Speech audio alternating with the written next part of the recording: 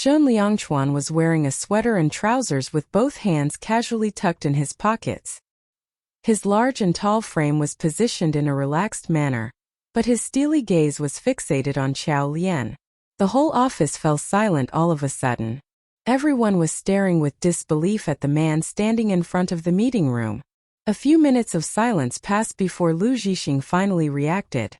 Best actor Shen, what brings you here? Obviously trying hard to please him and suck up to him, he put on his most pleasant smile as he rushed up to Shen Liangchuan, bending to offer a handshake. Shen Liangchuan's hands remained firmly tucked in his pockets. He completely ignored the approaching man and did not even shift his gaze from Qiao Lian, who had turned pale with fright by now. Am I not welcomed? He asked. Although it looked as though he was responding to Lu Zhixing's question, Qiao Lian knew very well that the remark was directed to her. Of course she did not welcome him. Why had he made an appearance at her publishing firm for no apparent reason? Surely he was not here to announce their relationship, right? The possibility of making the headlines and having her pictures published crossed her mind. She trembled at the thought of that person finding her. Oblivious to the undercurrents between the two, Lu Zhixing nodded and bowed. Welcome, of course we welcome you. It is such an honor for us to have your presence grace our humble news agency. Mr. Shen, if I may ask, what brings you here today? Shen Liangchuan's expression darkened as he pointed at Qiao Lian. I'm here to look for her. As he lifted his hand to point at Qiao Lian, all eyes unanimously followed the direction of his finger. Everyone was shaken to the core. You know her? Lu Zhixing gave a quick glance in Shen Liangchuan's direction before looking at Qiao Lian with an incredibly puzzled expression. Shen Liangchuan then made an amazingly blatant remark. I not only know her, we are husband and wife. Before he could finish what he was saying, Qiao Lian quickly interrupted him. She hurriedly stepped up and grabbed Shen Liangchuan's elbow. Putting on the most pitiful expression she could, she pleaded. Best actor Shen, it was all my fault. I will never harass you for an interview again. With her words, everyone suddenly saw the light. Except for Su Mimi. After the previous incident, when Wang Wenhao had come looking for trouble at the news agency, everyone had naturally assumed that this time around Qiao Lian must have had gotten herself into some sort of trouble again. And this time it was with Best Actor Shen. Chief Editor Zhang Chunhua of Team 1 immediately looked gleefully at the potential situation that was developing. Lu Zhixing was stunned. Before he could say anything, Qiao Lian tugged at Shen Liangchuan saying, Best Actor Shen, could we have a word in private? She gave no opportunity for anyone to speak. Pulling Shen Liangchuan along, she hurriedly walked with him into her office. The meeting room once again fell silent. After a while, someone sighed and said with a bit of sympathy, How did Qiao Lian manage to offend Best Actor Shen? This time, it might cost her more than a mere slap. Offending Best Actor Shen was career suicide. Zhang Chunhua laughed derisively. He seemed to take pleasure in others' misfortune. Just one look at her and you can tell she's nothing but a trouble magnet. Among the co-workers, some were merely onlookers, while others genuinely worried for Qiao Lian. But only Su Mimi knew the truth, who found herself caught in a dilemma. She clenched her fists tightly. Initially she had thought that Best Actor Shen was just having some fun with Qiao Lian. Never did she expect that he would come to the news agency looking for her. Was Best Actor Shen not worried that his relationship with Qiao Lian could be exposed? At this point Qiao Lian had no idea how the people in the meeting room were reacting to the situation. She had dragged Shen Liangchuan into her office and once inside, she had quickly turned around and banged the door shut, locking it. Only then did she let out a deep breath, although she still looked a little frantic. Shen Liangchuan's gaze darkened. Was she that afraid of letting others know about their relationship? His lips curled slightly upwards in mockery, and a cold laughter resounded deep in his heart. He noted that she eyed him cautiously as she asked, Mr. Shen, what brought you here? Mr. Shen. She was keeping him at arm's length, even in the way she addressed him. Her defenses were up. The way she resisted him caused him to feel a sharp pain in his heart, as though a dagger had been plunged into it. He stared at her, thinking about how she had been talking and laughing when she had walked into the room. It was as if their divorce had had no impact on her at all. Then again, she had no feelings for him. Why would she feel any sadness? Shan Liangchuan clenched his fist in an attempt to quell his own anger, but it was quickly triggered again by her expression and choice of words. Suppressing the irritation and frustration he was feeling, he asked her, "Why? Now that you've got money, you can afford to burn this bridge." Burning bridges? Xiao Lian pursed her lips tightly and chose to ignore his sarcastic remark. Some words were better left unsaid. She took in a deep breath before saying, "So are you here to discuss our divorce?" These words caused his pupils to shrink again. He suddenly straightened himself and walked towards her, taking one deliberate step at a time. His large and tall frame closed in on her and blocked the light.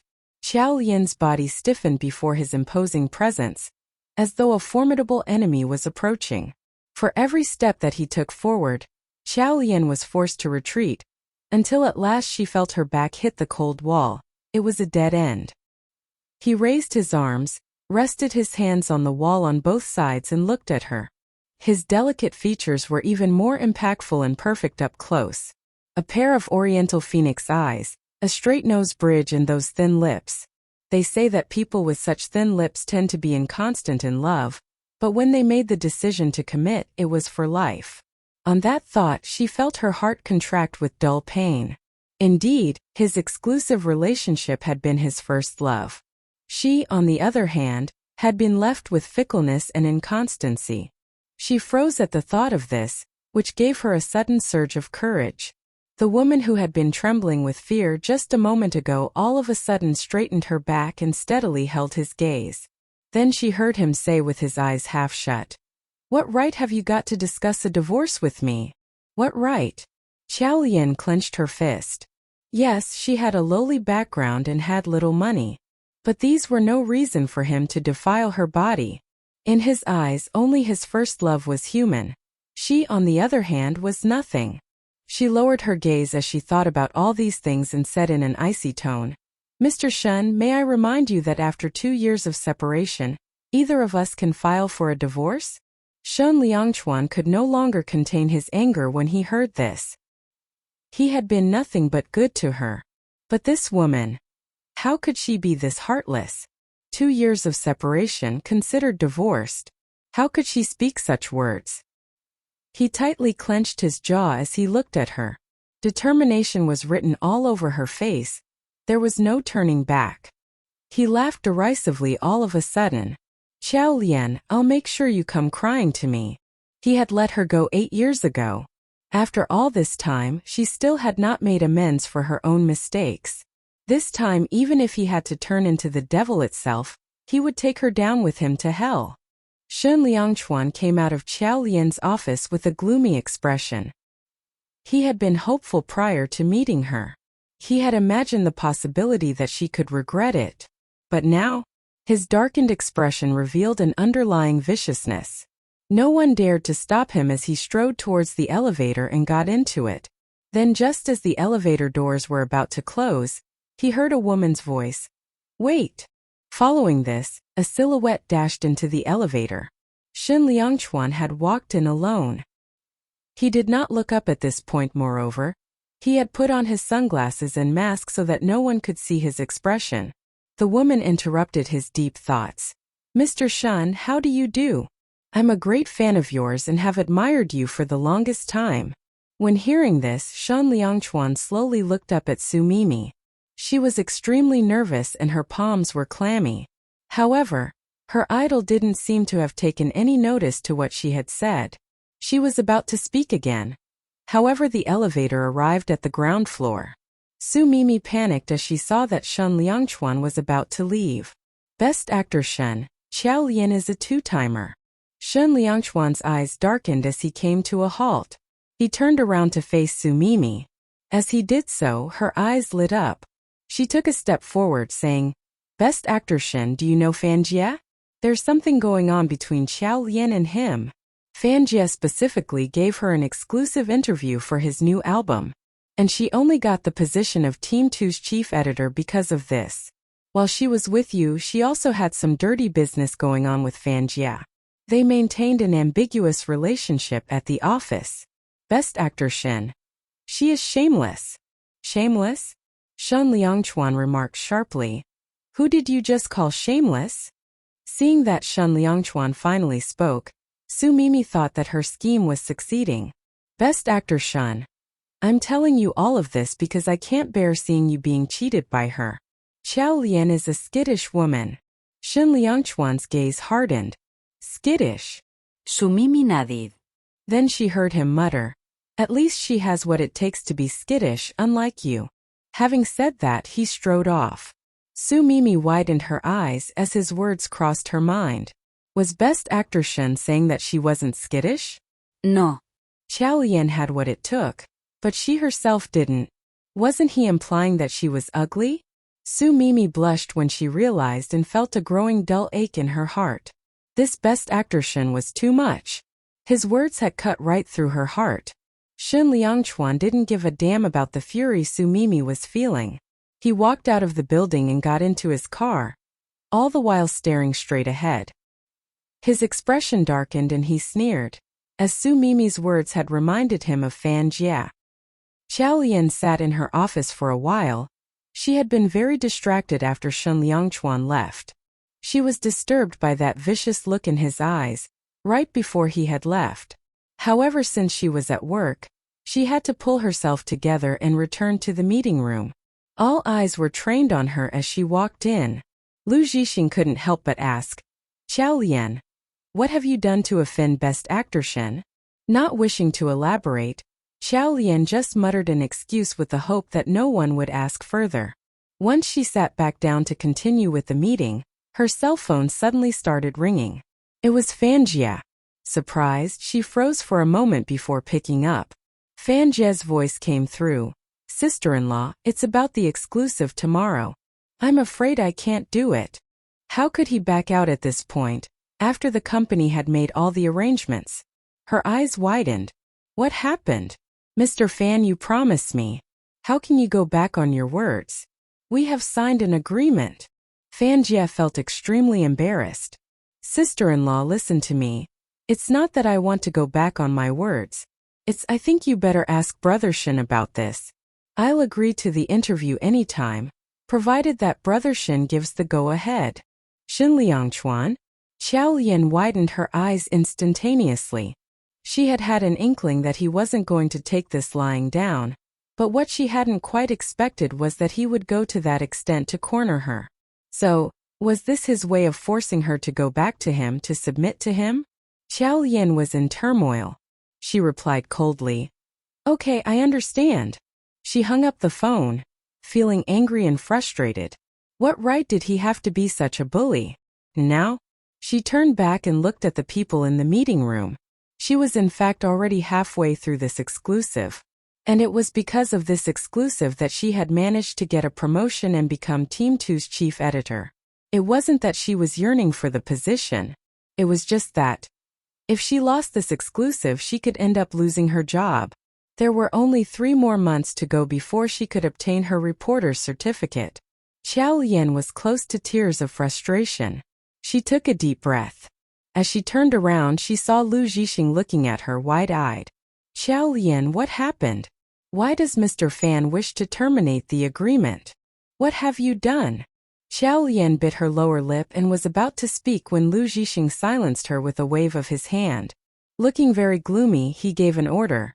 Qiao Lian, this exclusive with Fan Jia was the justification we gave the company headquarters to support your application. If you lose this exclusive, you will take full responsibility for it. After saying these things, he stormed away with a wave of his hand. Zhang Chunhua flashed Qiao Lian a cold smile. Qiao Lian, my dear Qiao Lian, you've offended Best Actor Shen. How do you think you'll be able to continue surviving in the journalism industry? She smugly added as she picked up her notebook. I can't wait for the moment you are told to scram. Then, with her nose in the air, she left the room with her team trailing behind her. All at once, Qiao Lian and Shi Nianyao were the only one left in the office. Shi Nianyao was concerned. What do we do now? Qiao Lian gritted her teeth and replied, It's back to the original plan. That night, Beijing experienced its first snowfall of the year. Bundled up in her down jacket and shuddering in the cold, Xiao Lian paced up and down while keeping her eyes on the hotel that was not too far away. She had spotted moments ago the entertainment scene's current heartthrob, entering the hotel building with a girl. Hence, she had positioned herself in this spot with the hope of capturing pictures for a big scoop. Now that Fanjia had backed out, she had to find an equally impactful story to lessen the impact of the bad situation. However, she knew very well that she was fully reliant on luck to be on her side. Therefore now, her eyes were fully fixed on the hotel entrance, hardly daring to even blink. The icy wind wrapped its fingers around her and stung her bones. Her lips turned purple from the cold, but she could hardly spare a few minutes to get herself a hot drink. She was afraid that the pair would give her the slip the moment she got distracted. Despite this, Xiao Lian did not manage to capture the pictures she was hoping to. She hung her head in disappointment. The mobile started ringing. She picked up the phone and Dr. Zhang's voice came through. "Miss Qiao, your partner has come to pick your brother up. Their plane has just taken off and they should be arriving in the afternoon." Xiao Lian froze. "What? Who has taken my brother away? Zhou is coming back? Your partner? He even brought proof of your marriage.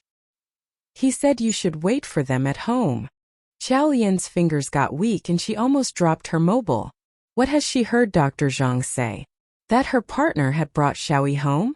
He had even shown his marriage certificate. She clenched her fists and trembled in fury. Was he trying to make use of her brother to gain control over her? Her head spun and darkness seemed to be closing in on her. She had been up and out in the freezing cold all night, and she was now even more agitated by this new development. She almost lost her balance. The great shame that heavily hung in the air was so pervasive that it choked her and entirely shattered her ego. The cold seeped into her bones. She felt no warmth in her stiffened body on this wintry morning. Clenching her jaw and still shaking from the cold, 1,001 thoughts flashed through her mind all at once. But eventually she hung her head in defeat and let out a bitter and derisive laugh. Indeed, although she had once been the pampered little mistress of the household, it was no longer the case. Now people could degrade and insult her. Her retaliation would only serve to provoke him more, and she would inevitably have to bear the brunt of his anger. Her gaze was still fixated on the hotel, but all of a sudden she felt entirely defeated. So what if she managed to get a big scoop? He could totally and easily crush her, given his status in the entertainment industry. The thought of it made her feel a strong sense of helplessness. She turned and headed into the cafe. It had just opened for the day. Her fingers trembled uncontrollably as she held the hot soya milk. It could have been her fury, or perhaps an effect of the cold. Even after breakfast, strength did not return to her. She hailed a cab. After reaching home, she sat down on her bed, drawing the blanket close to her. Desperately in need of a rest, she had decided not to go to work. But sleep now would not come to her. She sat in that position, hugging her knees and staring blankly at the ground. After some time, her mobile phone rang. She picked up the call without looking at the caller ID. Chief Editor Lu Zhixing's voice boomed across from the other end of the line. "Qiao Lian, where are you? Has Fanjia agreed to today's interview?" Had he agreed? How would he have agreed without the go-ahead from Shan Liangchuan? Qiao Lian could only smile derisively. She was in no mood to listen to Lu Zhixing give her a dressing down, so she immediately turned off her cell phone. Time seemed to go by at a snail's pace. She simply couldn't fall asleep. It was 1 in the afternoon. She took in a deep breath. After having lain there immobile for some time, she finally began to move. She pushed away the blanket and got off her bed. Then, throwing a few personal belongings into a suitcase, she left the apartment. Her leaving was swift. She had decided, even in the event that there was a showdown between her and Shan Liangchuan, she wasn't going to give in. It was just that now she was returning in such a defeated manner. Qiao Lian felt that this whole situation was like a bad joke. Dragging the large suitcase behind her, she made her way down to hail a cab. Once she was downstairs, she noticed that there was a familiar car parked across the road. She was stunned for a moment, as Song Chang got out of the car and came towards her. "Miss Chow, Brother Shin has sent me to pick you up." Chow Lien pursed her lips. She couldn't help but feel like she had lost her freedom, and was being played by someone else. He had guessed that she would return, and in anticipation of this he had sent Song Chang. Was this his way of showing he had the upper hand? Together with Song Chang, she went back into the villa. She headed to the master bedroom with her suitcase in tow. When the housekeeper heard them, she greeted Chow Lien joyously. "Madam, you're back from your business trip?" "Business trip?" Chow Lien halted for a moment and decided there was no real need to provide an explanation. She went upstairs and quietly waited for him to come home.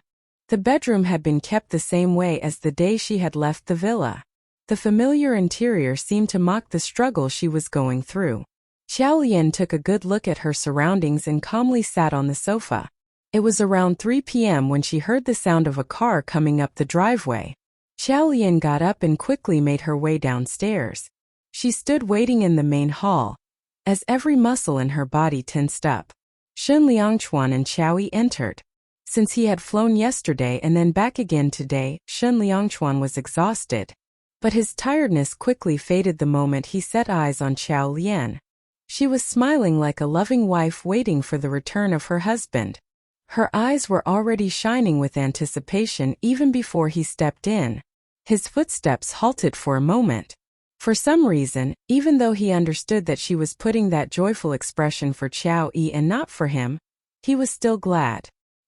He was silent as he watched her approach them enthusiastically, and run past him towards Chow Yi, who was in a wheelchair. She bent over happily and took his hands. "You're back." Chow Yi glanced at Shan Liangchuan for a moment and then nodded like an obedient child. "Yes." He did not ask her why she had sent him away, neither did he question the reason for his sudden return. And of course, he would not ask her about this new brother-in-law that he had suddenly come to have. This was because he was afraid of saying anything that might get his sister into trouble with these strangers. Chow Lien's heart ached when she realized how considerate her brother was. Most other boys in his plight would have developed twisted aspirations. But Chow Yi had never lost his temper. Even those years that she had had no means of taking care of him properly and blamed herself for being inadequate, he had turned around to comfort her instead.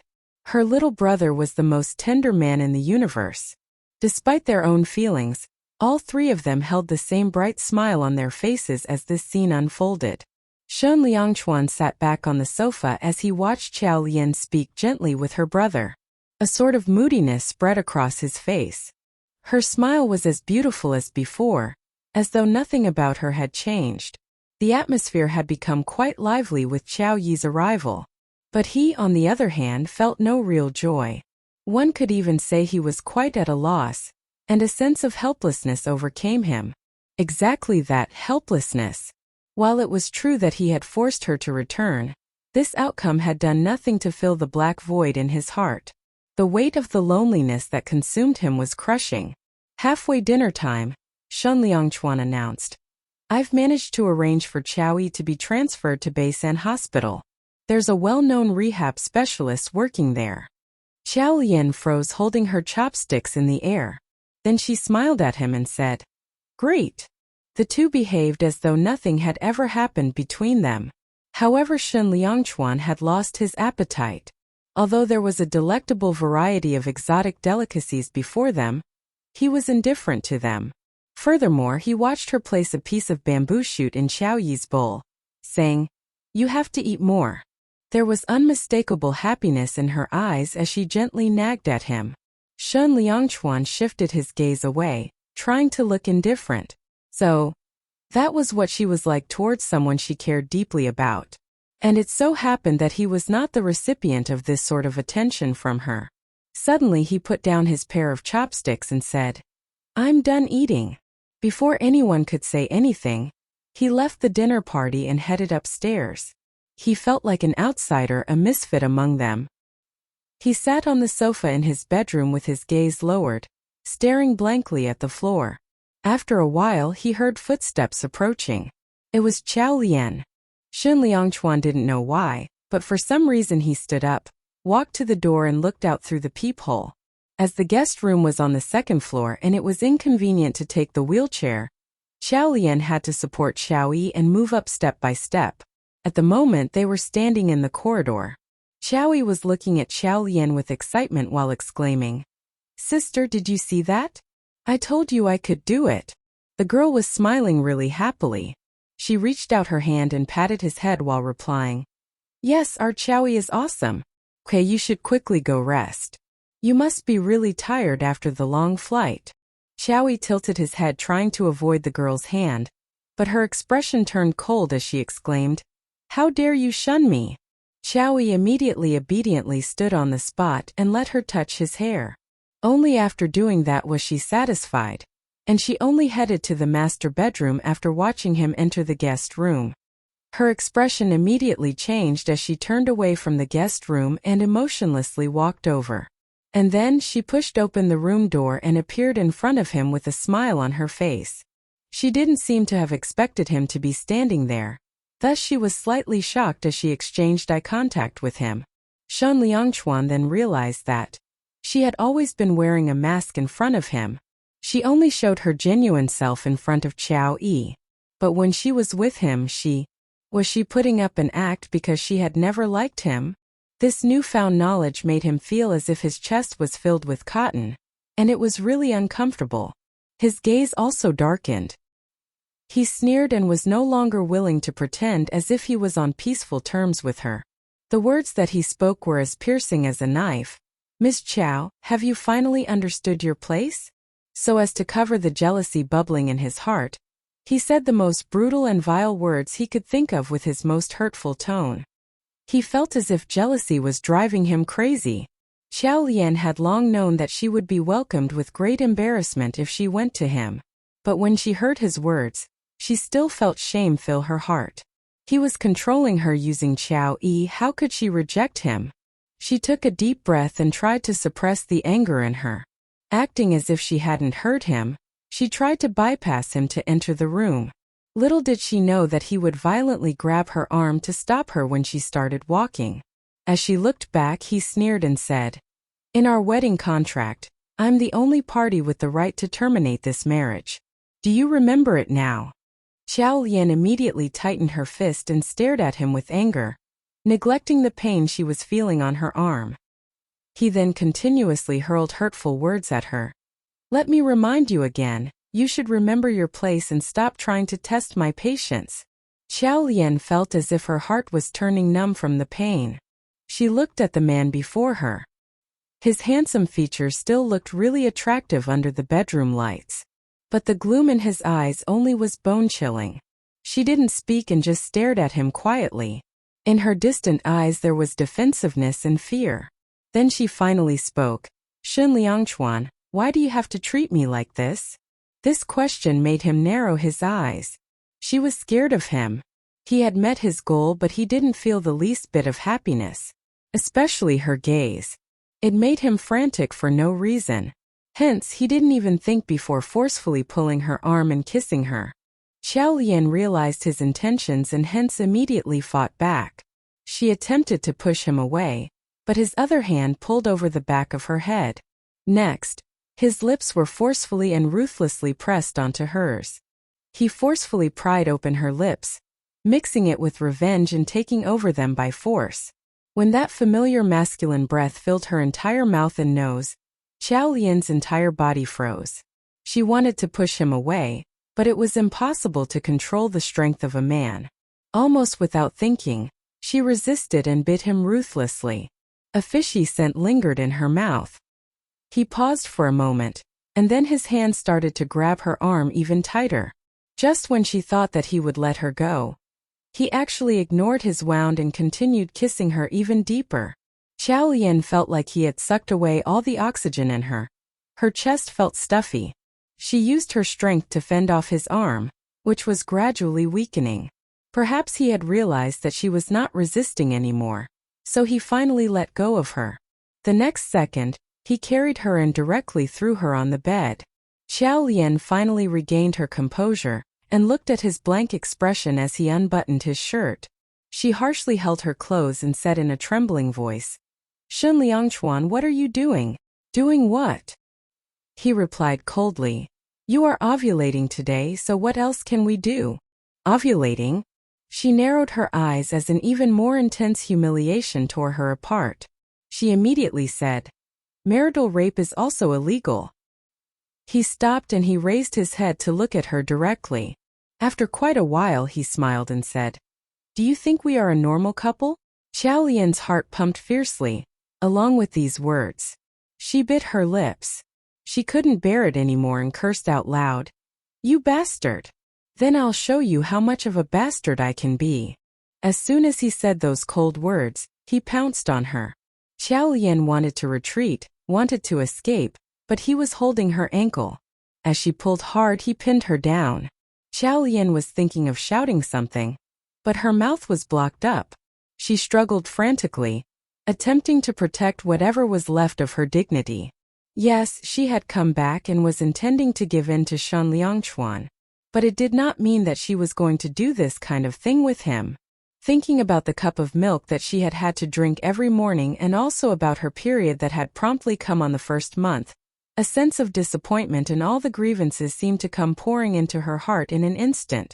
She had always felt that, since she had experienced this many times with him, it would not hurt much more. Bastard, this bastard!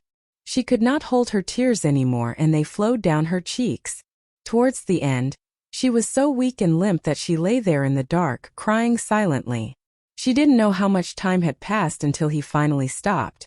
She struggled forcefully, making him angry and looked down on her with arrogance. "Miss Chow, you are just a tool for me to bear children. Don't think too highly of yourself. Give birth." Again about giving birth. Xiao Lian couldn't help it anymore. The rage in her made her feel like her body had recovered its strength. She suddenly sat up and yelled at the man in front of her. "Shun Liangchuan, if you had really wanted to have a child, then what is the birth control pill that you've added into the milk every day for?" In the past, whenever he had did this with her, she had always tolerated it. But today she was resisting it tremendously. Was it because in the past she had always been acting, but now her true self had surfaced? She wasn't even trying to pretend? Shun Liangchuan thought that after doing that, his pain would ease. But he hadn't expected that in the end, when he would see her lying on the bed like a dead fish, his chest would feel terribly stuffy. Therefore he said those words to hurt her. But what had she just said? He narrowed his eyes. He was shocked and stood rooted to the ground. The birth control pills in the milk. The anger that was deep down in his heart at this moment was as if taken away in a flash. It was as if he had been struck by lightning as he stood rooted to the spot. Astonishment started to appear in his face. As someone who hardly showed his emotions, at that moment he revealed an expression of disbelief. There was only one thought left in his mind. She knew. She had known that he did not want to have a child now. So was that why she was looking for ways to leave? It was not because she was making a fool of him, but because she had mistakenly thought that all of this was a lie? He looked at Xiao Lian, who was in front of him. The clothes on her body were terribly wrinkled and her body was trembling violently. Her face was full of rage and even her eyes showed hatred and resentment. The force that had originally angered him at this moment caused him to panic inexplicably. He opened his mouth wanting to explain something, but he realized that he couldn't say a word. After that, she suddenly covered her mouth and lowered her head. The sounds of her whimpers could be heard. As he saw her sob, he reached out his hand in an attempt to comfort her. But when his hand touched her shoulders, her body suddenly started trembling. And then she took a step back subconsciously. She stared at him with her eyes full of horror. That gaze made him feel as though his heart had been grabbed by a big invisible hand. He felt stuffy, as if he was out of breath and there was a dull pain in his chest. Xiao Lian was truly afraid. She felt like every cell in her body was screaming with pain. Perhaps it was because she had been crying, or perhaps because had been too angry, but her brain was buzzing. And his touch had made her tremble subconsciously. Biting her lips, she stared at him with eyes full of tears. Don't touch me. She had never been so humiliated before in her life. Shun Liangchuan's hand paused in midair and did not dare to move again. He felt a little awkward, as if the truth had been revealed. Qiao Lian suddenly smiled. Her eyes were still filled with tears. This kind of smile looked even worse than crying, which made one feel very miserable. Shun Liangchuan, I am lowly. I am someone who you bought with money in order to bear you a child. I am no one to judge. But I have my dignity. I don't want to live such a life anymore. I felt disgusted doing such a thing with you just now. Shun Liangchuan, tell me what to do in order for you to let me go. She had said so much all at once. Every word felt like a heavy hammer lashing against his heart. Thinking about what he had just done and how deep it had hurt her, he felt twice the pain at this moment. He was standing beside the bed and he couldn't help but take a step back. So much so that as he stared at her resentful eyes, he couldn't utter a single word. How could he tell her the truth? Tell her the real reason why he did not want her to have his child. After Qiao Lian bellowed out those words, she seemed to have vent all her emotions. She held onto the quilt to block the pitiful state that she was in. Then she stared at the man in front of her. He was standing against the light, so it was impossible to see his facial expressions clearly. However, one could feel that at the moment, his anger had already subsided. What grounds did he have to unleash his temper with her? It was obvious that she was the one who had been hurt. Qiao Lian just stared straight at him, feeling stifled and annoyed. She saw him open his mouth and he hesitated for a long time before speaking. I will not divorce you. His muffled words made her feel cold. Qiao Lian sneered, turned her head and stopped looking at him. The room instantly became silent, creating an odd atmosphere. Qiao Lian stared at the prints on the quilt and did not say a word. After some time, she finally heard his footsteps gradually drifting away. She turned around and saw that he had already put on his clothes and was walking out of the room. Bang! The moment the door was closed, tears of grievance poured down her cheeks again. Qiao Lian stretched out her sleeves to carelessly and angrily wipe her tears. Why was she crying? It was against her own interest. Didn't she already know that to him she was in fact nothing at all? Now, he had just left without even bothering to explain. But at least the things that had happened today would not happen again. So now what she needed to do was to make herself stronger, so that she would not get humiliated at random again. She bit her lips and lay in bed silently. She thought that she wouldn't be able to fall asleep, but she hadn't slept at all the previous night, and together with the rigorous exercise before, she felt that every single organ in her body was thoroughly burned out. After a while, her eyelids got heavier and she fell fast asleep. When Qiao Lian woke up, her head was dizzy and her limbs were weak and powerless. But she still reluctantly stood up, and after washing her face and rinsing her mouth, she walked out of the master bedroom listlessly. As she got downstairs, the telephone rang. The housekeeper answered the call, looked at her and said, "Looking for you, madam." Qiao Lian walked towards her in doubt. She held the telephone receiver next to her ear. "Hello. Sister-in-law, it's me.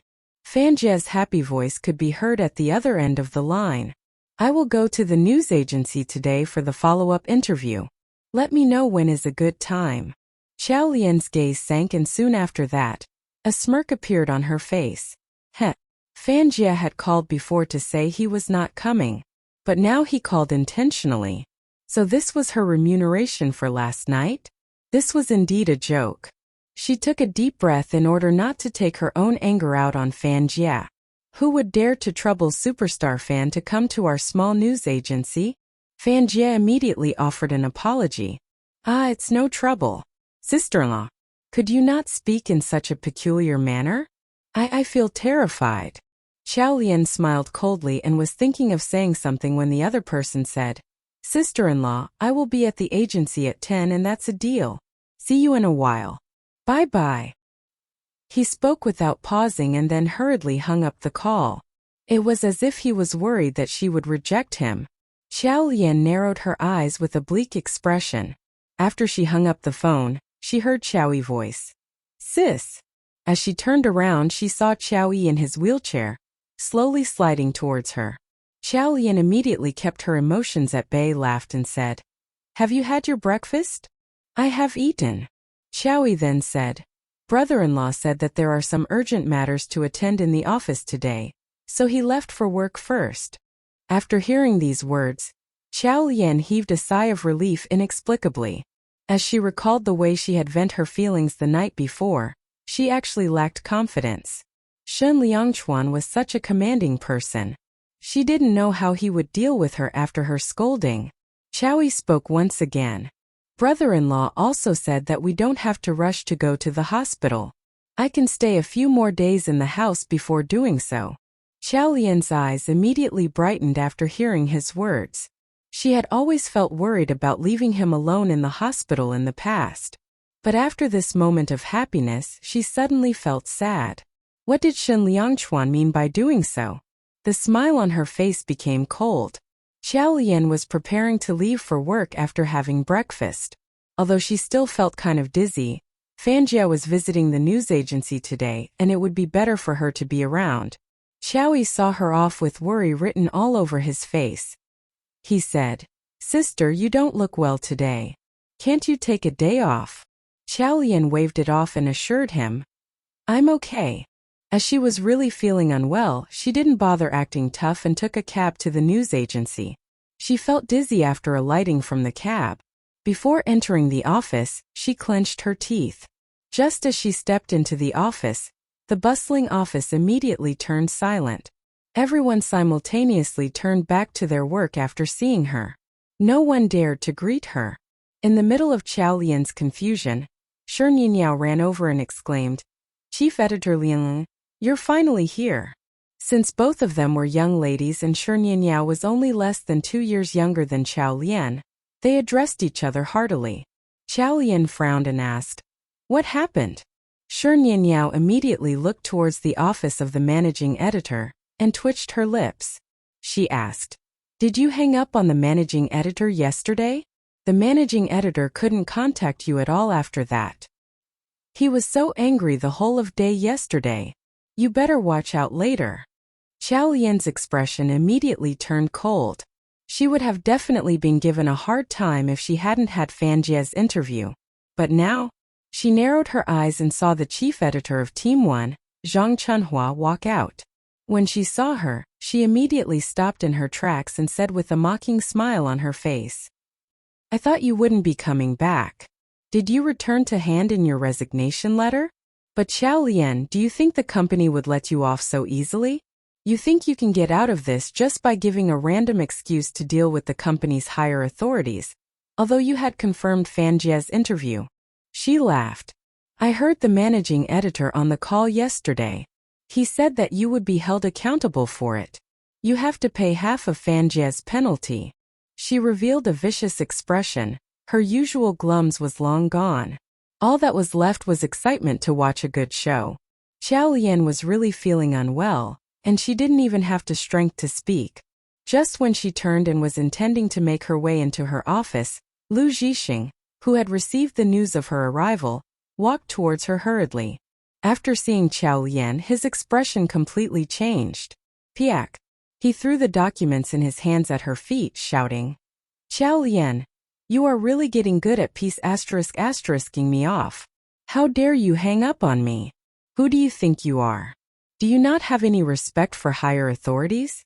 I am your boss." His booming voice made her head buzz. After he screamed, Lu Zhixing then looked at her viciously, saying, "Xiao Lian, I order you to pack right now and leave. Your position as chief editor has come to an end." After he finished this sentence, Shen Yinyao was about to speak, but Fan Jie's voice suddenly came from the door. He asked, "What are you all doing?" One friendly way of addressing someone in Chinese. All heads turned simultaneously to look at Fan Jia when he said that. He stood at the door staring, blinking innocently. Lu Zhixing's eyes widened with surprise, as though he'd seen a ghost. Zhang Chunhua had an expression of disbelief on his face. Even Shen Yinyao was astonished. Fan Jia continued, "Is this a bad time? I can always come back after you've settled all your differences." Lu Zhixing quickly went up to Fan Jia. "Mr. Fan, you're here." Fanjia nodded and said in an embarrassed tone, I'm so sorry. I had to reschedule my plans yesterday as something came up in the last minute. Have I caught you at a bad time coming unannounced today? Not at all. We have time, of course. Suddenly Lu Zhixing was all pleasant and polite towards Chao Lian, a drastic change from just a moment ago, when he had been glaring at her furiously. Hurry up. Xiao Lian went out affectionate way of referring to Chao Lian. Take Mr. Fan to the meeting room. Chao Lian simply nodded. Everyone had left the meeting room by now. Chao Lian said in a businesslike tone, as she picked up the audio recorder, Mr. Fan, would you mind if I recorded today's interview? Fan Jie scratched his head. Sister-in-law, are you still mad at me? Chao Lian looked away. No. She was more disappointed than angry, but she understood too that Fan Jie didn't have much of a choice either. After all, Fan Jie was Shen Liangchuan's friend, not hers. Hence, it was better for her to keep an appropriate distance. Sister-in-law, Mr. Fan, shall we begin? Fan Jie was about to say something, but he stopped. Eventually, he hung his head and said, Sure. After the interview, Chao Lian shook his hand and expressed her appreciation. Thank you for working with us. She was cordial and polite. Fan Jie again looked like he was on the verge of speaking, but he finally just gave a sigh. You're most welcome. Chao Lian then saw Fan Jie out. After Fan Jie left, Chao Lian returned to her office upstairs and started to work on the interview article fully concentrated. After finishing the interview article, however, the passing of time once more started tormenting Chao Lian. Her thoughts kept going back to the scene of the night before. She couldn't help but give out a bitter laugh. Even if she had been at her worst mood and had given her pet dog a little kick, she would have eventually felt apologetic. But what was she to this man Shen Liangchuan? Chao Lian tried her best to suppress her own bitterness and stop herself from thinking these things. It was 6 in the evening. The office was slowly emptying. Chao Lian didn't feel like leaving, even though she had switched her computer off. No matter how much she didn't want to see Shen Liangchuan, Xiaoyi was waiting for her at home. She went downstairs intending to hail a cab on the street. However, as she waited, a nondescript sedan halted beside her. She froze momentarily when she recognized the familiar car. Shortly after, the door of the front passenger seat was swung open. Looking in, she saw Shen Liangchuan in the driver's seat, staring back at her. He looked tired, probably from not having rested well the night before. But as usual, he was cold and aloof. Chao Lian clenched her fists and stood where she was, motionless. She didn't feel like getting into the car. Shen Liangchuan silently responded with equal stubbornness, as though giving a signal that he wouldn't leave if she didn't get into the car. The car door remained open and curious passers-by were stopping to observe this awkward scene. A small crowd was beginning to gather. Shen Liangchuan didn't have his sunglasses and mask on today. Chao Lian gritted her teeth as she realized this. Eventually she got into the car. Right after she shut the car door, Shen Liangchuan dropped a document on her lap. He was expressionless. Chao Lian's gaze narrowed as she read the heading of the document. It was a rehab therapy agreement that required a signature. Chao Lian remained expressionless as she opened and read through the document. It appeared that Shen Liangchuan had prepared a team of specialists to provide recuperative training for Chao Yi. Chao Lian was well acquainted with the specialists in this field. Since all of these years she had the desire to help her brother recover his leg's mobility. After his surgery, Chao Yi had never been very successful in rehab therapy. That had made her very anxious. And now she saw that every member in the team assembled by Shen Liangchuan was a renowned expert in the field. Chao Lian clutched the agreement tightly. She was in a turmoil and felt emotions that were hard to explain. He hadn't given an explanation ever since the truth regarding the pill had been exposed. Instead, he had time and again showed his goodwill towards her. Was this his way of making it up to her? And unfortunately, she wasn't even in the position to turn down his goodwill, because this agreement was what she needed most right now. But she was also sure that this document came at the price of her freedom.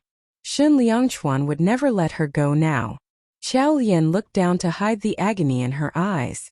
Without saying a word, she picked up the pen to sign the document and returned the agreement papers to Shen Liangchuan.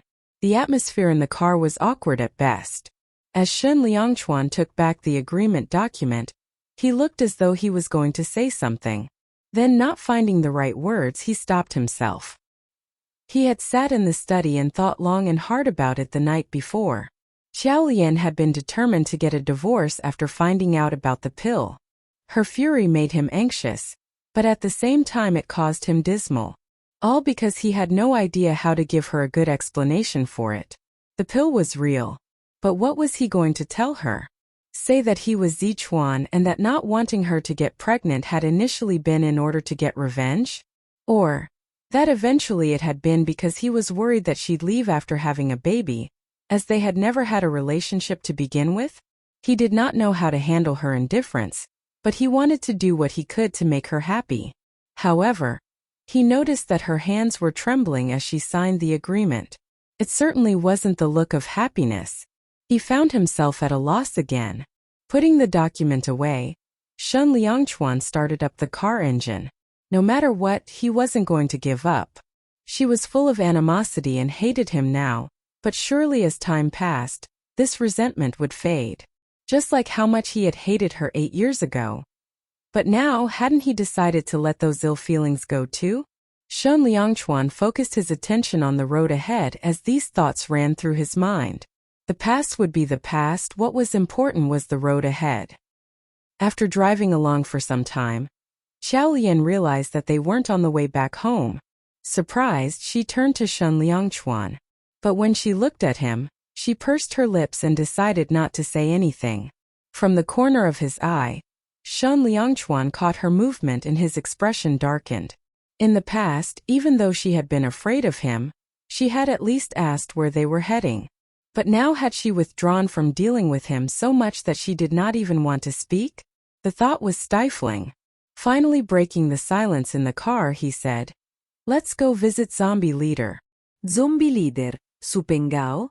Xiao Lian glanced at him. "You're still not letting him go?" Shen Liangchuan nodded. "He is highly versatile. I've come to realize that he easily gets into a role no matter what role he plays. This is a very important trait in team competition, as it can make up for the weaker team members. But he's unwilling." Before she could finish what she was saying, Shen Liangchuan interrupted her and said full of confidence, "He'll agree." At an entertainment center in a certain suburb of Beijing, Shen Liangchuan and Xiao Lian had been sitting in a private room for almost half an hour past the appointment time. Su Pinghao had not yet arrived. They sat there sipping tea, not talking to each other.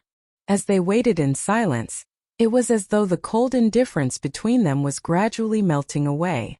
When she thought about how confidently Shen Liangchuan had insisted that Su Pinghao would agree, she felt both disappointed for him but also a little gleeful. After having watched a video of the zombie leader in competition, she knew that he had to be noteworthy. Anyone who trained under that expert would have a great future for sure. Since she had established this gaming club with Shen Liangchuan, she wanted to ensure that it would do well. However, she was somewhat put off by Shen Liangchuan's overconfidence. He could easily bully her because she wasn't a capable person. But did he think that everyone else in the world would be as much of a pushover? Hence, a part of her was waiting to see him fail. She reached for her cell phone to look at the time. It was 40 minutes past the appointment time and still, there was no sign of Su Pinghao. But Shen Liangchuan didn't seem bothered at all. He poured her another cup of tea. Even Xiao Lian was growing more impatient by the minute. She started surfing for entertainment news on her cell phone. It was now about an hour past the appointment time. Shen Liangchuan suddenly got up and walked out of the room. His sudden movement took Xiao Lian by surprise. Thinking that he must have given up, she followed him. As she stepped out, she unexpectedly realized that he hadn't left. Instead, he was surveying the corridor. Then he walked towards a private room in front of theirs and knocked on the door. Xiao Lian was confused. What on earth was he doing? She could not figure out what this man was thinking. Was there someone he knew in the private room? But the door of the private room in front was firmly shut. Once more, Qiao Lian looked at Shen Liangchuan quizzically.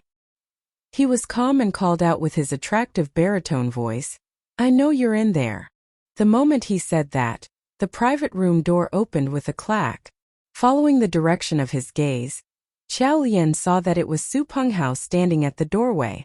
She widened her eyes with astonishment. She turned to look at the private room they were in before, and then turned back again exclaiming, "We booked that room over there. Mr. Su, did you go into the wrong room?" Su Penghao glanced at her contemptuously with his arms crossed across his chest. "So Best Actor Shen would like to start up a gaming club?" Shen Liangchuan nodded calmly, void of expression.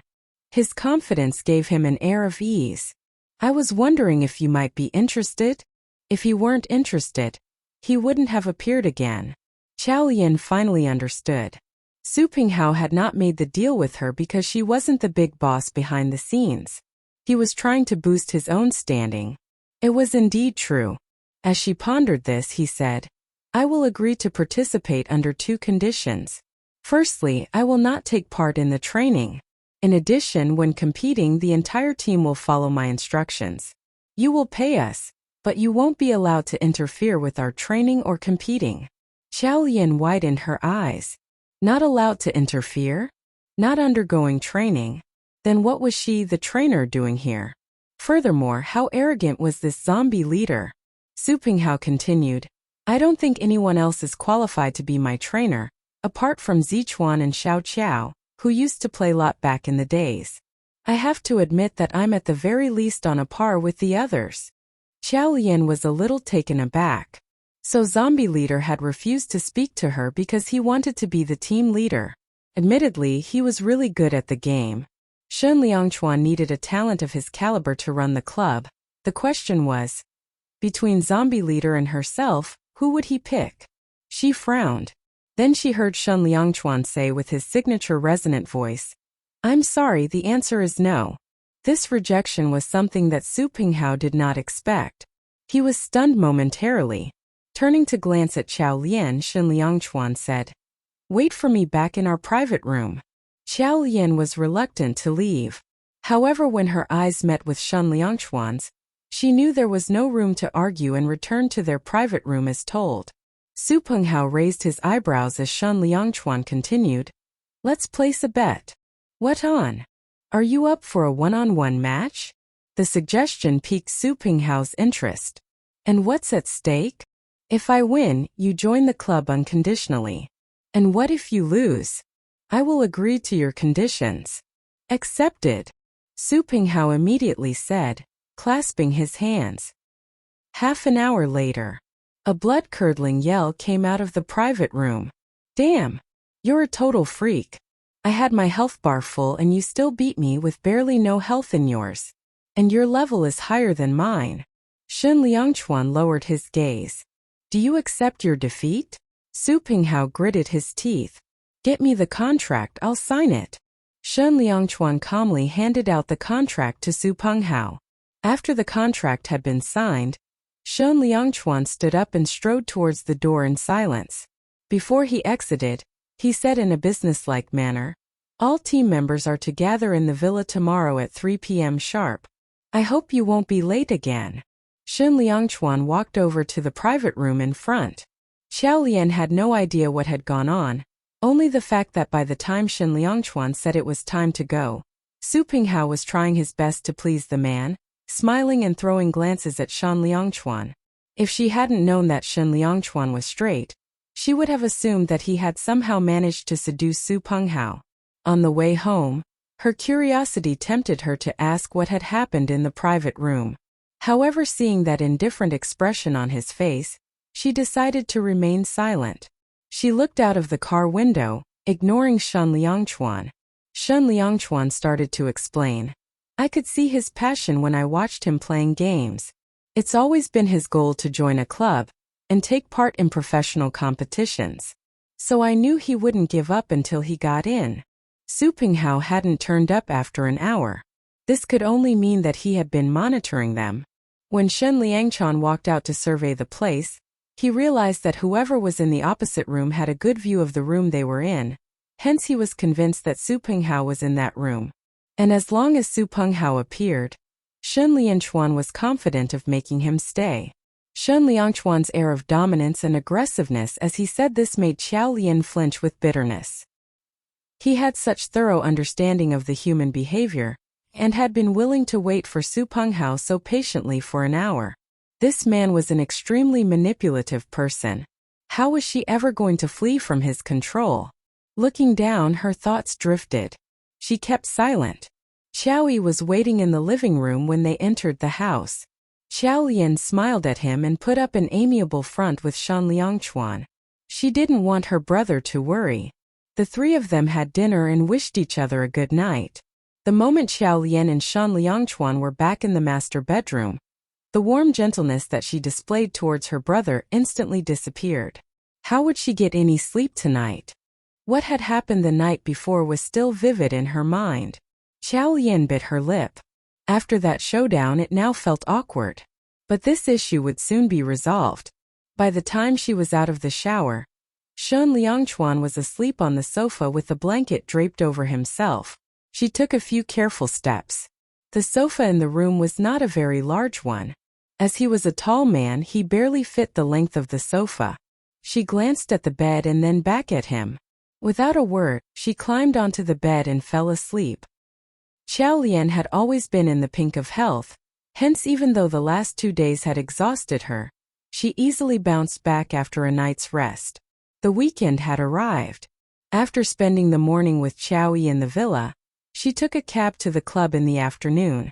Since the club had been established, they had managed to garner 7 members. Besides Zombie Leader, the other 6 were also well-known gamers. When she arrived at the club meeting, Xiao Lian saw that the 7 of them were already sitting on the sofa in the living room and waiting.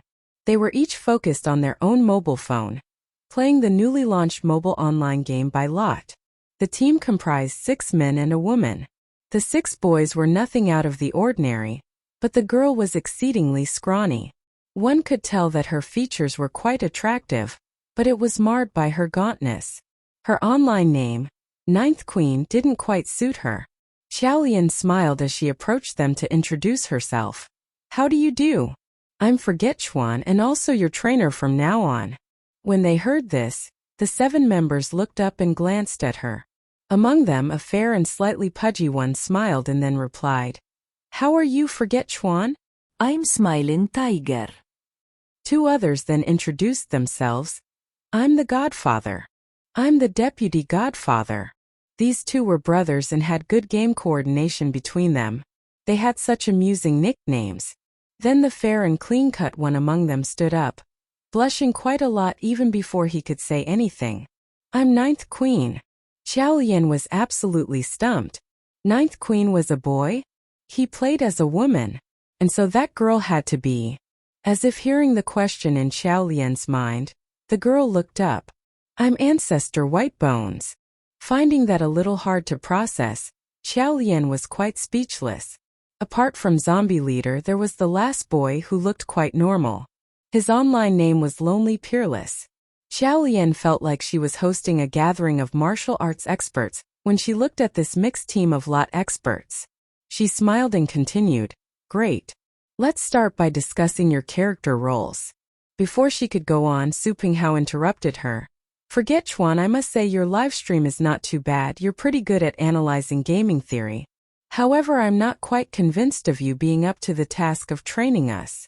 Although he had lost the game to Shun Liangchuan, he was not amenable to having Forgetchuan as their trainer. Xiao Lian looked up. She noted that even though the rest of the team did not back Su Penghao on this remark, they had turned their attention to her, expectant. It was obvious everyone felt that Su Penghao's remark was valid. Xiao Lian's eyes glistened. Indeed, she would have to demonstrate her skills to these gaming experts. Otherwise, she wouldn't be able to tame them. She looked at Su Penghao and asked, So what do you want? Su Penghao laughed. I was in the basketball team in college. The first day of training, our coach played against us and gained his credit that way. So, are you up to showing us what you're made of? He wanted to regain his ego after having been so thoroughly defeated by Shan Liangchuan the day before. Su Penghao's eyes shone with anticipation as he said this. Defeating Forget Chuan would be like slap to her face. This girl didn't look very much older than him. What did she have to deserve to be their trainer? All eyes were on Xiao Lian now, bright with anticipation of an outstandingly exciting match. Xiao Lian bit her lips when she heard this. She tightened her fists in her pockets. Her gaze fell on somebody's laptop that was resting on the living room table. On its screen was the familiar lot interface. It attracted her, making it impossible for her to resist. Still biting her lips, she felt the temptation to accept the challenge. Her fingers began to tremble. Xiao Lian looked down in an attempt to hide her own disappointment. Then she said softly, "I dare not." Upon these 3 words the room fell silent. Su Penghao did not expect such an answer and immediately laughed. "At least you have some self-awareness." He was not aware of any outstanding female gamer so far. Besides Xiao Qiao from back then, he was confident that he would not lose to anyone else. He believed that Xiao Lian didn't dare accept the challenge because she knew she couldn't defeat him. If she didn't take the challenge, she would still be able to have the benefit of the doubt. But if she had taken it, then her reputation would surely go down the drain. He smirked disdainfully. In the past, whenever he listened to Forget Chuan's livestream, he would feel that she was always able to accurately deliver. Actually, he used to be quite impressed with her. But now, he felt like women were so petty. Unlike Shen Liangchuan, who let his skills do the talking. Thinking back on the match between them, he paused and frowned. Ever since the night before, he had had the odd feeling that his opponent's moves were familiar. But he just couldn't quite put his finger on it. Xiao Lian's admission that she didn't dare to accept the challenge had caused the team members to doubt her capability. With the exception of Smiling Tiger, the others were all looking down at their mobile phones, obviously snubbing Xiao Lian. She smiled when she realized. She understood very well that great gamers had the common traits of being arrogant and obstinate. Hence she was well prepared, even before coming. She took a step forward and said, "Although I'm not an avid gamer, even the best doctors in the world have their teachers. The top athletes have their coaches, and every scientist was once taught by an ordinary teacher. I think if the boss has employed me to be your trainer, then at least it proves that I'm not totally hopeless." Su Penghao sneered at her. "What's the use of being a glib talker?" Xiao Lian turned towards him. "Zombie leader, they say you're an all-rounder style gamer. But from my observations, you do have an area of weakness." Su Pengao paused. "And what would that be?" "The master." He was stunned. Then she turned to the others. "Ancestor Whitebones, your strength is in your steady attack, but your weakness is that you don't quite fit in with the team.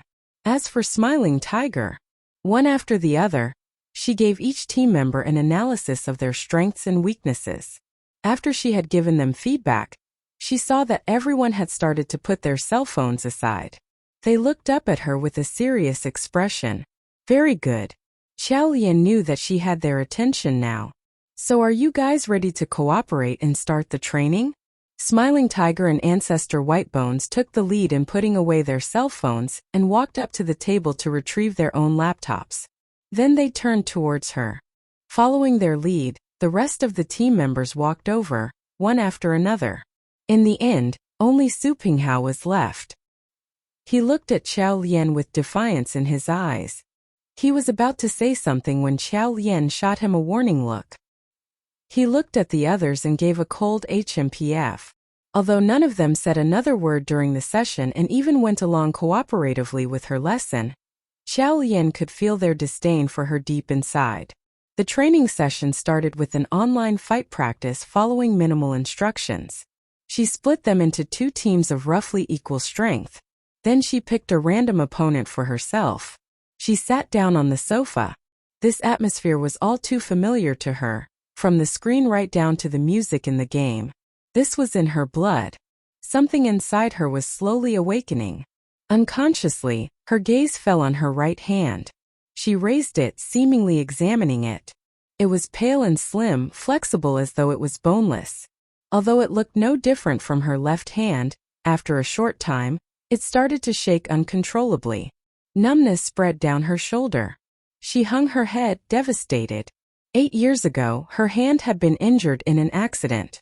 Although it seemed like it functioned normally after healing, it could no longer produce accurate movements. Xia Yehua had invited her once to play a game.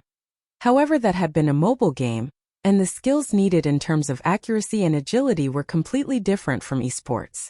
Hence there was no way she could play against Su Pinghao.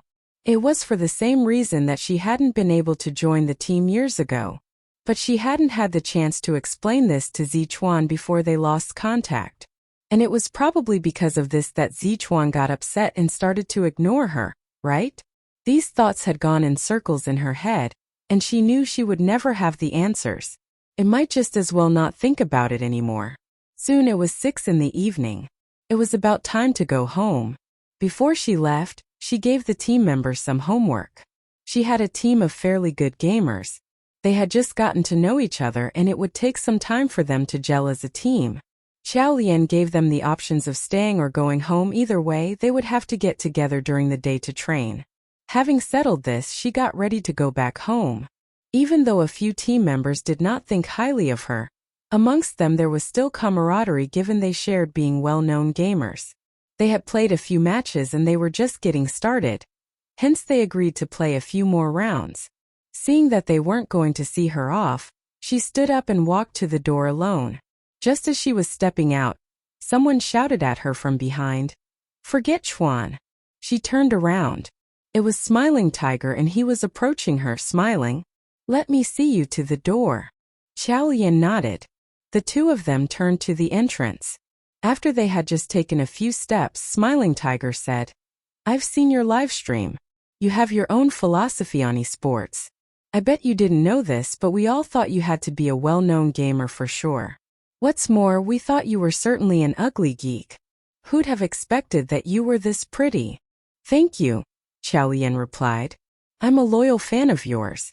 Of course, now I'm your trainee too, so please do guide me. I wonder, how could I improve the weaknesses that you pointed out earlier?" Xiao Lian laughed. Smiling Tiger was the first ever person to ask her for help. She said generously, "I've prepared a plan for you." Not too far off, a nondescript black sedan was parked by the side of the road. From his driver's seat, Shen Liangchuan had been observing what was going on. Although he was at a distance, he could still clearly see that Xiao Lian was standing outside the door, chatting happily with a boy. The sky had turned dark. She was smiling very sincerely, and that smile was even brighter and shinier than the stars in the sky, so much so that he could not move his eyes away from it.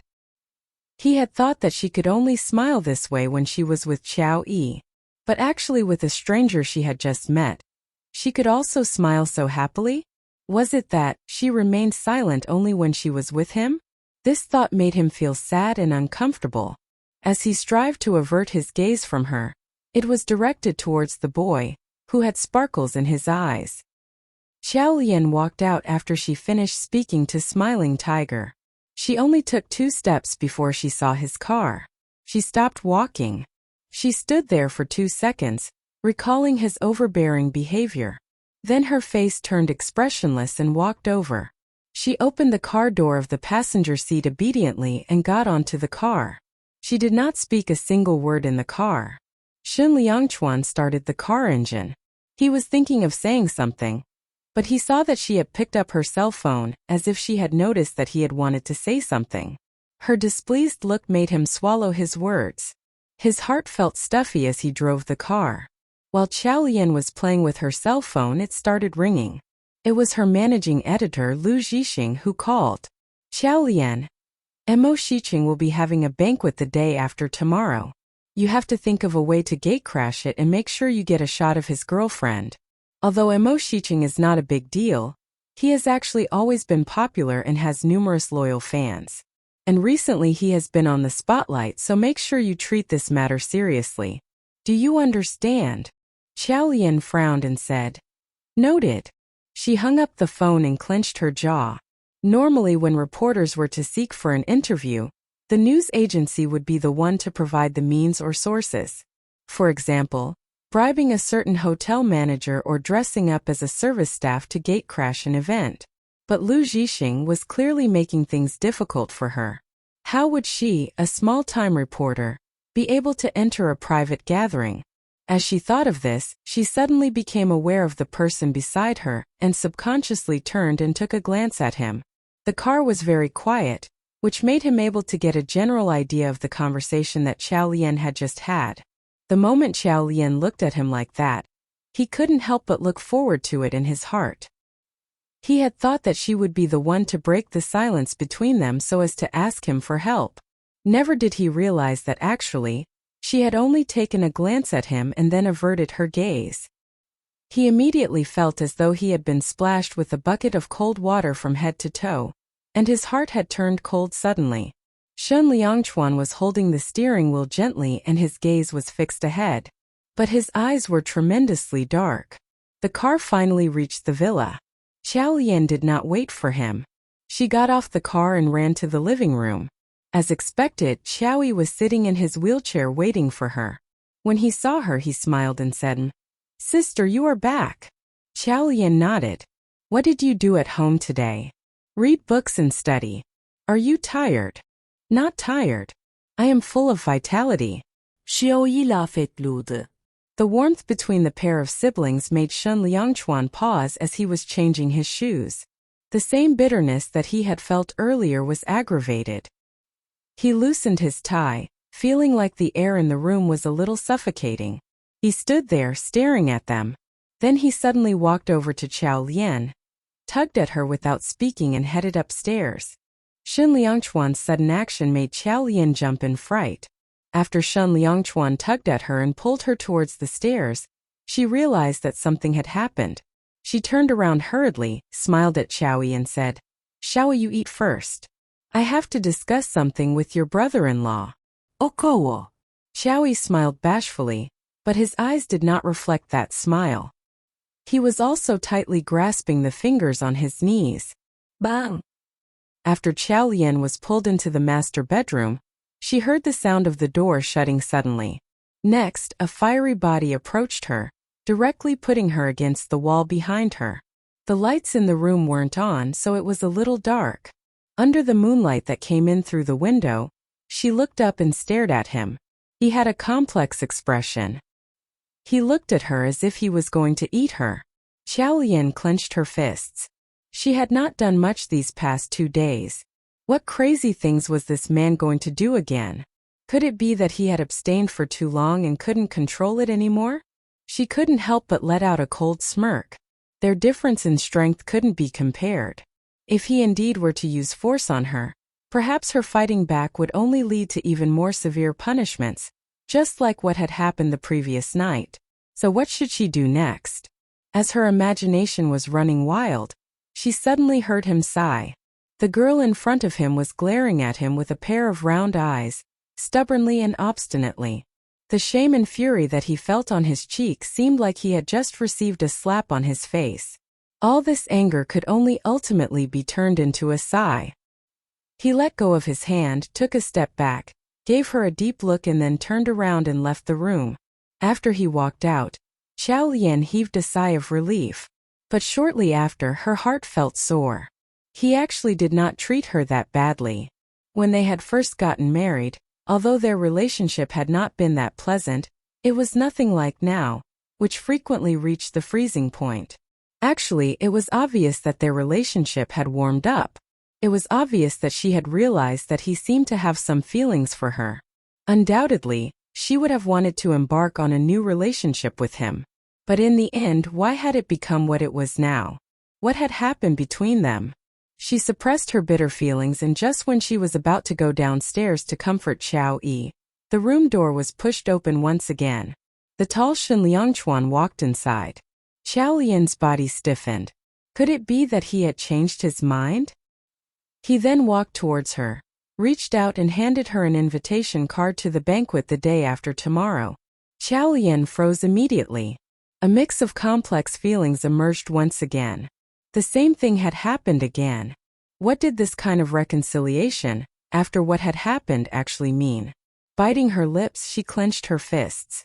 She did not accept the invitation card, and instead she turned around and headed downstairs.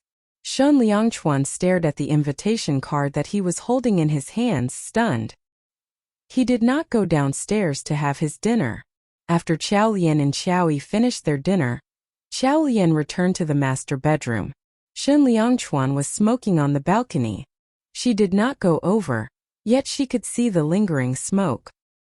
His slender figure stood there, and when the cold wind blew, it seemed extraordinarily silent and lonesome. Qiao Lian took a look, and then averted her gaze and entered the washroom. After she washed her face and rinsed her mouth, she headed straight to bed and decided to rest. However, at this moment, the door to the balcony was opened and Shun Liangchuan, who smelt of tobacco, suddenly approached her. Qiao Lian jumped up in shock, as Shun Liangchuan's body was pressing against hers. His eyes were especially dark. He stared at her for a while and then said quietly, "Qiao Lian, I am sorry." She couldn't control her tears as they immediately rolled down her cheeks. She had been waiting for an explanation from Shun Liangchuan ever since the pill issue had come to light. But she hadn't expected that after such a long wait, all it would amount to were these words. "I am sorry." The large amount of birth control pills that she had taken had wrecked her body, and all it took was an apology to fix it? In the darkness, her tears flowed silently. She bit her lip hard, not allowing herself to cry aloud. It was late. She turned away, refusing to look in his direction. However, her defiance froze his heart. He felt like he didn't know himself anymore. He had apologized in the hope that she would leave the matter of the pills behind her and start anew with him, but now she even refused to look at him. He could only smile bitterly. He had known she wouldn't forgive him easily. Still, he had hoped that it would alleviate the strain on their relationship. Now that she had so outrightly rejected him, he was at the end of the rope. He looked at Qiao Lian, who had buried herself under the blanket. Under the moonlight, he could somewhat notice the glistening tears on her cheeks. Those tears caused him to step back. He clenched and unclenched his fists. Then, clasping his hands together, he stood up. Remaining in the room would only serve to cause more awkwardness and ill feelings between them. He strode to the door and then turned around and said, "I'll be discussing a script with Song Chung the next couple of days. I won't be back." She heard his words but stayed hidden under the blanket, immobile and refusing to respond. Shun Liangchuan's expression darkened as he strode away. The atmosphere in the villa was suffocating him. He stumbled down the stairs, changed his shoes and left, forgetting to even put on his jacket. The sound of engine starting up could be heard, after which it faded as the car drove into the distance. Thanks to this, Qiao Lian could tell for sure that Shun Liangchuan had left. She relaxed her grip on the blanket. By now her face was wet with tears. She sat up hugging the blanket. She felt like the huge villa was closing in on her, knocking the breath out of her. She tried to suppress this sense of heaviness by taking a few deep breaths. She got up to wash her face and then got back into bed. Even though she tried, she could not get to sleep. The next day, Qiao Lian stepped out of the house with dark circles under her eyes. When Qiao Yi had noticed that, he had looked at her for a long time with pursed lips before saying, "Sister, you need to rest well. Nothing is more important than one's health, isn't that right?" Qiao Lian felt a stinging sensation in her nose when she heard these words. She nodded. She was accompanying him to his medical consultations today. He was to undergo various examinations so that the specialist could prepare a rehab program for him. It wouldn't have been convenient for Shun Liangchuan to take them to the hospital, but when she took Qiao Yi out of the house, she saw that Song Chung was already waiting for them by the car. "Mr. Shun instructed me to drive you there and back." His thoughtfulness and careful planning surprised her. She pursed her lips but remained silent. It was noon by the time they returned from the hospital. After taking them back to the villa, Song Chung spoke. "Miss Qiao, please, would you ask Mr. Shin to return my call when he comes home?" Qiao Lian froze when she heard this. What did Song Chung mean by this? Had Shun Liangchuan not been with him last night? So, where was he then? Her thoughts were interrupted by Song Cheng's agitated response as he picked up a phone call. "What? Which hospital is Mr. Shun in?" Qiao Lian's pupil shrunk immediately. She turned to look at Song Cheng. So serious? I'm coming over right now. Please wait for me. Song Cheng's expression tensed up. After hanging up the phone, he did not waste another second speaking and got into the car, making another call as he drove away at a high speed. That look. If she had not misheard. He had said that Shan Liangchuan was at the hospital. Why was he at the hospital? She frowned as she pushed Qiao Yi into the living room with help from the housekeeper. Sister, is everything all right with brother-in-law? Qiao Yi suddenly asked. Qiao Lian bit her lips when she heard this. All at once she felt anxious. Although he didn't treat her well, she couldn't help being concerned about him. But she smiled as she responded to Qiao Yi. Of course he's all right, what are you thinking? Changing the topic, she looked directly at Qiao Yi and said in a serious tone, You've heard what the specialist said today. While I understand that you're anxious to get well, you can't overdo the exercises. This would be harmful to your knees. If you continue to overdo your exercises, you'll be crippled for life and I won't care about you anymore. Qiao Yi hung his head like a guilty child. I only wanted to get well faster. I don't want you to continue suffering. Qiao Lian reached out her hand to rub his head. As the old saying goes, illnesses are quick to come and slow to go. Just take it easy and relax, understand? Xiao Yi nodded. I know, sister. You didn't rest well last night. It's the weekend now. You should go take a nap. Qiao Lian headed up to the master bedroom and lied on the bed. She was physically exhausted, but lying there all she could think of was that anxious look on Song Cheng's face earlier on. She was terribly concerned. After a short while, she couldn't help but lightly slap herself on the head. Qiao Lian, Shen Liangchuan treats you so poorly, why do you still worry about him? Even if he had been hospitalized, so what? Did it have anything to do with her? All the better if he died. This way she would be free from the devil's clutch again. With these mean thoughts, she took in a deep breath and shut her eyes. Half an hour later, the woman lying on the bed suddenly sat up and grabbed her own hair fretfully. Unable to stop herself, she picked up her cell phone and went into her contact list to find Song Cheng's number. She was both worried and in a dilemma. After a while, she moved away from Song Cheng's contact details and looked up Xia Yehua's instead. She dialed the latter. Xia Yehua picked up her call almost immediately. His voice was light and relaxed. Xiao Qiao, are you free today? It's been a long time since you visited me.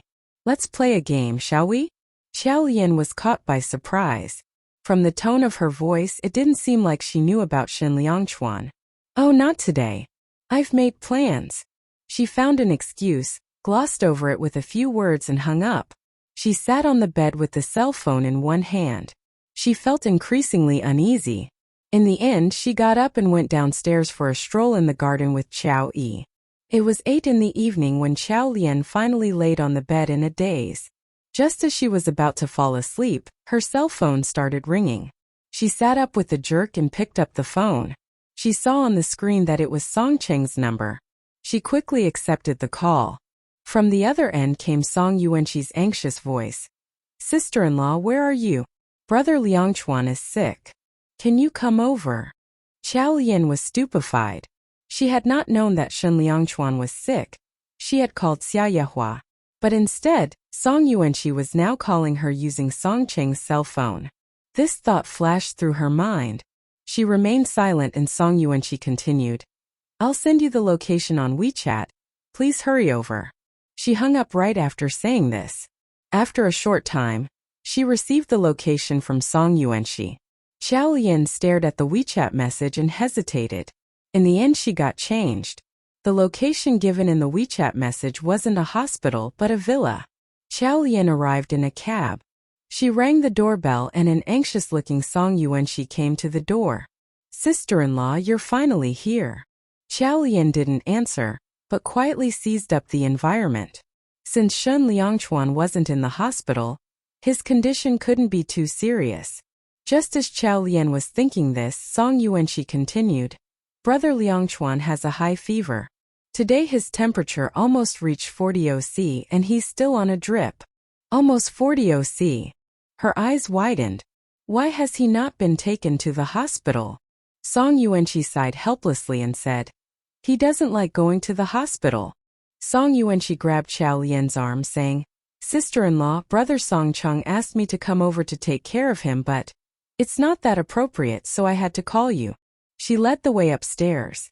The doctor has instructed that we should try to lower his physical temperature while waiting for the medicine to take effect. I've prepared some rubbing alcohol. You can use that on him. Having said this, she handed the alcohol over to Xiao Lian. When Xiao Lian entered the room, she saw Shen Liangchuan lying on the bed with his eyes closed. His face was abnormally red and frowning. It looked like he was dreaming and ill at ease. Lying there now, his usual imposing and intense air was absent. He looked almost angelic. Xiao Lian reached out to touch his forehead. Song Yuanqi immediately said, Sister-in-law, be careful. Brother Liangchuan doesn't like to be touched. Before Song Yuanqi could finish what she was saying, Xiao Lian's hand was already resting on his forehead. The sensation on the back of her hand was burning.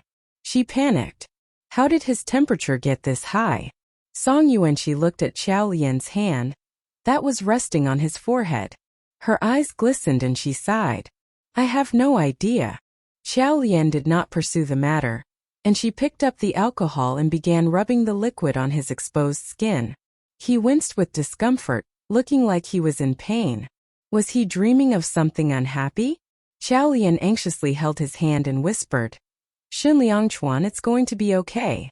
When she said that, the man on the bed responded as though he had gotten aware of her presence.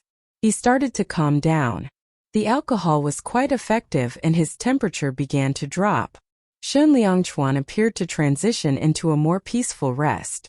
In the need to wash her hands, Xiao Lian stood up to head to the bathroom. But as she did so, someone suddenly grabbed her wrist. She tried to withdraw her hand from the hold, but she found her efforts futile.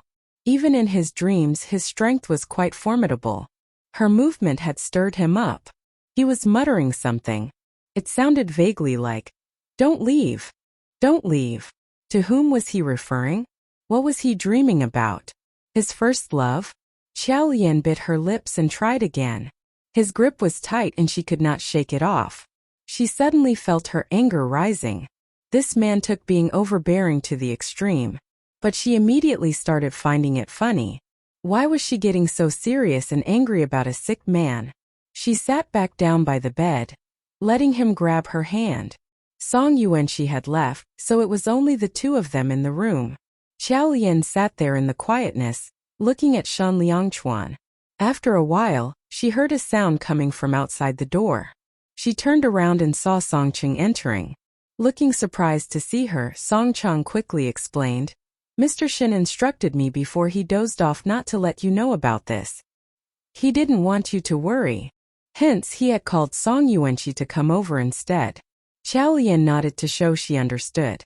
Song Cheng looked at her expression and then fixed his gaze on the sick man lying on the bed. Shen Liangchuan had always been quite strong and had rarely fallen sick all these years. But this time, Song Cheng was rather certain that there was something not quite right between Mr. Shen and Ms. Qiao. But what could have gone wrong between them? He tried to recall the details. It seemed that things had started to go wrong from the time Mr. Shen had taken her out to a hot pot restaurant. Song Cheng gave a slight cough. Ms. Qiao, do you dislike hot pot? The question took Xiao Lian by surprise. What? Song Cheng muttered to himself. I've said this before. Mr. Shen has no idea how to make a girl happy. Even if he had wanted to buy you a meal, it should not have been hot pot.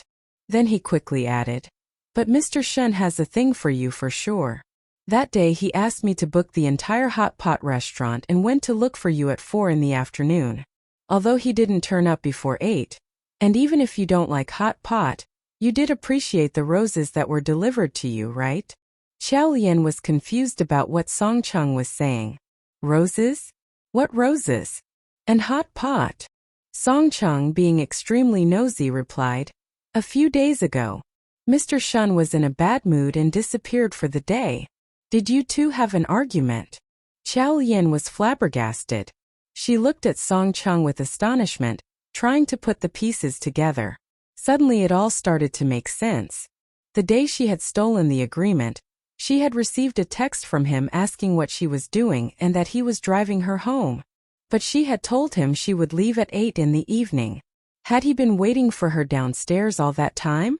Then she also recalled that the day she packed her belongings and left, she had noticed crushed roses in the living room. At that time she hadn't cared.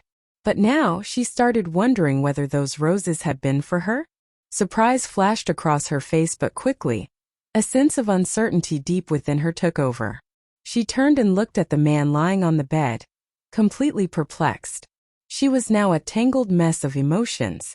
He obviously did not like her, so why was he being so nice to her? Biting her lip, she instantly felt warmth on her heart, wounded time and again by him. Seeing that she had stubbornly remained silent, Song Chung did not probe any further, but made a remark. Mr. Shin cares about you a lot. In all the years that I've worked for him, I've never seen him being so attentive to any other woman. Just as Song Chung finished saying this, Shun Liangchuan stirred on the bed. He seemed to be dreaming as he abruptly called out, "Xiao Qiao, why do you treat me this way?" Shun Liangchuan was deeply frowning with an expression of pain and hopelessness. He mumbled unintelligibly. Xiao Lian felt as though Shun Liangchuan was crushing the bones in her hand with his increasingly tight grip. After saying this sentence, his jaw tensed up and he looked like he was having a nightmare. In this state, Shun Liangchuan looked so fragile that it was impossible to be unkind towards him. Looking at him, Xiao Lian continued to hold on to his hand. He eventually calmed down. Xiao Lian noticed that his cheeks were red from the fever, so she reached out her hand to touch his forehead. She was relieved to see that his temperature had gone down slightly. She was suddenly aware that Song Chung had left, although she wasn't sure when. Once again there were just the two of them in the room. In the quietness of the room, Song Cheng's words reverberated in her ears, causing her to stare immobile at Shun Liangchuan with bewilderment. She could not understand why he was so kind and at the same time so mean towards her. As she reflected upon it, she felt that if he had made her take the pill because he still had feelings for his first love, it wouldn't have made her that furious. She could understand it if he didn't want a child. After all, they had just been strangers at the time. She could even understand why he hadn't told her about it. He wanted to hide it from Xia Yehua, and was afraid that she would give it away. But what she found hard to forgive was the amount of drugs he had made her take. This one thing was what she could not let go. Even though he had apologized to her, the harm that he had caused her could not be reversed. At this point she smiled bitterly. If he had had even the slightest liking for her, he would not have harmed her like this. She lowered her eyelids as this thought came into her mind. The night grew darker. Resting her head on the bed next to him, Xiao Lian drifted off. In the middle of the night, she was woken up by the heat. Opening her eyes in a blur, she realized her shoulders were sore. After a moment of reorientation, she recalled where she was. As if remembering something, she lifted her head suddenly and noticed that Shun Liangchuan's face was bright scarlet. Quickly feeling his forehead, she realized it was scorching hot. Startled, she quickly pushed his hand away and reached for the alcohol to try to bring his body temperature down once more. First his forehead, his armpits, followed by his chest and back, and then his muscular thighs. She couldn't care less about the embarrassment of handling his body at this point. After rubbing him with alcohol, she quickly reached for the medicine. She gave Shun Liangchuan a few gentle prods and said, "Shun Liangchuan, get up and take your medicine." However, the man was unconscious and did not respond. Xiao Lian panicked and reached out to pry open his jaw, but it stayed tightly clenched. What was she going to do now? In her panic, Xiao Lian suddenly remembered a common scene she had seen in TV shows. After a momentary hesitation, she placed the medicine into her own mouth and chewed it. Ugh! Xiao Lian threw up the crushed pills. So it appeared that those seemingly romantic scenes in TV shows were all lies, because the pills tasted bad. They were so bitter that they had numbed her tongue. She went downstairs and realized that Song Chung was still around in the living room. After hearing about Shun Liangchuan's situation, he made a call. The family physician arrived shortly after and rushed over to put Shun Liangchuan on a drip. Shun Liangchuan's fever subsided after about half an hour. Only then did Qiao Lian heave a sigh of relief. She rested her head on the bed next to Shun Liangchuan again and drifted back to sleep. The next time she woke up, she found herself lying in Shun Liangchuan's arms. Qiao Lian slowly opened her eyes as the morning light penetrated the room. The first thing that greeted her was Shun Liangchuan's outstandingly handsome face and his familiar masculine breath. Unconsciously, the first thing she did was touch his forehead. She felt relieved after noting that his temperature had gone down. Then, as if she had had some sort of sudden realization, she sat up with a jerk. She looked down to check that she was fully clothed. At some point, she had somehow wriggled her way into the folds of Shun Liangchuan's blanket. Her face instantly flushed and she quickly looked at him. She heaved a sigh of relief when she saw that his eyes were still closed and he was still asleep. Then she carefully got out of bed and walked out of the room. Although she had looked after him for the whole night, the truth was that she still couldn't bring herself to face him. He was sick, and she didn't want to get into a fight with him. It was best that she left before he woke up. When she got downstairs, Song Yuanqi was just walking out of the kitchen carrying an apron. She smiled when she saw Qiao Lian. "Sister-in-law, I made some porridge. Would you like some?" Qiao Lian waved and said, "No, it's okay. I have to go to work now." Then she hesitated for a short while and eventually said, "When Shun Liangchuan wakes up, please don't let him know that I came over." Song Yuanqi looked confused. "Huh." Qiao Lian simply smiled and said, "Thanks for your help." And she left after changing her shoes. Song Yuanqi stood on the spot for a while as she watched Qiao Lian walk out of the house. When she heaved a sigh of relief and turned around, she saw Shun Liangchuan standing quietly on the corridor of the second floor. Pale from the fever and wearing a set of baggy pajamas, his deep and dark eyes were fixed in Qiao Lian's direction. Song Yuanqi's heart sank. "Brother Liangchuan." Shun Liangchuan snapped back to the present and nodded at her, before he turned around and went back to his room. Song Yuanqi bit her lip and returned to the kitchen. As she came back out with the delicious porridge that she had been cooking, she heard the sound of a door opening upstairs. When she looked up, Shun Liangchuan was walking down all dressed up. She was about to call him for breakfast, but he left seemingly in a hurry. She hadn't had the chance to say a word. Song Yuanqi sighed and shut her mouth. It was around 9 in the morning when Qiao Lian arrived at her office. She had barely stepped in when Sherniniao waved at her saying, "Chief Editor Lian, there's a package waiting for you." "A package?" She paused for a second. She used to like online shopping as she could save money that way. However, she was quite sure that she hadn't bought anything lately. Puzzled, she asked, "What sort of package?" Sherniniao laughed. "It's very beautifully packaged. Chief Editor Lian, could it be a present from your suitor?" "Suitor? Where would she even get one?" Qiao Lian shook her head and curiously stepped into her office. She saw a little gift box on her desk. Indeed, the packaging was, as Sherniniao had said, very pretty.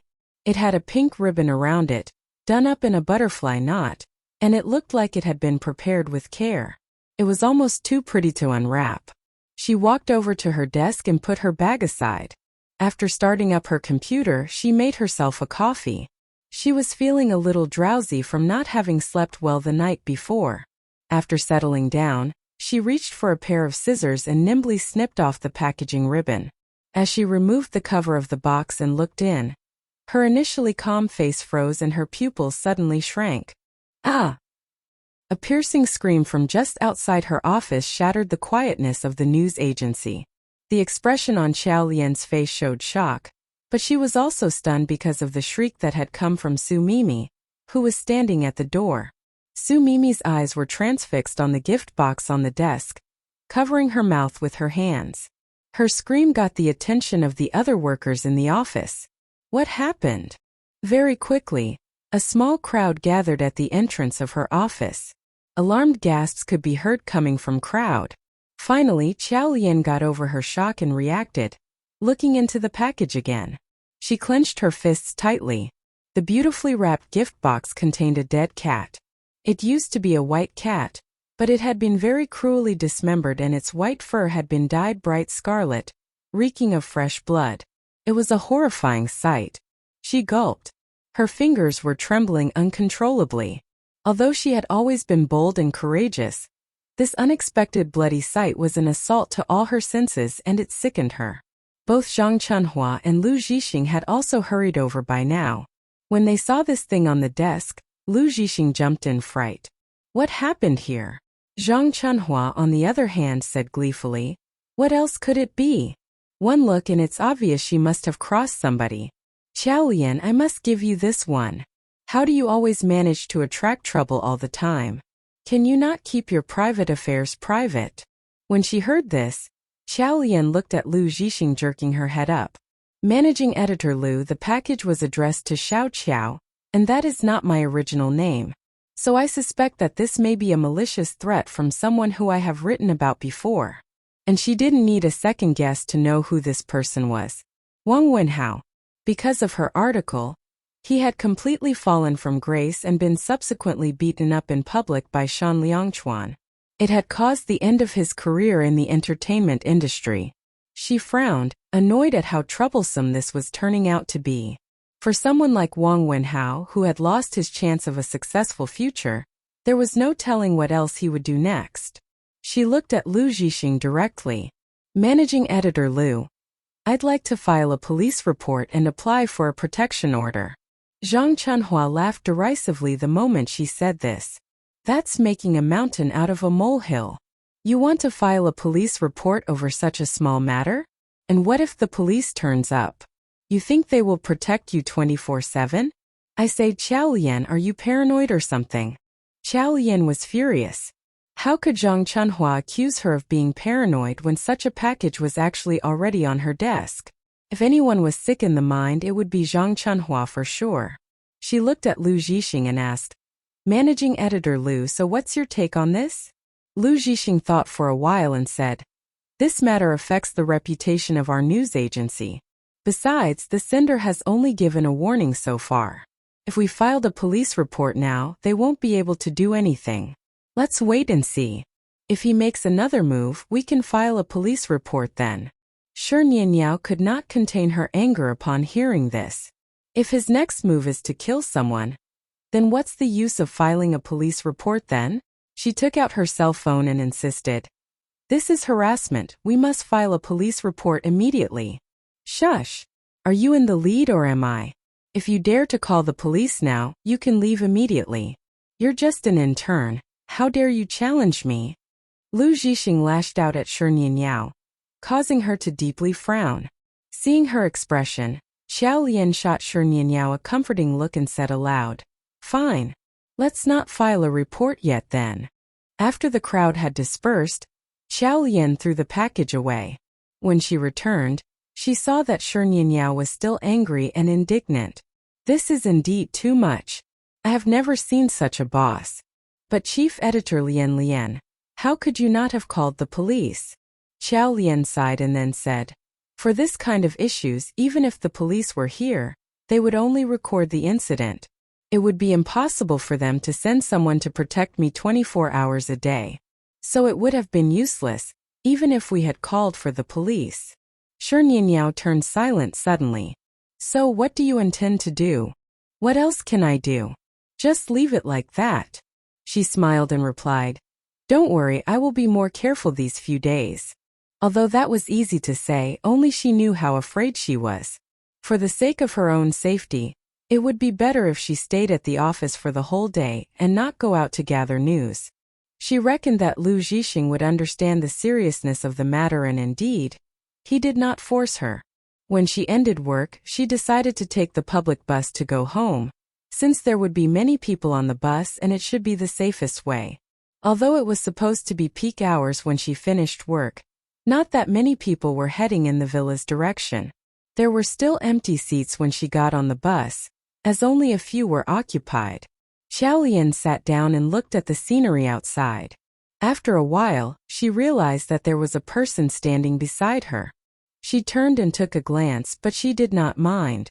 However, after a while, she noticed some kind of warmth on her head. She stared blankly and then saw that the person standing next to her had placed his hand on her head. Xiao Lian began to frown. She was about to say something when the man suddenly said, "You have very nice hair." After he finished speaking, he removed his hand as if nothing had ever happened before. Xiao Lian immediately started to be vigilant and stood on guard. She bit her lips.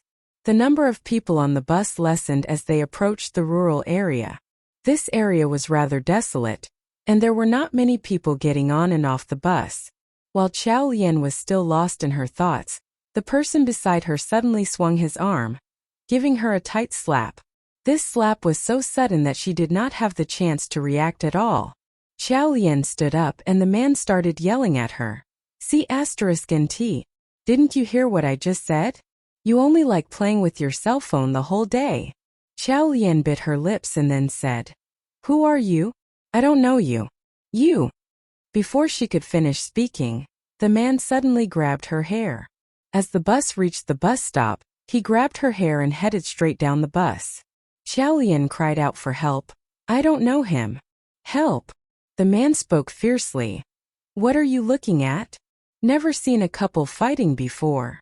There was someone who wanted to come forward, but someone else stopped him and said, "I saw this man touching this lady's head just now. They are probably a couple." Xiao Lian was completely muddled. It was an abduction in broad daylight. She was so terrified that she screamed at the top of her lungs for help, but the people in the bus just looked at her with indifference. No one came up to save her, so she was dragged down the bus by the man just like that. She was then flung on the grass along the road. Xiao Lian was shivering and looked helpless, since no one had bothered to assist her. She watched as the bus left and the man forcefully pushed onto the grass. She was trembling with fear as she stared at the person in front of her.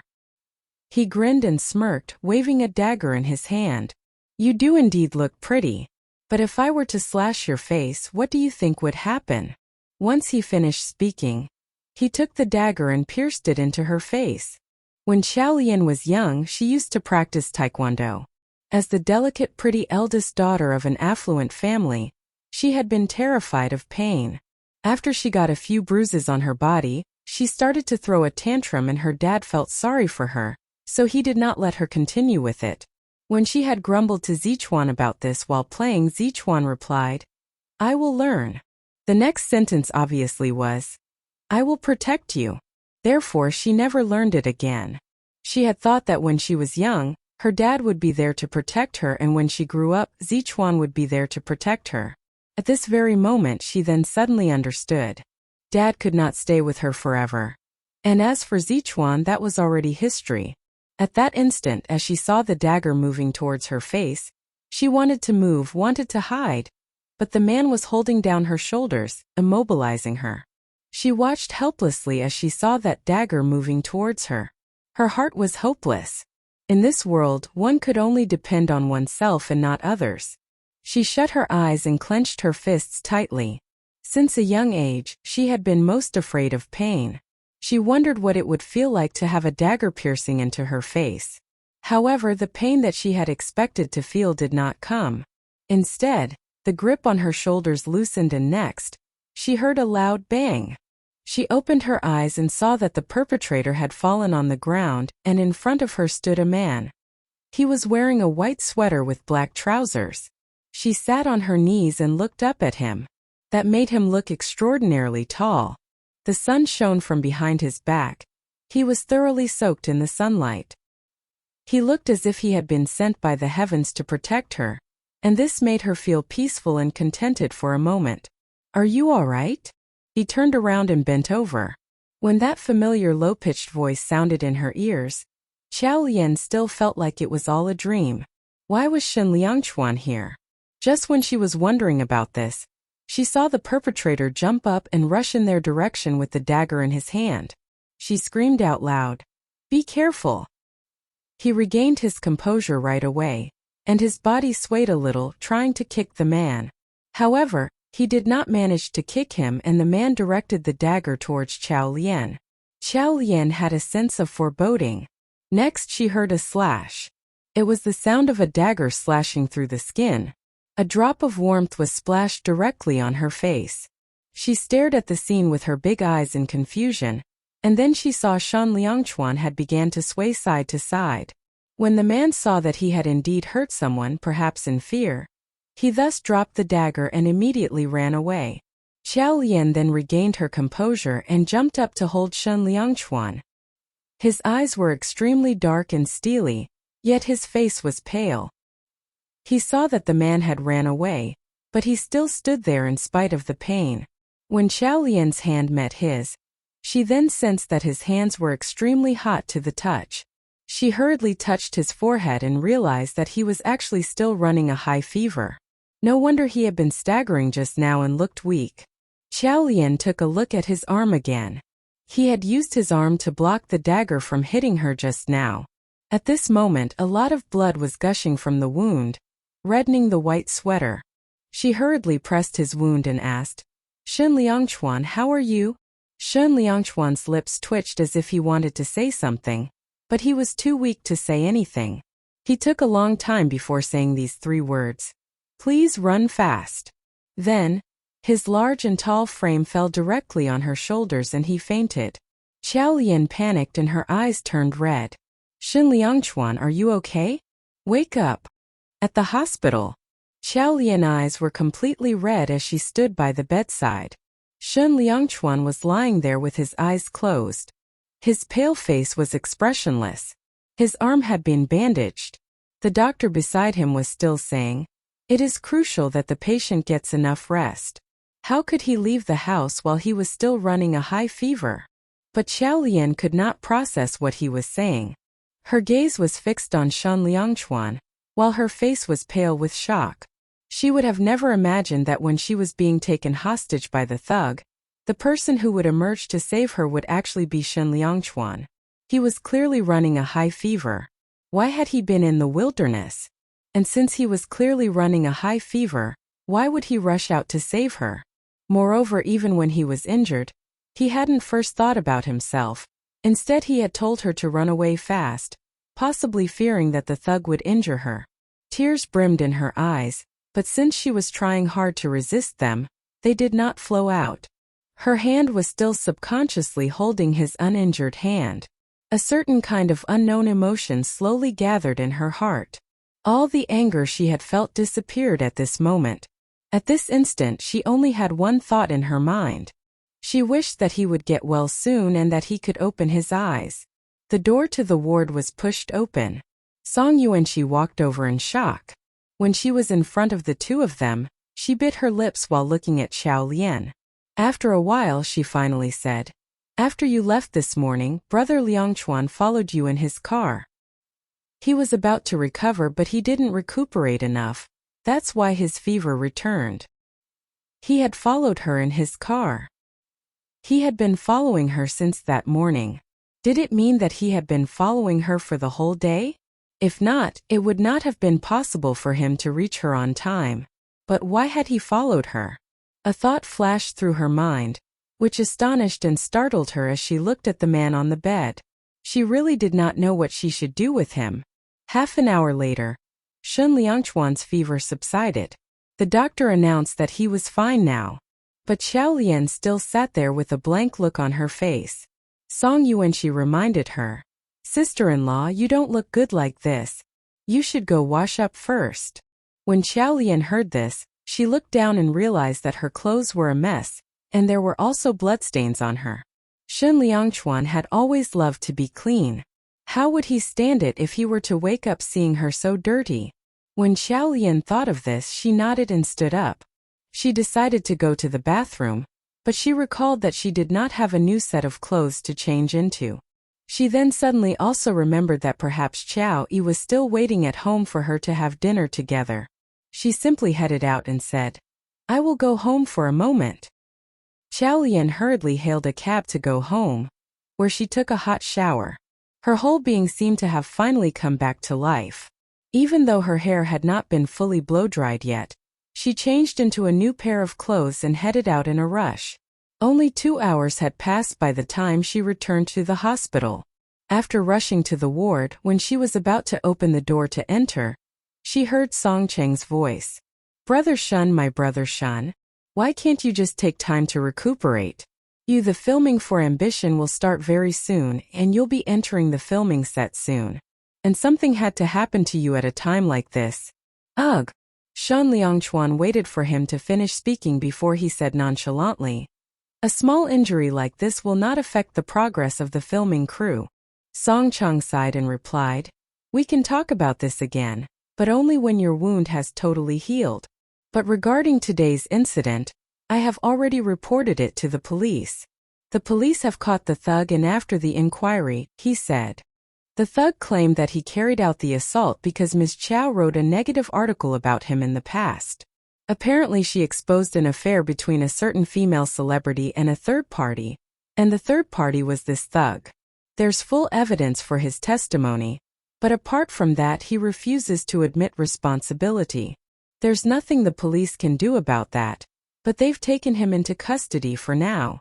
Song Chung paused after this update and continued, Brother Shen, do you think someone's behind this?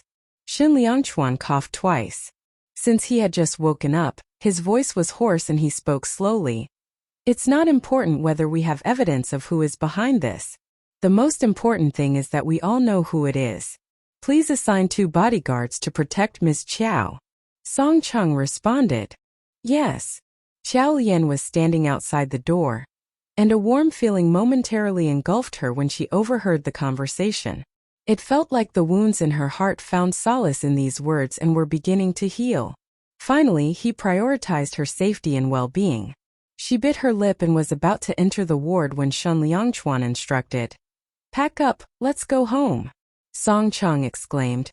Brother Shen, can't you just be good and stay put in the hospital? Even though your fever has subsided and your wound has been cleaned up and bandaged, what if something goes wrong? You might develop pneumonia. Shin Liangchuan replied. Don't talk nonsense. With that said, he had cut off Song Chung, who was mumbling. Such a grown man and you're afraid of staying in the hospital. Seriously.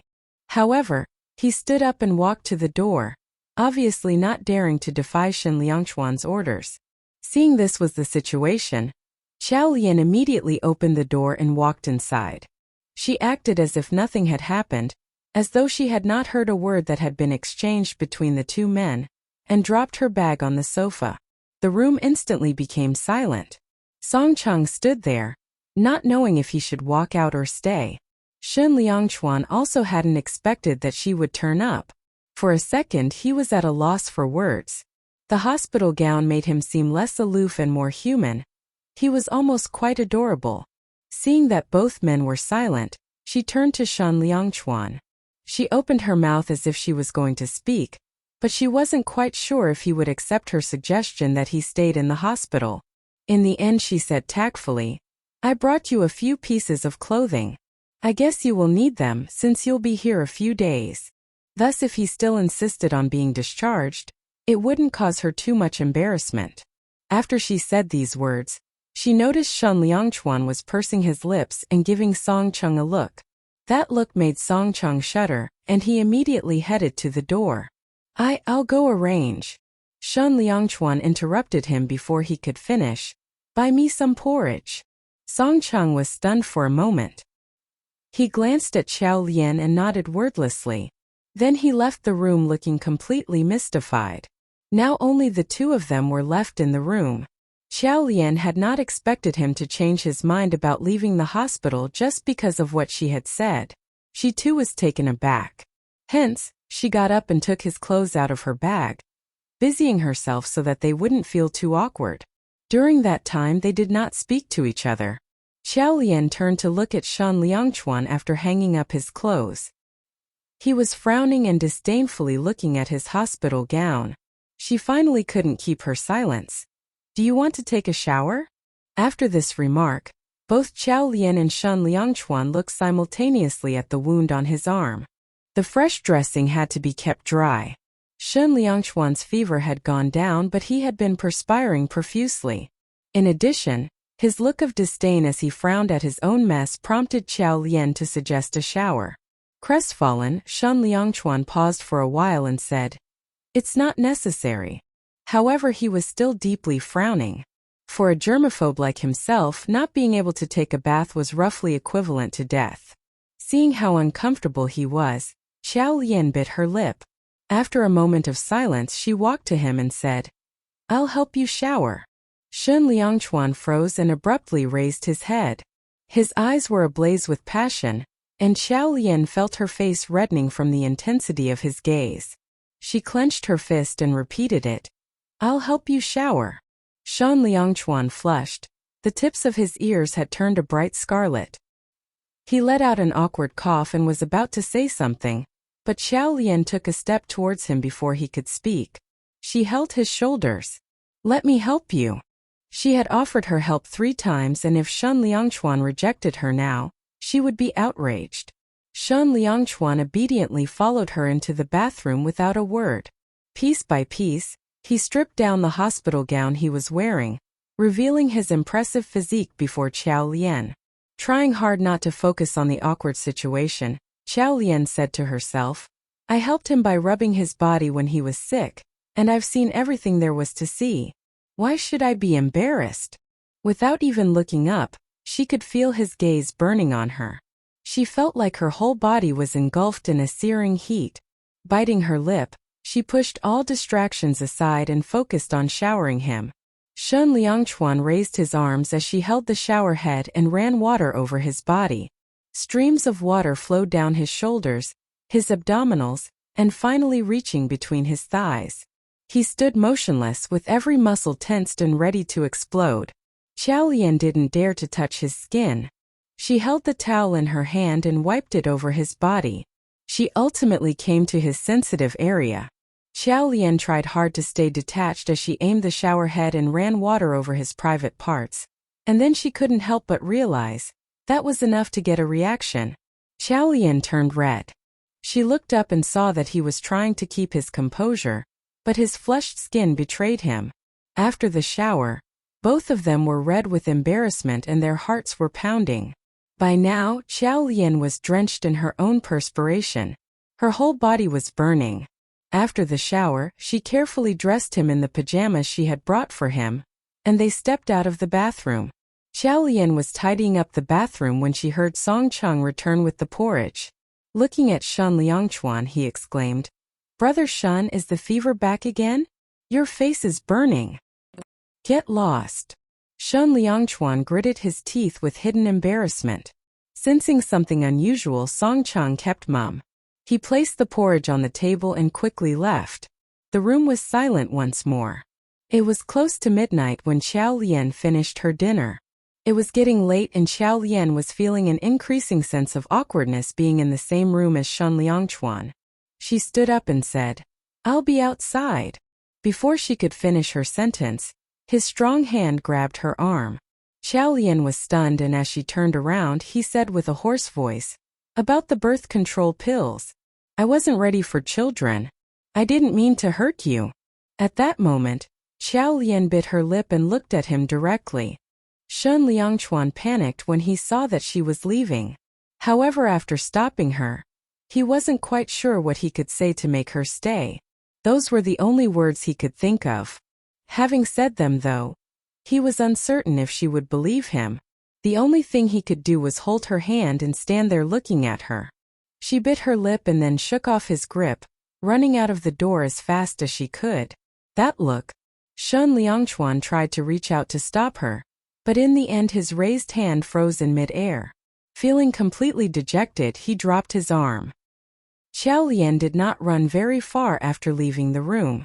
She stopped in the corridor outside and heavily leaned against the wall.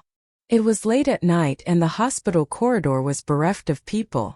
The screaming silence and stinging smell of antiseptic somehow sharpened one's senses. The calmness that she had always outwardly displayed was finally caving. "I didn't mean to hurt you." If he had said these words at the time the birth control pill matter had just happened, she would have scoffed at it for sure. But now, what reasons did she have to doubt this man, who had risked his own life to save hers?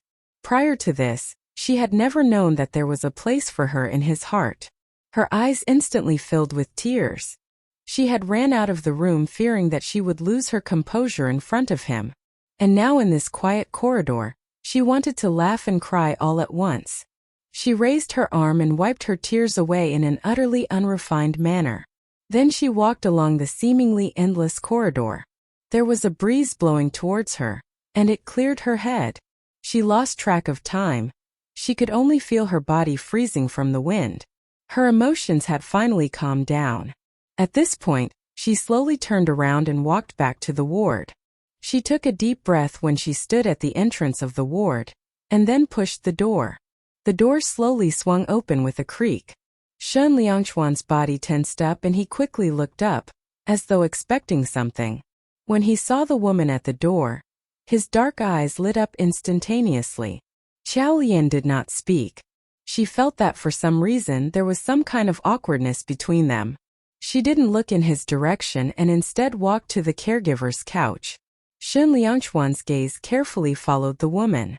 Under the blanket, her petite body curled into a tight ball.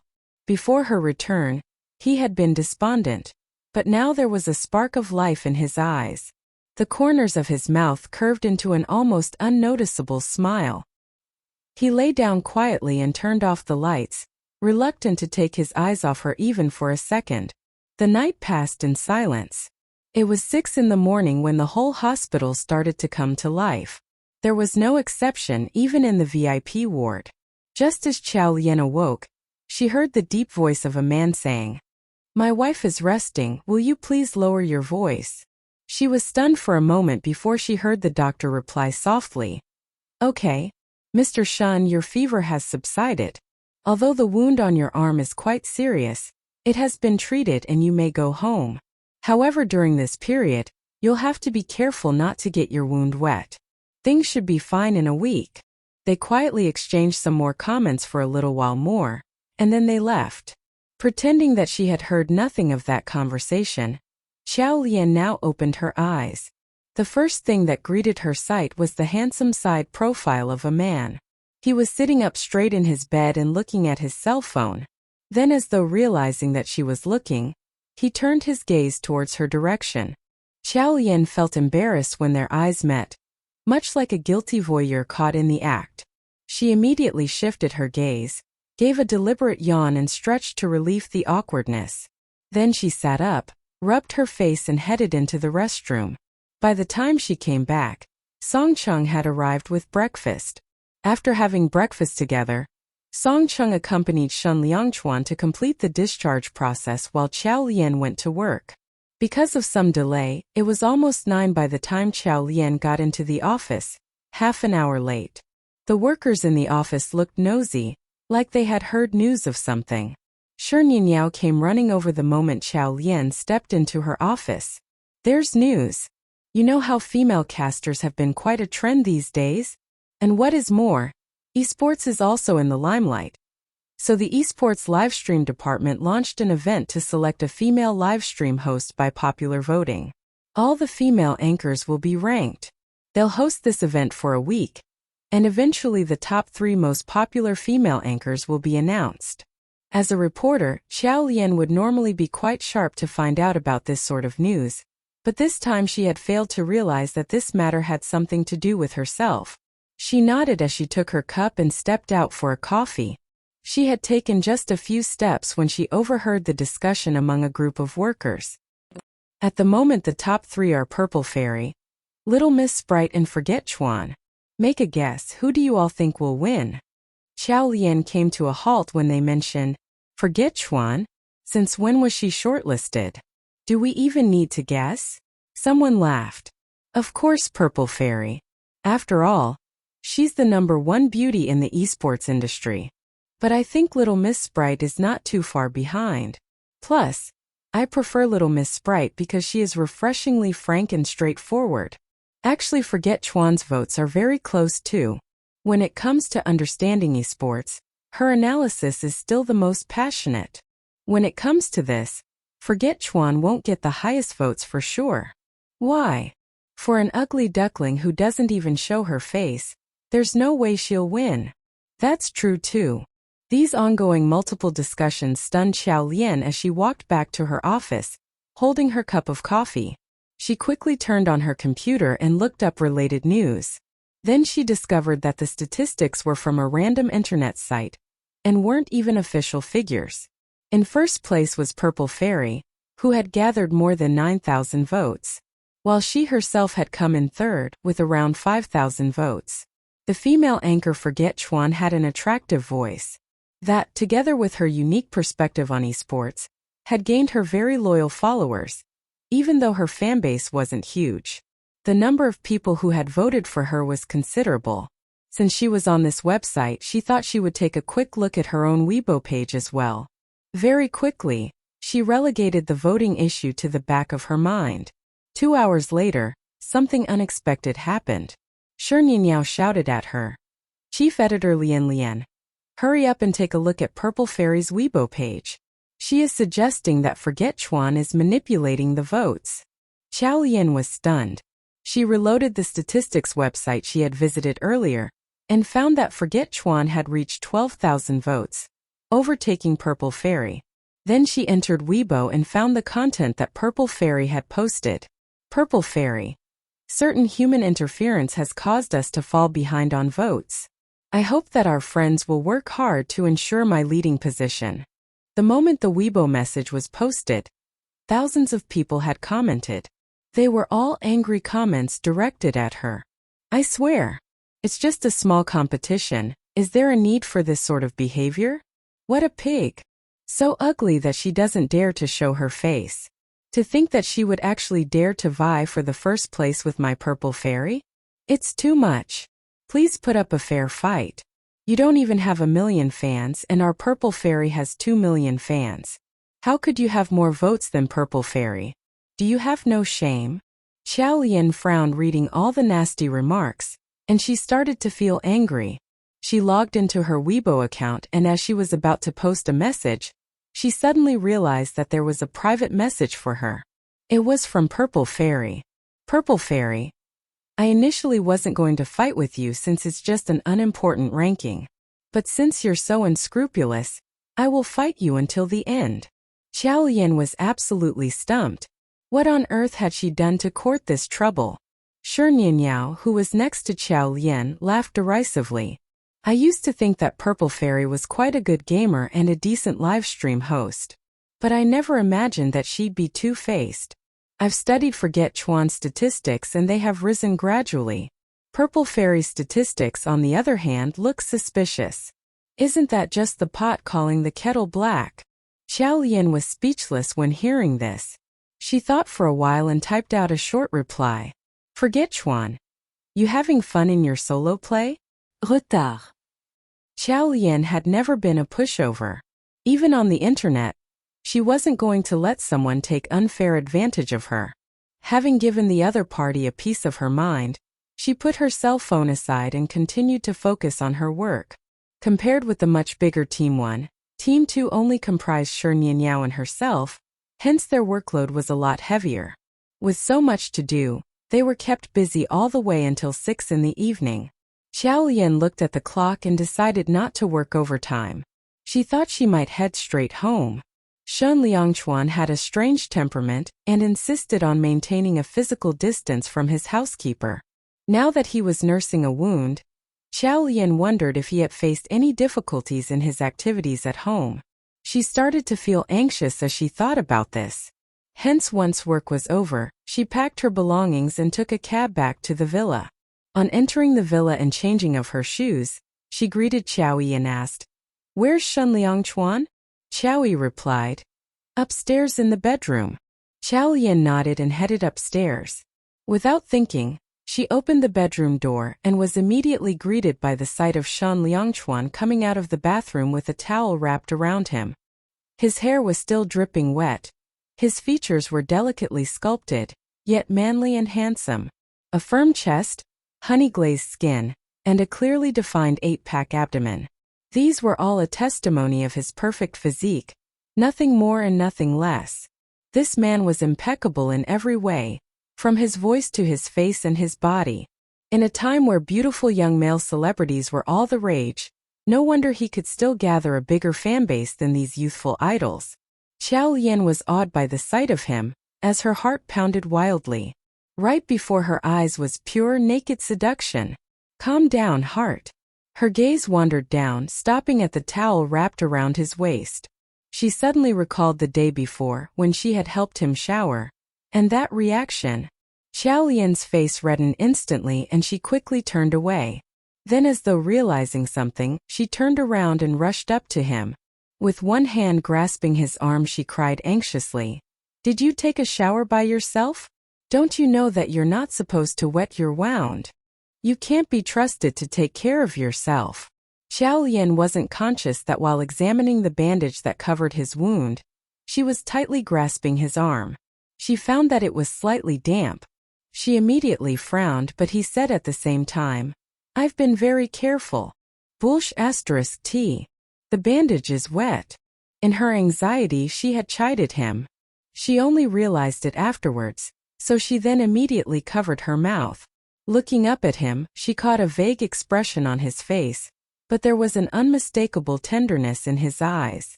He was apparently not angry. Relieved, she pulled him to the sofa on the side and made him sit down. Opening up the first aid kit, she knelt on the carpet and started to change Shan Liangchuan's dressing. The expression on her face was serious as she tilted her head over his wound. After the dressing had been changed, she suddenly became conscious of the warm breath grazing the back of her neck. She then realized how puzzling they probably looked being so up close. The scent of his breath drifted towards her, making her body tense up and her mouth parched. She wanted to stand up, but Shen Liangchuan rested his head on her shoulder at once, leaning on her as though he was a child throwing a tantrum. She dared not move. She gulped nervously and curled her fingers, staying in that position for a while. Just as she was about to speak, he slipped his arms around her waist and lifted her, placing her on his lap. The next second he lowered his head and came closer. He had given Xiaolian a fright. Just as she thought that he was going to kiss her, Shen Liangchuan's face came within a hair's breadth and stopped. Then with his deep and hoarse voice he asked, "May I?" Xiaolian's face immediately turned bright scarlet. Whenever he had wanted her in the past, he had never once stopped to ask for her consent beforehand. But now, Xiaolian hesitated. How was she going to respond to such a question? If she said yes, it would make her seem easy. Wasn't she supposed to still be angry at him? But if she said no, the truth was she wanted him. In her moment of conflict, he continued, "I'll take it as a yes if you don't speak up." Following this, he lifted her onto the sofa and pressed his body against hers. And right at that moment, Xiaolian's cell phone started ringing. The piercing tone brought her back to her senses. Gathering all her strength, she pushed Shen Liangchuan aside and jumped up to answer the phone. On the other end of the line was Song Cheng's voice. "Miss Chow, Smiling Tiger from the team wishes to quit." At the clubhouse in the villa, Xiaolian rushed over to the villa and on arrival, she saw Smiling Tiger carrying his suitcase behind him. She asked, "Why?" Looking a little awkward, he hesitated before saying, "The King Fighting Team gave me an invitation." King Fighting Team was a recently established esports team. Xiaolian frowned and continued, "Did they offer better terms than us? We can negotiate." "You?" "Not really. I think it will be tough to find a team that offers better terms." Smiling Tiger said with much guilt. "I'm sorry."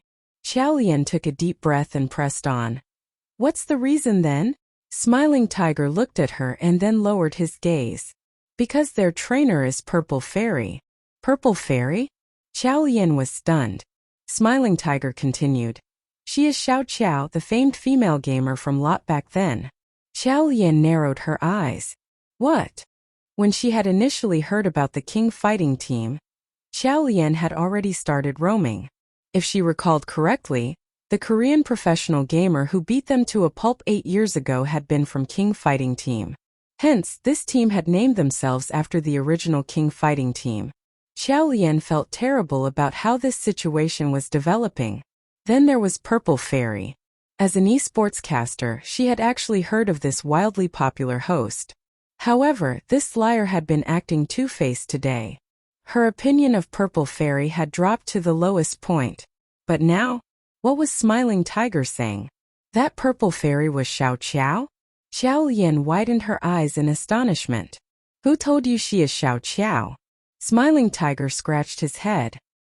He really didn't like the way Xiao Lian was probing and questioning everything, but for the sake of the interaction that they had had so far, he obliged her with details. She said it herself. Also, only Xiao Qiao could have given me such excellent game analysis. Plus, she's good at gaming. Her movements are indeed similar to Xiao Qiao's years ago. The only thing is that she's aged and her moves are no longer as agile. No longer as agile. Damn it. She had even gotten all the excuses ready. Xiao Lian frowned and looked at him. If I told you that she isn't. Before she could finish what she was saying, she felt someone grip her shoulder. Turning around with surprise, she saw that Shan Liangchuan had come up next to her. It was he who had accompanied her to the clubhouse tonight. She had rushed ahead to settle this issue while he was parking the car. Now that Shan Liangchuan had interrupted her, she raised her eyebrows at him with uncertainty. He shook his head with a tiny movement. Xiao Lian fell silent and he spoke. You may go. There will be no breach of contract penalty imposed. His decisive waiver surprised both Xiao Lian and Smiling Tiger. The fact that Shan Liangchuan was the big boss behind the team was something that a number of people knew.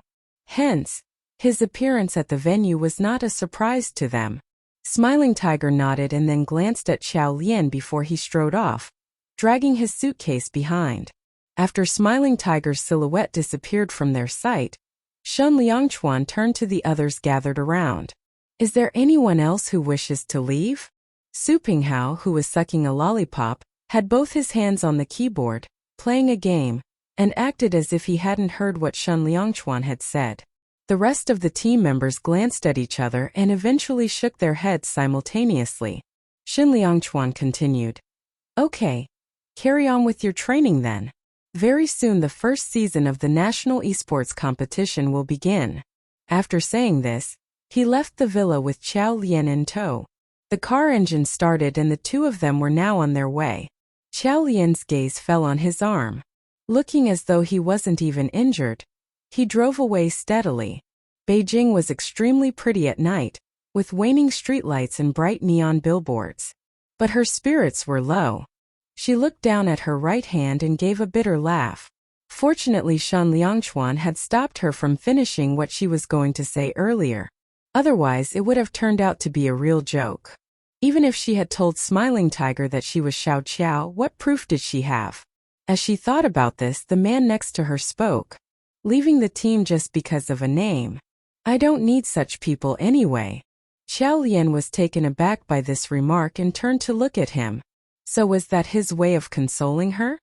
A warm feeling came over her and she couldn't help but smile. Xiao Lian asked after some consideration. When did you first realize that I'm Forget Chuan? Ever since the two of them had argued over the birth control pill matter. Neither of them had brought up the fact that Xiao Lian was Forget Chuan. But he was aware of the fact that she was training the team at the villa.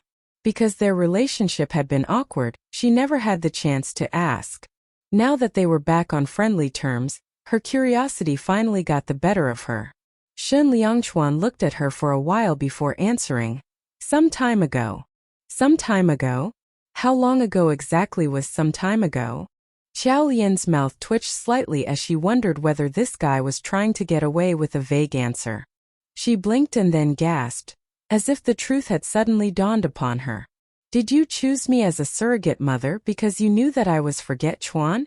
She knew that he hated the paparazzi, so he couldn't have selected her for no other reasons. However, if he had been a fan of Forget Chuan, then there was a possibility. Xiao Lian immediately looked at him with an elated expression, asking as she blinked, Are you my fan? Shan Liangchuan turned to glance at her and then slowly replied, No. Xiao Lian was stumped. This man must have never been in love. He had no idea how to sweet-talk a girl. She pouted and was about to make a sarcastic remark when he continued, But probably will be from now on. Xiao Lian was baffled into silence. Suddenly it felt as though she was being covered in sweet syrup. Sparkles appeared in her eyes, and she was at a loss for words. Her face was bathed in a rosy shade and she looked away shyly. Shan Liangchuan smiled, as he took in and registered every of these little movements. Back in the bedroom at the villa, they were still feeling awkward because of the phone call earlier that had interrupted them. Xiao Lian changed into her pajamas and sat browsing through the Weibo news on her cell phone.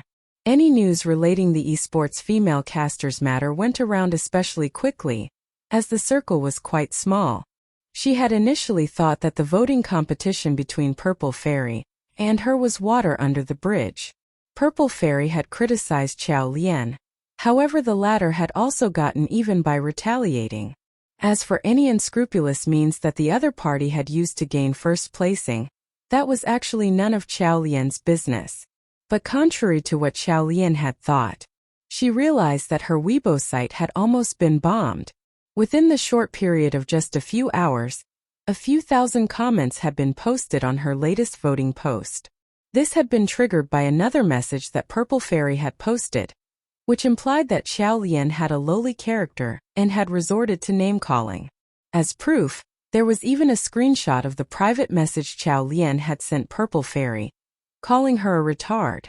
Purple Fairy's fans were of course livid when they saw this.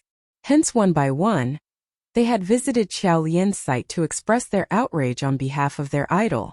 Xiao Lian was utterly speechless.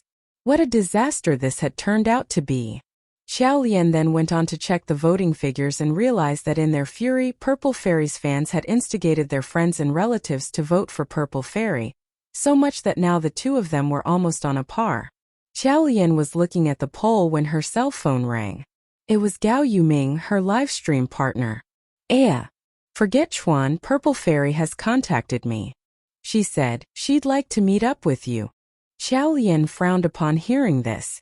She suddenly recalled that Gao Yuming had once joked that he knew Xiao Qiao. So this Xiao Qiao he knew. Could it be Purple Fairy?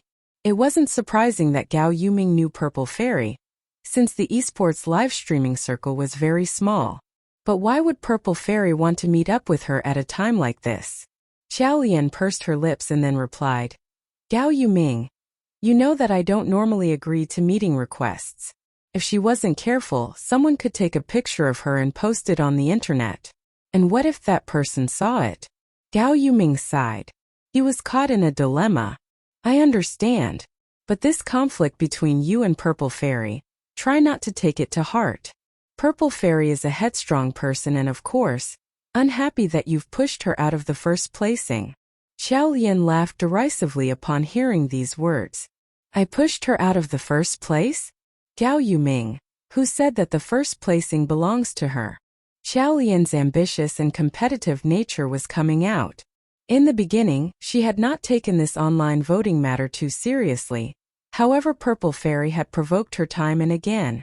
If she didn't retaliate, the other party would take her for an easy pushover who would just silently take this crap. Gao Yuming was startled when he heard this and said with an embarrassed laugh, Right. The first placing doesn't belong to her. He was silent for a few seconds before continuing. Actually, although my idol is Xiao Qiao, I'm on your side of course because you're my livestream partner. Now that you're competing with her, I'll help you get some votes. That was Gao Yuming. He would always accommodate to her no matter what. At the beginning, Xiao Lian's heart had softened and she had intended to let the matter rest. But she suddenly recalled a few of the comments on her voting site. They were messages from her loyal fans, encouraging her not to give up, and that they had gotten their families and friends to vote for her. Her fans' actions made her feel that the ranking had now become important. She wasn't fighting for herself, she was fighting so that she wouldn't let them down. Hence, she agreed with a steady and confident sure. After she hung up the phone, she saw that Gao Yuming had helped her by posting a Weibo message. Since Gao Yuming also had his own fan base, his post gave Xiao Lian some votes. As her votes increased, she slowly overtook Purple Fairy once more. As she lay on the bed looking at the voting statistics, she felt a movement in the mattress. She looked up and realized that at some point Shen Liangchuan had gotten into the bed too. Then he grabbed her cell phone and placed it on the headboard. He got on top of her with his hands on both sides. His exquisite features were just millimeters away from her face. Xiao Lian gulped. What are you doing? The look in Shen Liangchuan's eyes was deep and dark, suppressing a burning desire. Let's continue? Continue. Xiao Lian's mind went blank for a moment, and then she suddenly realized what he meant. Before she could open her mouth to speak, his mouth urgently met hers. Her body tensed up, as her breath was knocked out of her. While his scent filled her senses, she widened her eyes with breathless nervousness. This was their first physical encounter ever since they were back together. She had almost been estranged from him after the incident with the birth control pills. Now that they were back together, her desire for him took merely a kiss to trigger. Xiao Lian couldn't resist it and drew him close, holding his neck. That night they were both driven a little mad by the urge they felt. His usual aggression was now replaced with an equal amount of tenderness. At the end, Xiao Lian could not hold back any longer and finally caved into the pleasure, unleashing her desires in intense ecstasy. It was over. Xiao Lian lay gasping on the bed. The rush of male pheromones lingered, with a hint of their passionate exchanges scent. She was too exhausted to even lift a finger and burrowed into the sheets after Shen Liangchuan bathed her. Then she immediately fell asleep the moment her head touched the pillow. She slept soundly through the night, waking up only at noon the next day. Although throughout breakfast with Qiao Yi, they maintained their usual composure and didn't converse much, the feeling of an ambiguous sweetness between them did not go unnoticed by Qiao Yi. He was relieved. Shen Liangchuan insisted on taking her to work after breakfast. Xiao Lian could sense that their reconciliation had put Shen Liangchuan in a happy and relaxed mood, even though he maintained his usual cold front. His eyes were deep and unfathomable as always, but Xiao Lian found that her fear of him was gradually melting away. Now for instance, as the car drove up to her office building and stopped at the main entrance, Xiao Lian took a conscious glance around before suddenly leaning over and giving Shen Liangchuan a peck on his cheek. Then she sprang out of the vehicle. Before shutting the car door, she noticed that the tips of his ears had turned scarlet. She was very aware of that wondrous feeling as she made her way to her office and turned on the computer. While the computer booted up, she started browsing her cell phone, curious about the voting differences. After checking, she discovered that Purple Fairy's votes had doubled all of a sudden. She had initially garnered 20,000 votes, but now Purple Fairy had managed to hit 100,000 votes. The reason, she discovered, was that a certain celebrity who had a few million followers had shared and reposted her Weibo to help her campaign. Female esports casters were after all a job niche. Compared to other top idols in the industry, their popularity dimmed by far. It was not surprising at all that the help from this famous star had boosted Purple Fairy's votes so drastically. It appeared that Xiao Lian was on the losing end. Xiao Lian pursed her lips. Suddenly, her cell phone chimed to alert about an incoming private voice message from Purple Fairy. She spoke through a voice changer. I had hoped for a truce, however, I was being ignored, so I will not be cordial with you either. And do you think you are the only one with access to external support? Gao Yuming is a nobody. For your information, I know lots of people in the entertainment industry. I only need to ask for a little help, and you'll be slaughtered in seconds. Such arrogance. Xiao Lian frowned.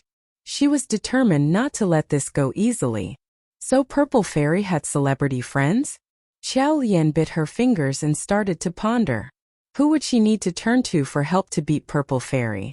Her mobile gave out a vibrating ping, as she was lost in her thoughts.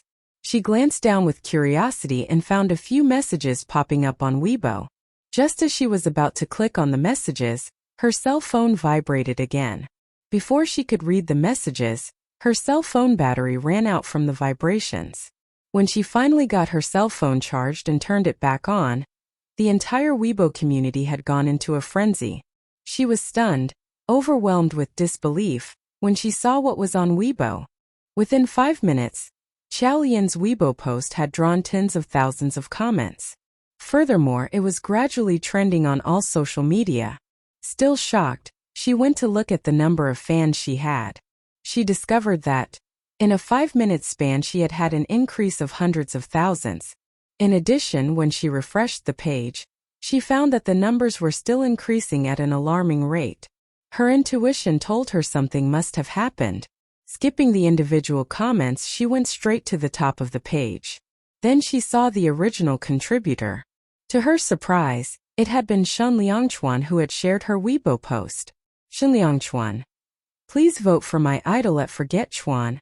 Xiao Lian widened her eyes in amazement.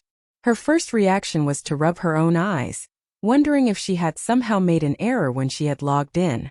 When she opened her eyes to look at the screen again, she found that there was no mistake.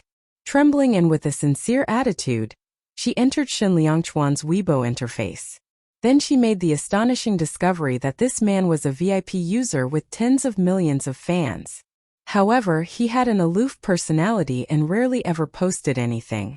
The number of posts he had made ever since he had entered the entertainment industry was pitifully small, and most of them were to help his film crew in promoting. The last post had been made about half a year ago.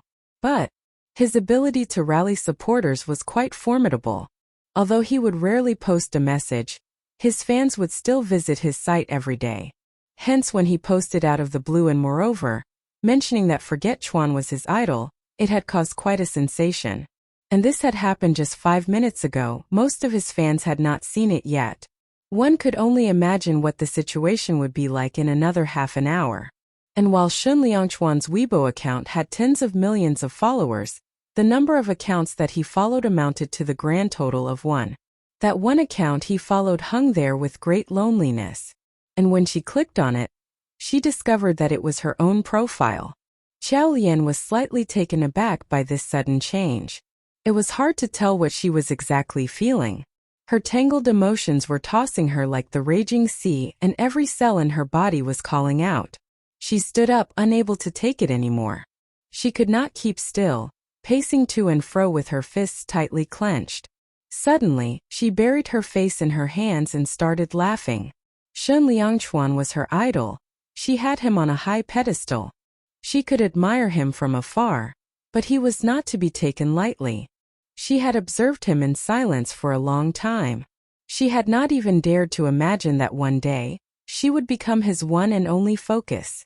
The excitement and emotions she felt were incomparable. She wanted to let it out, to talk to someone, but, alas, there was no one she could share this joy with. After pacing the office, she still found it hard to hold back and jumped twice on the spot, holding her cell phone with a silly smile spread across her face. Suddenly, someone knocked on the door. She froze.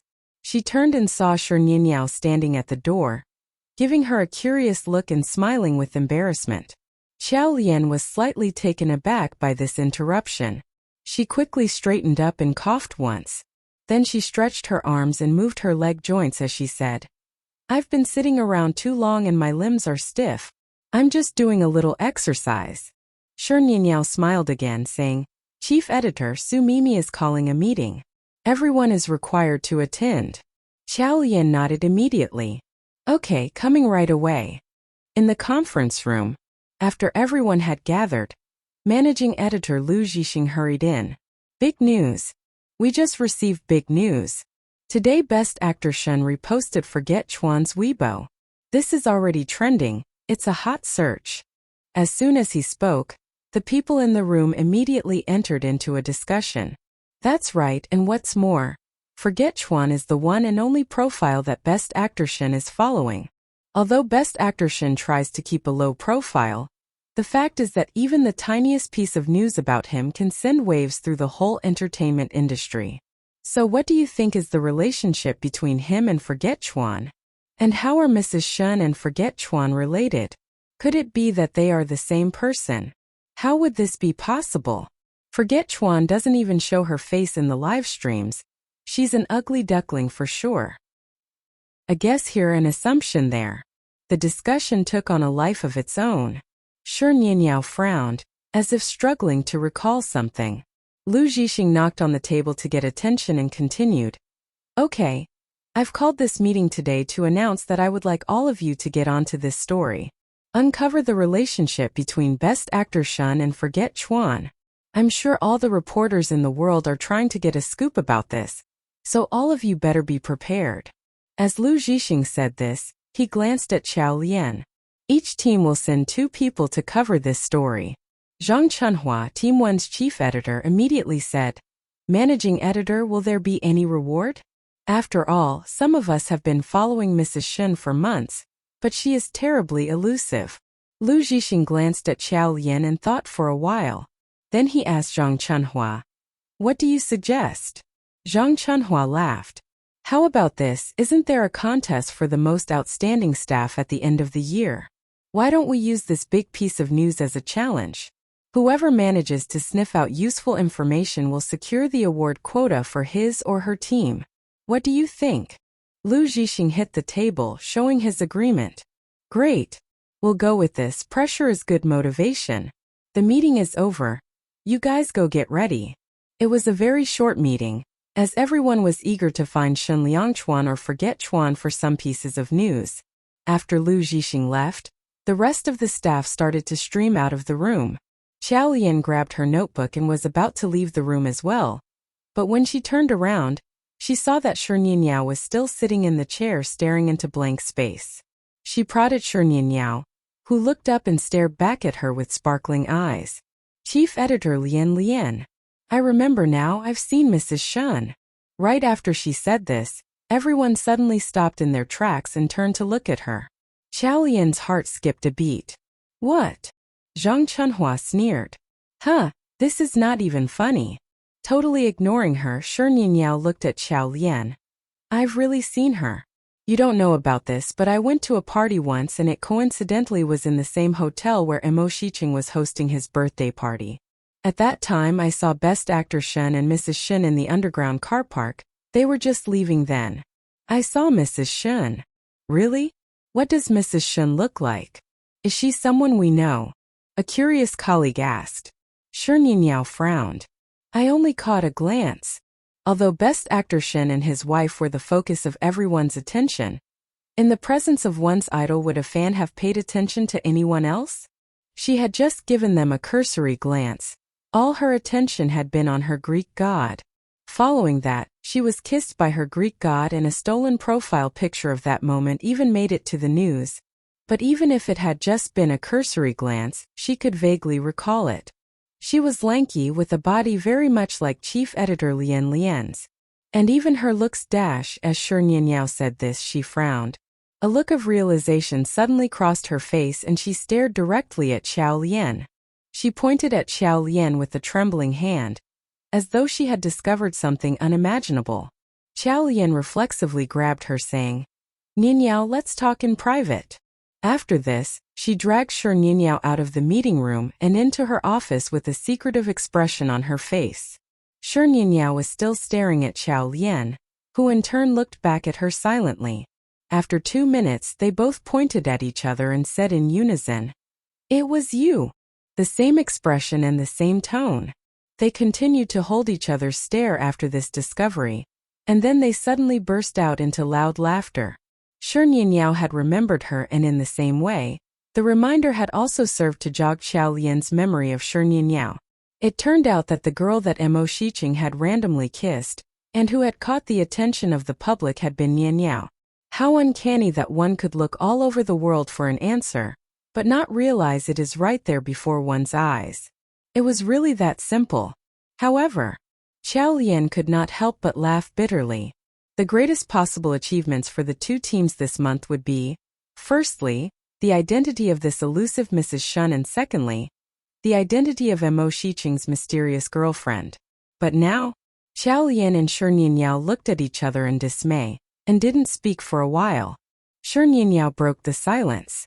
"So, do you know the identity of Forget Chuan?" Xiao Lian had no choice but nod. Shi Nianyao looked intently at her, and recalled her earlier expression. She narrowed her eyes. "Don't tell me it's..." Xiao Lian nodded again. Although they had known each other for only about a month, it felt like it had been forever. They had good chemistry and a great rapport between them. Shi Nianyao said decisively, "Okay, why don't you settle the thing with Mrs. Shen and Forget Chuan, and I will settle the issue of my idol's mysterious girlfriend? Deal." Hence, the both of them busied themselves with getting ready to head downstairs and join the larger group, formed by assigned members from the other teams. While knowing that the others would probably be shadowing their targeted subjects overnight, they both bade each other goodbye and each headed back to their respective homes. Once she got on the cab, Xiaolian gave the driver directions back to the villa. She picked up her cell phone, intending to check how the voting was progressing. When Best Actress did what needed to be done, the result spoke for itself. Although Purple Fairy had gotten 100,000 votes, Forget Chuan had managed to hit 1 million in a short time. Besides, the number was still on the rise. Looking at how things were going, Xiaolian didn't even dare log into her own account in the fear that her phone would hang. Holding the cell phone, Xiaolian hesitated for a while. Then she clicked the directory to locate Shen Liangchuan's number and dialed. The phone rang once before he picked up the call. His deep and resonant voice came through. "Hello."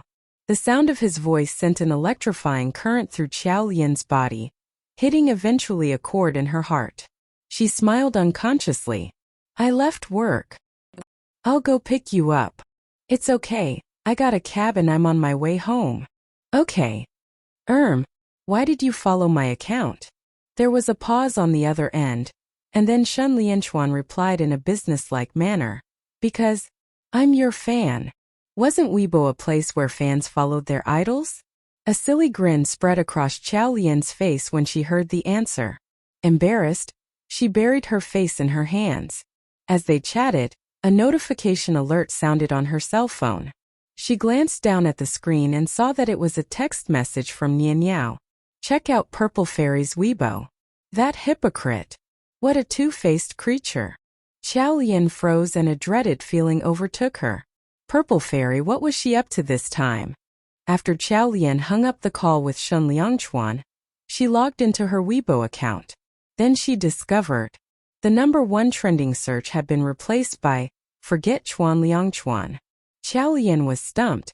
She clicked on the link and realized, because Best Actor Shen had shared her post, this had influenced people like Mo Shicheng, Fan Jie and his friends to also share the post, which had helped her to garner even more votes. With these few people's help, Xiaolian's votes had been growing by the minute. This had put an unimaginable distance between herself and the second place. Forget Chuan was a hot shot now. This female esports caster had suddenly become the focus of everyone's attention. Remembering Nian Yao's remark, Xiaolian clicked on Purple Fairy's account for a look. Her latest activity had just been posted 5 minutes ago. Purple Fairy. "Fine, I know that everyone's worried about me, but let's not fight anymore. We'll let someone else have the first place." Xiaolian was stumped. Clearly, it had been Best Actor Shen and his buddies who had pulled in the votes that had managed to get Xiaolian the first place. However, Purple Fairy sounded as though she was giving up first place voluntarily. This was simply shameless. Xiaolian slightly winced. She suddenly felt that the saying was indeed true. A shameless person is peerless.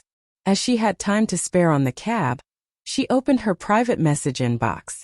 She found yet another voice message from Purple Fairy. "I don't really care about this insignificant ranking event. Let's see who's got what it takes when it comes to real business." Real business? What real business would that be? Puzzled, Xiaolian could only shake her head and push this matter to the back of her mind.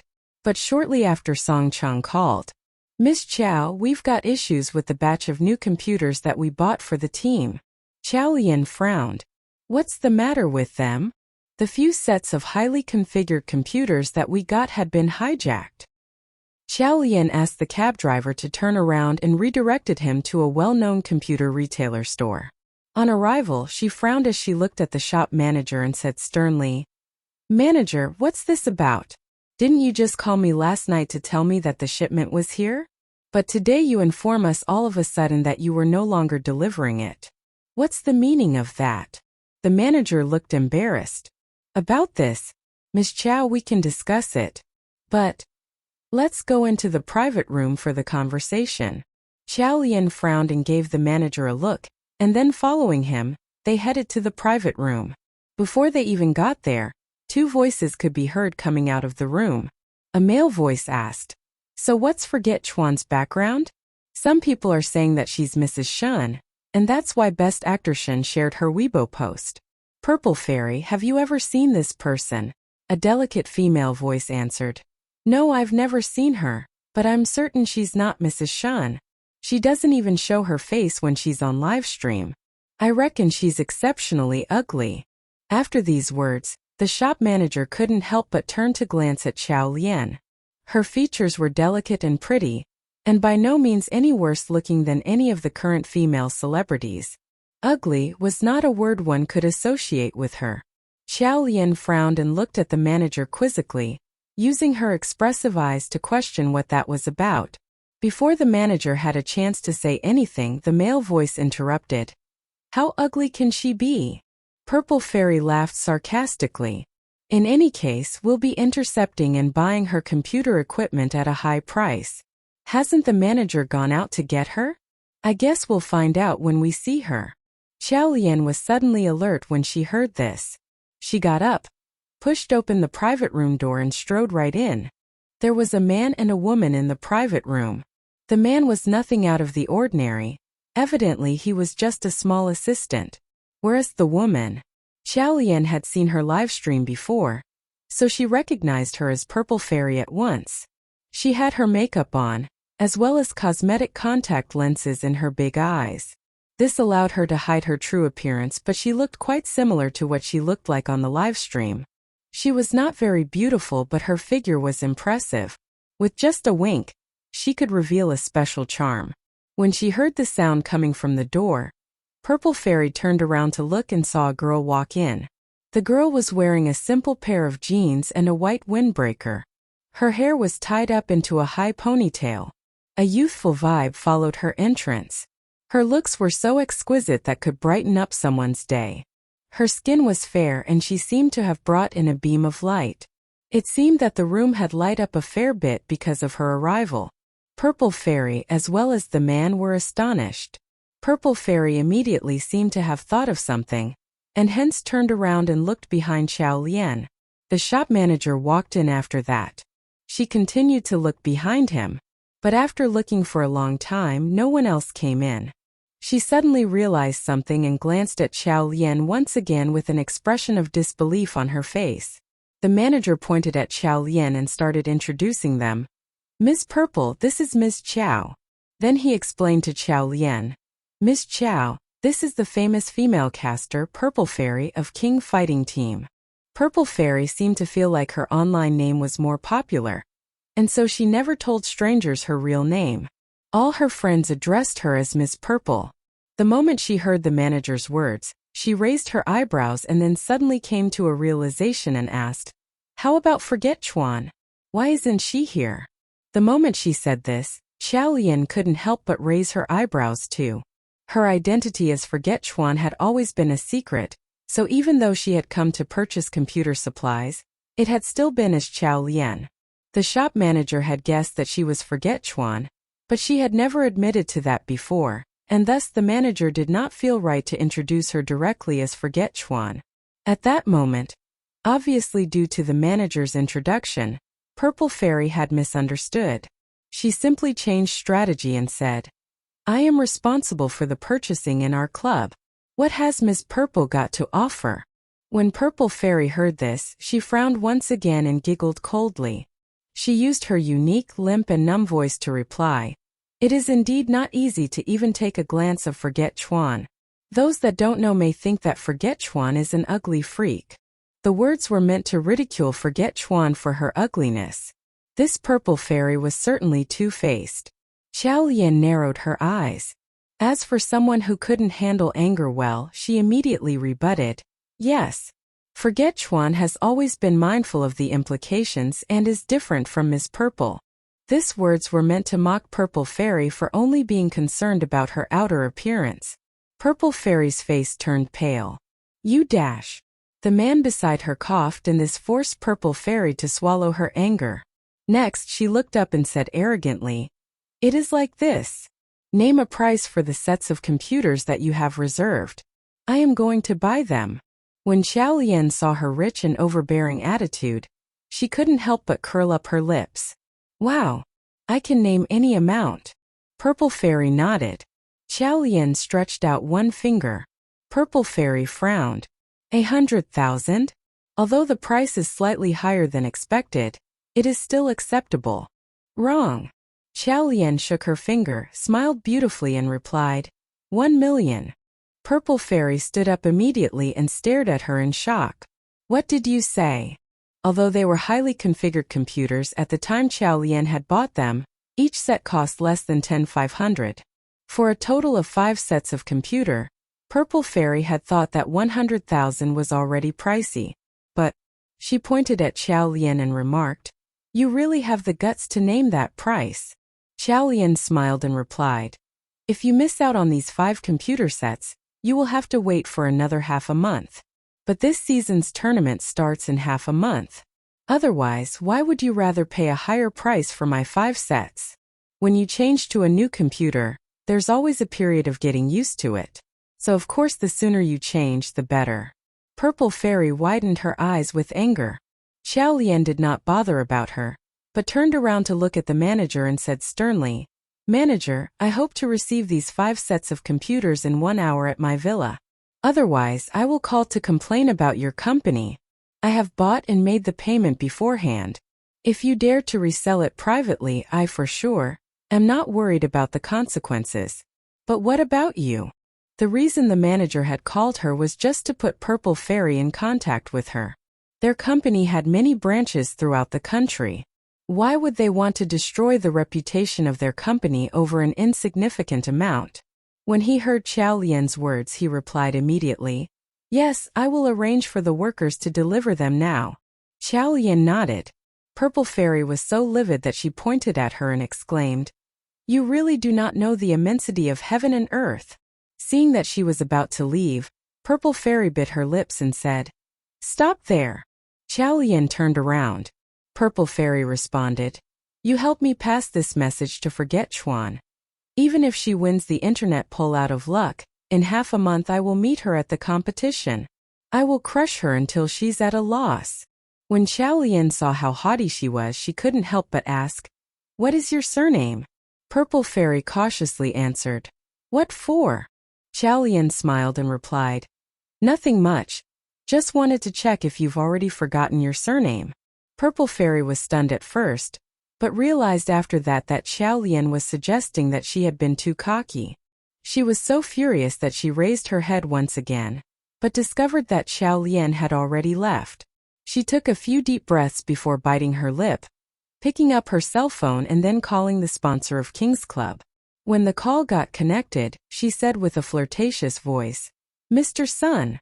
A male voice coming from the other end of the line replied, Oh, Miss Purple, what's the matter? Purple Fairy blinked and said, So, there are some issues that I would like to discuss with you. Where are you? Xiao Lian stepped out of the shop, feeling unlucky. Her intention had just been to have a good competition. Why did she have to meet such a person? She had just stepped out when her cell phone rang. She looked down and realized that it was Shun Liangchuan calling. As she answered the call, his voice could be heard from the other end. Where are you? Just got out of the computer shop. What's up? Shun Liangchuan paused for a while and then replied, Let's eat out tonight. Xiao Lian felt a tinge of sweetness in her heart. Sure. After she hung up the phone, she stood by the door, staring dumbly ahead with a satisfied smile on her face. These past 2 days, ever since that conflict had been resolved, she had been feeling weird. She would think of him from time to time. Sometimes she would have a silly, dumb smile on her face, just like how it was now. She waited by the street for about 20 minutes before she saw Shun Liangchuan's car coming closer to her. After she got into the car, Shun Liangchuan drove away in the direction of the rural district. There's a private restaurant that is not bad. Let's go try it. When they reached the restaurant and got off the car, Xiao Lian looked ahead and saw Purple Fairy alighting from a cab. Xiao Lian was slightly taken aback, but when she wanted to take a closer look, a large hand grabbed hers and held her back. She turned around and saw Shun Liangchuan following her gaze. What are you looking at? He asked. However, Xiao Lian's gaze instantly fell on that large hand holding hers. His warm palm was very dry, yet it brought with it a generous sense of security which made her feel at ease. She widened her eyes, as the warmth seemed to have gone through her hand and directly into her heart. It seemed like this was the first time they held hands in public. She couldn't help but swallow a mouthful of saliva. Only when he asked a second time did Xiao Lian suddenly regain her composure. She bit her lips and replied, "No, nothing." Shen Liangchuan did not continue asking, and he just led her to the restaurant. Since it was a private dining restaurant, it should mean that it provided greater privacy and hence, there was no need to worry about being photographed by paparazzis. As the two of them stepped inside and continued walking, once again Xiao Lian saw Purple Fairy pass by them to enter a private room. Xiao Lian was slightly taken aback, but she did not let it bother her. She followed Shen Liangchuan and entered the private room that he had reserved earlier on. Shen Liangchuan passed her the menu to order the dishes. After taking the order, the service staff left the room. However, Xiao Lian's gaze was still on that large hand that was tightly holding hers. When Purple Fairy entered the private room, there was a young man sitting inside. He looked smart and handsome, and he had a bright smile on his face. One could tell with a single glance that he had a good family background, as the etiquette he displayed revealed that he had been well taught at a young age. When Purple Fairy saw this person, she immediately flushed. She pursed her lips and sat in front of the man. The man spoke politely. "Miss Purple, may I know what is the matter?" Purple Fairy smiled and said, "So, in half a month it will be this season's first esports competition. Our team has only been established for a short period of time and hence, I have decided to equip them with the best computers. However, right now locally, there are only 5 sets of highly configured computers, but they have been paid for and reserved." Before she could finish speaking, the man interrupted her. "This is nothing. Just offer a higher price to buy it." Purple Fairy's expression became bitter. "The other party knew that we are anxious about getting them, and they are asking for sky-high prices. They went as far as asking for 1 million. They really are." The man waved his hands and said, "Give it to them then." Purple Fairy froze. "Mr. Sun." The man looked at Purple Fairy and said, "Miss Purple, ever since I started this esports club, I only demanded one thing from you. I can provide you with the best resources no matter what, but I want to be the first." Purple Fairy's expression went back to normal immediately. She replied, "Mr. Sun, I understand now." The man nodded and said, "If there is nothing else, Miss Purple, you can go ahead to do your own things." Purple Fairy immediately bit her lips. Seeing that the other party didn't have the intention to invite her to have dinner together, she had no choice but stand up. She headed to the door, but when she reached it, she suddenly paused and turned around to ask, "Mr. Sun, may I ask why is it that you always have to be number one?" When the man heard this, he instantly fell silent. After a while he replied, "This is because I want to help someone fulfill her dreams." He had been searching for her 8 years now, but he hadn't found a clue at all. But if his esports team became well known nationally and all over the world, and if he became well known for his reputation, would she come look for him? As he thought about this, the man sighed heavily. "Xiao Lian, where are you actually? Why is it so difficult to locate someone?" There was a loving atmosphere in the private room. Xiao Lian bit her lips and her face was bright red. Her gaze still remained on the hand holding hers.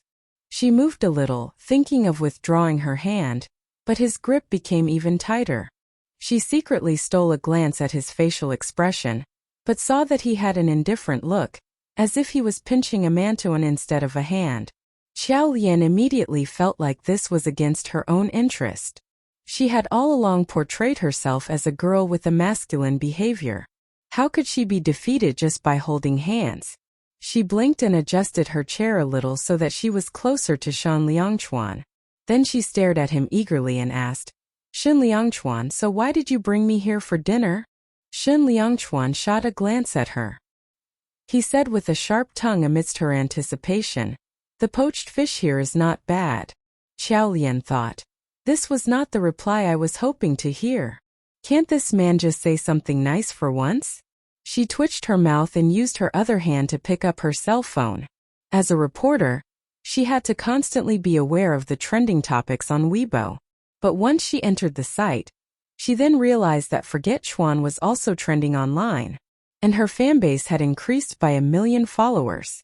She had received many private messages, most of them asking about her relationship with Shan Liangchuan. Xiao Lian couldn't help but take a glance at him. Shan Liangchuan asked, "Are there flowers on my face?" Xiao Lian was confused and replied, "No." "Then why do you keep looking at me?" Xiao Lian tukt. Ah. Has he been taking liberties with me? Her heart was racing, yet on the surface she appeared serious and said, "I am looking at your face and wondering how it has been made. Why is it so handsome?" Shan Liangchuan. His gaze seemed dull, but his ears had turned red. He was about to say something when Xiao Lian stood up. "I will go to the washroom." When she stepped out of the private room, Xiao Lian was still smiling secretly. Shan Liangchuan's embarrassed look was indeed too cute. She pursed her lips and was going to continue, but suddenly she heard a familiar voice. "Is it you?" She raised her head and saw Purple Fairy standing in front of her and staring at her. "You are here for dinner too?" Not giving Xiao Lian the chance to speak, she spoke again. "I was intending to go look for you. I want those 5 sets of computers. Tell me your bank account number. I'll transfer that 1 million to your card in a while." She carried a commanding tone with that arrogant look, which made Xiao Lian smile and reply, "Who said I'm going to resell them to you? You just did at the shop." "That was then. I am not selling them now." Xiao Lian moved 2 steps to the side, wanting to go past her. Xiao Lian felt like Purple Fairy was indeed crazy. She frowned and was intending to say something, when she suddenly heard a voice that was filled with immense astonishment. Xiao Lian." Xiao Lian slightly froze, turned around and saw that familiar face etched in her memory. Her eyes lit up instantly. "Are you Sun Tse?" Sun Tse was his nickname. His real name was Sun Linen. They were childhood friends. The two of them had constantly stuck together when young. As Sun Linen was agitated, his voice was slightly trembling. He immediately stepped forward to grab Xiao Lian. Xiao, where have you been all these years? I have been looking for you for 8 years now." Unu, kines estemet bun. At first, when Xiao Lian saw her childhood friend, she was a little confused. Sun Linen was currently wearing a white Armani suit. He stood there showily. His hair had been meticulously combed, and in the shirt pocket on his chest was a gold pen. His demeanor was as though he feared others not knowing that he was rich. Compared to 8 years ago, his habit of liking to show off had not changed. 8 years ago, he had still had a childish look on his face. But now, his face had a sharp outline and he exuded an air of eliteness. Evidently, he had grown up to become someone who could assume personal responsibility. Sun Linen's demeanor was familiar to Xiao Lian, yet foreign. As she was staring at him, he immediately raised his chin cockily and said, "What? You are dazed while looking at me? I knew it. After so many years, you are still so obsessed with your bro, Xiao Lian." At this instant she had the urge to beat someone up. However, Sun Linen's words made the passage of time between the both of them suddenly disappear. She winced and asked, "Why are you here?" At this moment a service staff passed by, carrying the dishes to be served. When he saw Xiao Lian, he spoke politely. "Miss Qiao, the dishes you've ordered are here." When he finished speaking, Sun Linen immediately patted his forehead and said, "Look, we haven't seen each other in such a long time. What are we standing here for? Come on, let's go into your private room for a chat." After he finished speaking, he grabbed Xiao Lian's hand, followed the service staff and headed to the private room that Shan Liangchuan was in. Xiao Lian. Shan Liangchuan was still in the private room. How could she allow Sun Linen to see him?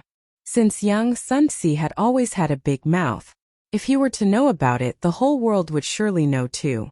As she thought of this in shock, Xiao Lian grabbed his hand and exclaimed, "Wait a moment." Sun Linen jumped up in shock, paused and asked, "What's wrong?" Xiao Lian winced and said, "We can go to your private room to chat?" Sun Linen laughed immediately. "Are you worried that I'll feel uncomfortable if I were to meet your friend? Don't worry, that won't happen. You should know me better than that." As he was saying this, He opened the door to the room and then shoved Xiao Lian to enter. Xiao Lian. Xiao Lian's instinctive reaction was to quickly enter the room by herself, then push Sun Linen away and say, "Give me a minute." Bang! She shut the door to the private room. Sun Linen. Service staff. Purple Fairy was stunned too. She took a look at the door of Xiao Lian's private room and then turned around to look at Sun Linen, whose eyes were full of astonishment. She pursed her lips and spoke with hesitation. "Mr. Sun Yuher?" Sun Linen nodded and replied, "I do not just know her."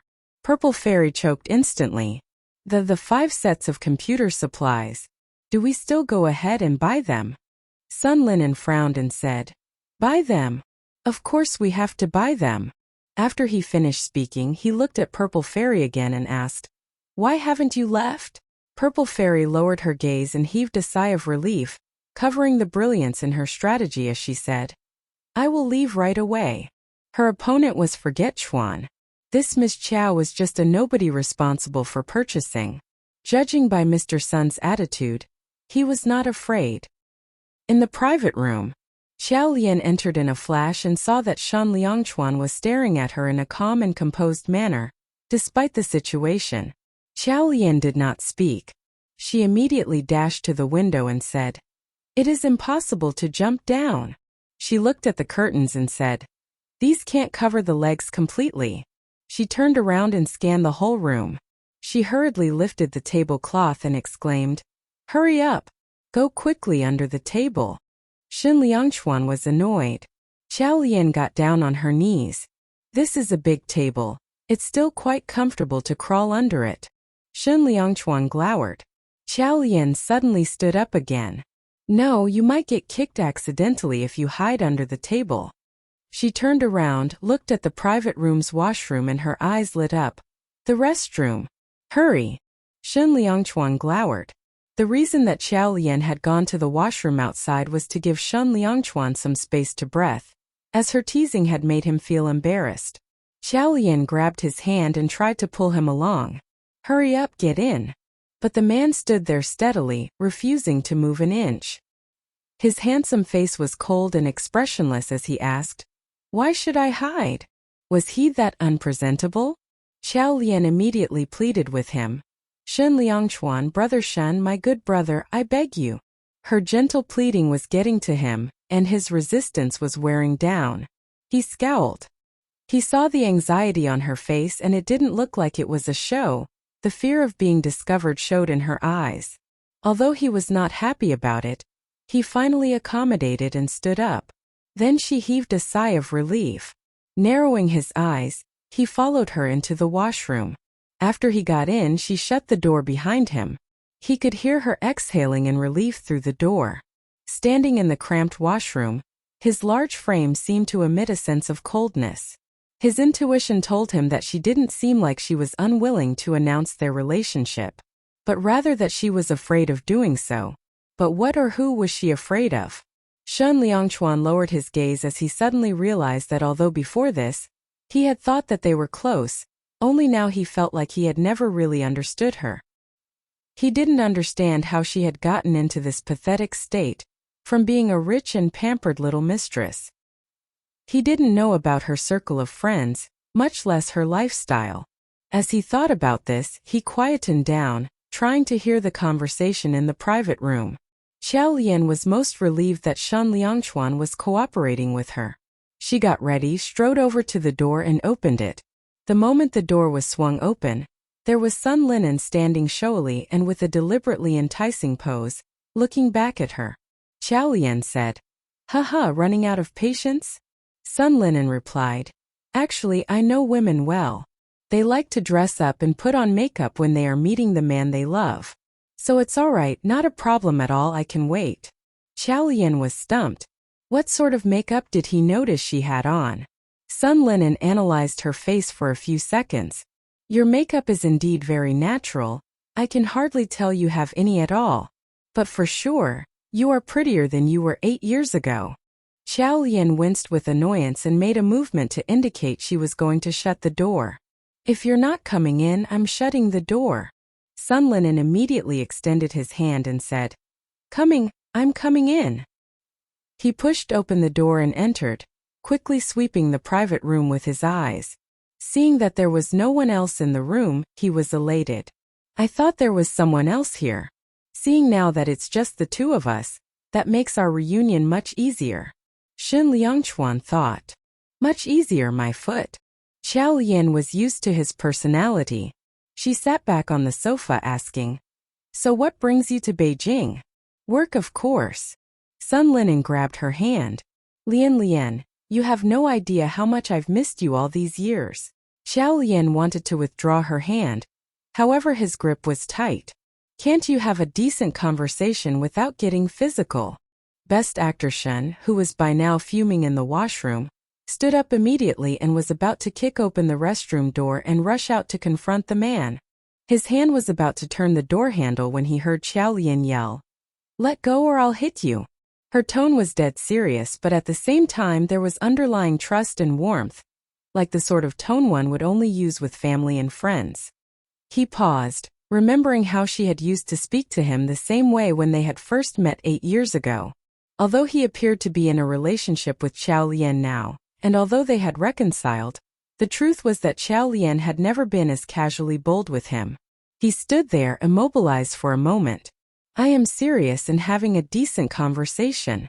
Lian, what's wrong me with holding your hand? I even intend to hug you. Sun Linen leaned towards her as he said this, obviously wishing to carry this out. Xiao Lian was conscious of the man hiding in the washroom. She immediately extended her arm. Standing in between the two men, she chided, Stop this nonsense. Sun Linen chuckled and sat down at the dining table, studying the various dishes on it. Wow, the steamed fish is not bad. Come, let's talk as we eat. Xiao Lian silently looked in the direction of the washroom and sighed. Shen Liangchuan's expression was as black as the bottom of a pot. Not only had this man taken over his private room, he was now going to eat his fish and chat with his woman. He had never felt so humiliated in his life. Sun Linen picked up a sliver of fish meat and said, Why do I suddenly feel funny? Like there's someone else in here watching me. You're imagining things, Xiao Lian said. Sun Linen nodded immediately and took a bite off the fish. Then he put his chopsticks down on the table and stared at her. Frowning, Xiao Lian asked, Why are you staring at me? Sun Linen remarked out of the blue, Lian, I'm truly sorry that I was overseas and not around when you needed me 8 years ago. His words caused Xiao Lian to suddenly clench her fists. Those years' painful memories came flooding back. She felt her muscles tensing up and her expression turned cold. The rims of her eyes were turning red and she tried to suppress her emotions. She looked down and whispered, It's all right. When Sun Linen saw her reaction, he quickly masked the sadness in his eyes with a smile saying, Well, now we're both back in Beijing. Where do you work? I'll take care of you and Xiaoyi from now on. Oh, why don't you give me your cell phone number? He picked up the cell phone on the table and asked before Xiao Lian could speak, Is this yours? Xiao Lian was stumped. It was Shen Liangchuan's cell phone. She had forgotten to stuff that into the washroom together with the owner, but now facing Sun Linen's questioning, nodding seemed to be her only viable response. Handing her the phone, Sun Linen demanded, Turn it on. And how could she know the passcode to turn it on? Xiao Lian thought. But all of a sudden a set of numbers flashed through her mind. She picked up the cell phone and introduced the password, 0517. It released the lock. Sun Linen entered a number in the phone, gave himself a missed call, and then smugly saved the number in his own cell phone directory. Lian, let's stay in touch more often from now on. Okowo. Xiao Lian winced. Then, Sun Linen suddenly stood up in the middle of the conversation. I must have drunk too much, I need to go to the washroom. As he spoke, he started to walk to the washroom. Horrified, Xiao Lian exclaimed, No. Following this, she jumped in front of the man to halt his advance. Stunned by her reaction, Sun Linen asked, Why? That is, because... Xiao Lian's eyes wandered as she tried to come up with a valid excuse. That is because... the peeing sound that men make is too loud and it embarrasses me. Sun Linen was astonished. Cut the pretense. Are we such strangers? Remember that one time you so intently stared at my little buddy? As these words came out, Xiaolian heard a small sound coming out from the washroom. The door was about to be kicked open. She gripped tightly the door handle and retorted loudly. What nonsense are you saying? That was when we toddlers. Do I care? You indeed stared at my little buddy when we were kids, and now you have to be responsible for it. Sun Linen, thought Xiaolian. Had he become so clueless after 8 years? She was completely speechless. Imagining how the petty Shen Liangchuan would react to this, Xiaolian badly wished she had a needle to sew this Sun Ci's mouth shut. She winced once again. Don't talk rubbish. Aren't you busy? Sun Linen completely missed the hint and continued. Nope, not busy at all. Even if he were busy, he wouldn't allow himself to be busy right now. Wincing yet again, Xiao said. I suddenly recalled something. I have unfinished business and I need to get home. Sun Linen looked at her with a sense of uncertainty. You're leaving? Xiaolian nodded. Let me take you. Xiaolian was stumped. Her thoughts went back to Best Actor Shen, who was still in the washroom. She immediately nodded. Okay, let's go now then. She picked up her bag, grabbed Sun Linen and quickly headed to the door. Lian, don't tell me you're really embarrassed? What's the big deal? You saw mine and I saw yours. You have a mole on your butt. Shut up. As the conversation disappeared into the distance, the private room was finally empty and the washroom door flung open. Shen Liangchuan was scowling. A mole on her butt? How was it that he didn't know about it? Xiaolian had given Sun Linen a random address since he had insisted on sending her home. It was the address of where she used to live. Xiaolian raised her eyebrow as she got into the car. Sun Ci, you're still driving this car after so many years? It has been 8 years. It's an antique. Sun Linen's eyes lit up as he replied. Because this car holds memories for me. Xiaolian fell silent at these words. Sun Linen's sudden appearance had somehow brought her back in time 8 years ago. The recklessness of her youth and the indulgent lifestyle, it all felt like it had happened just yesterday. It made it hard for her to differentiate between imagination and reality. Throughout the journey, Xiaolian was quiet. Her heart was full of regret. It was only when the car engine stopped that she realized they had arrived. She turned to look at Sun Linen. Sun Ci, are you still in contact with third brother and the rest? Sun Linen's eyes sparkled as he said. I went overseas 8 years ago and eventually headed back to Beijing directly. I've had no contact with them since then. What happened? Xiaolian looked away and replied. I don't want them to know I'm here. Can you do me a favor and help me keep my whereabouts a secret? If those people found out, that person would surely know too. Sun Linen nodded. Okay. Xiaolian alighted and took a short stroll around the neighborhood before she hailed a cab to return to the villa. She did not realize that Sun Linen's car was hidden in the shadows, following behind as the cab drove away. It was 7:30 by the time Xiaolian got home. Shen Liangchuan's car was parked in the patio. He had obviously been back for some time. She entered the living room feeling a little guilty, as she was conscious of the grievance she had caused him earlier in the evening. Shen Liangchuan was now sitting on the sofa reading the newspaper. He looked up stone-faced as he heard her approaching footsteps. Xiaolian smiled sheepishly at his cold stare. Shen Liangchuan, you?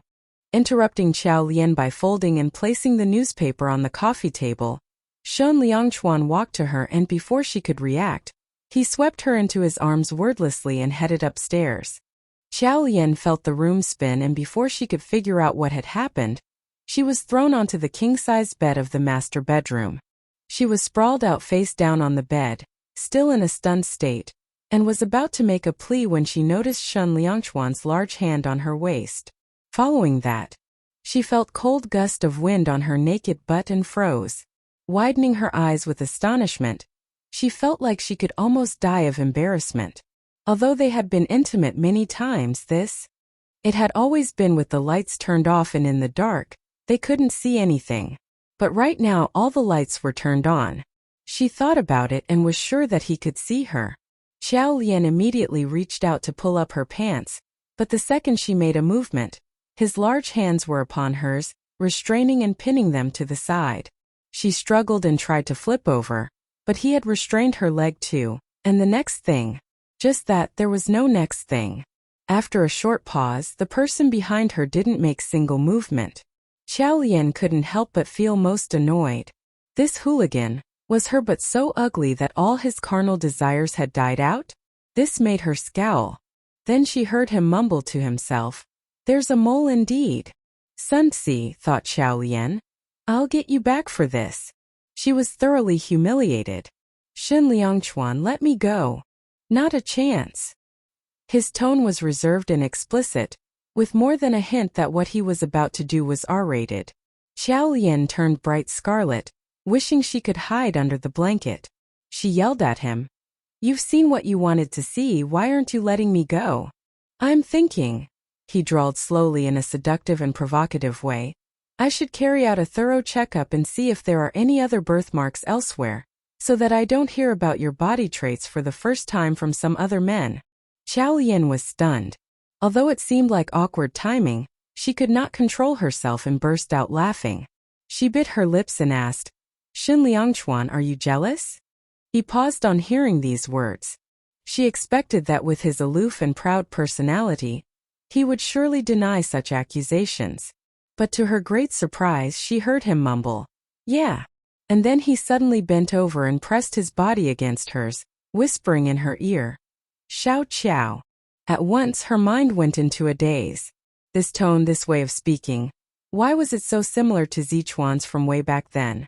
She kept still wishing to immerse herself fully in this familiar feeling, when he continued, "I'm your husband." Those words stunned her. "No matter what happens, remember, I'm here." She probably had some stories from her past, but he wasn't going to probe if she had no wish to tell him voluntarily. He only wanted her to know that he would always be there by her side. To not be afraid, to not panic. Because he would always protect her, as he had 8 years ago, as he had done in the games. He would not turn his back on her. Xiao Lian understood what he was saying, and what he was saying between those lines. Her eyes turned misty. 8 years ago, after her parents had died, she found out the hard way that no one in the world could be trusted. Single-handedly, she had taken up the responsibility of looking after her family right until this moment.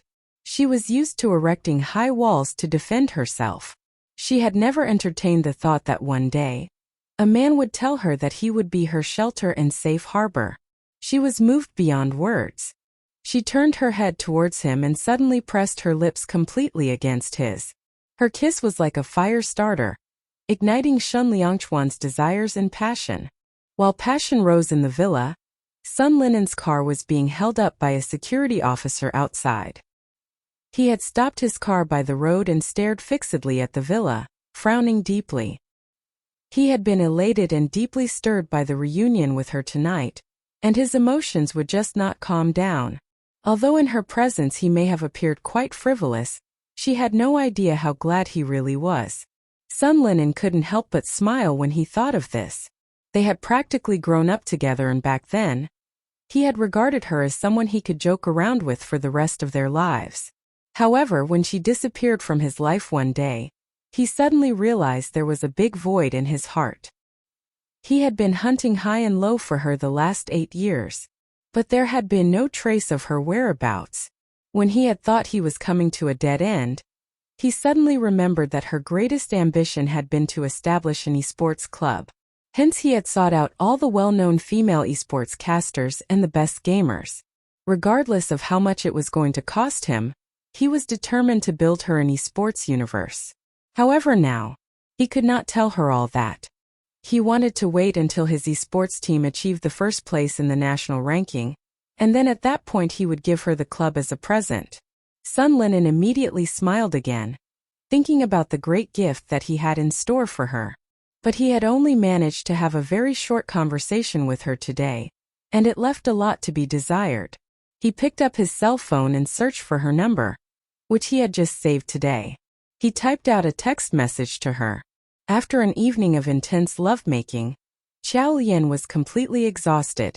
She lay on the bed still with her eyes closed.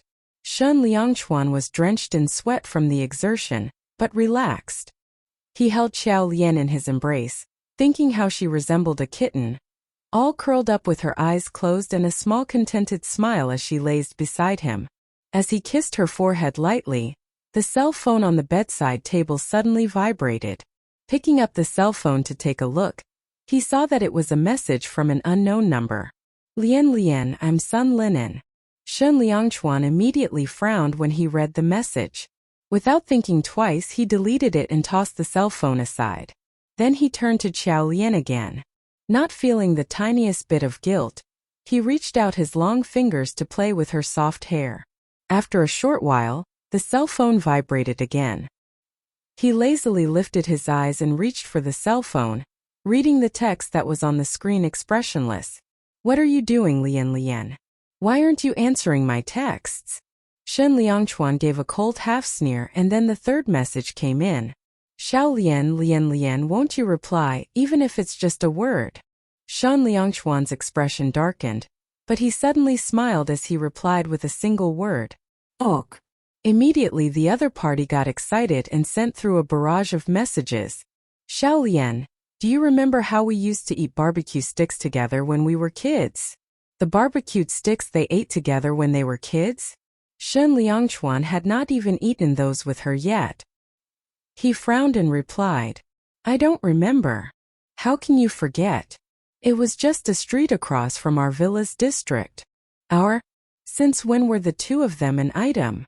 Shen Liangchuan was beyond annoyed. Ding! Yet another text came in. He opened the message. Xiao Lian, do you recall when you used to insist that I complimented you when we played house when you played being the bride? Complimented her for what exactly? And did role-playing the bride involve real wedding rituals? Shen Liangchuan felt anger rising in his chest. He looked down at Xiao Lian, who was sleeping innocently. Xiao Lian was sound asleep and her breathing even. Sleeping like she didn't have a care in the world. Shen Liangchuan took a glance at her, and suddenly reached out for the cell phone to reply to Sun Linen's message. Getting you to compliment me as the grandchild. Sun Linen immediately responded. Ha ha ha, Xiao Lian, you've developed a sense of humor after all these years. Was he being humorous? Thought Shen Liangchuan. He was obviously being sarcastic. Sun Linen continued firing messages, chatting. Lian Lian, why do you take so long to reply? What are you doing? What else could she be doing? Shen Liangchuan replied. Sleeping. And he wasn't lying either. Sun Linen continued. What? So early? You used to be a night owl. What night owl? Xiao Lian had always gone to bed early as far back as when he first knew her. Shen Liangchuan refrained from responding. The other party sent yet another 2 messages. Well, you rest early then. I'll come pick you up and drive you to work tomorrow morning. Let's have dinner together after work. I know where you stay, don't you try to lie to me. I'll wait for you at the villa's entrance in the morning. Shen Liangchuan scowled.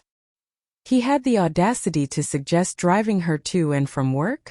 That ignoramus. He turned to look at Xiao Lian with an icy expression.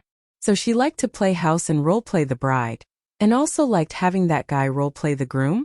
They hadn't even had a wedding ceremony. As these things went through his mind, he stared blankly into space with an unfathomable look in his eyes. The following day, Xiao Lian had a naggy feeling that Shen Liangchuan was behaving oddly.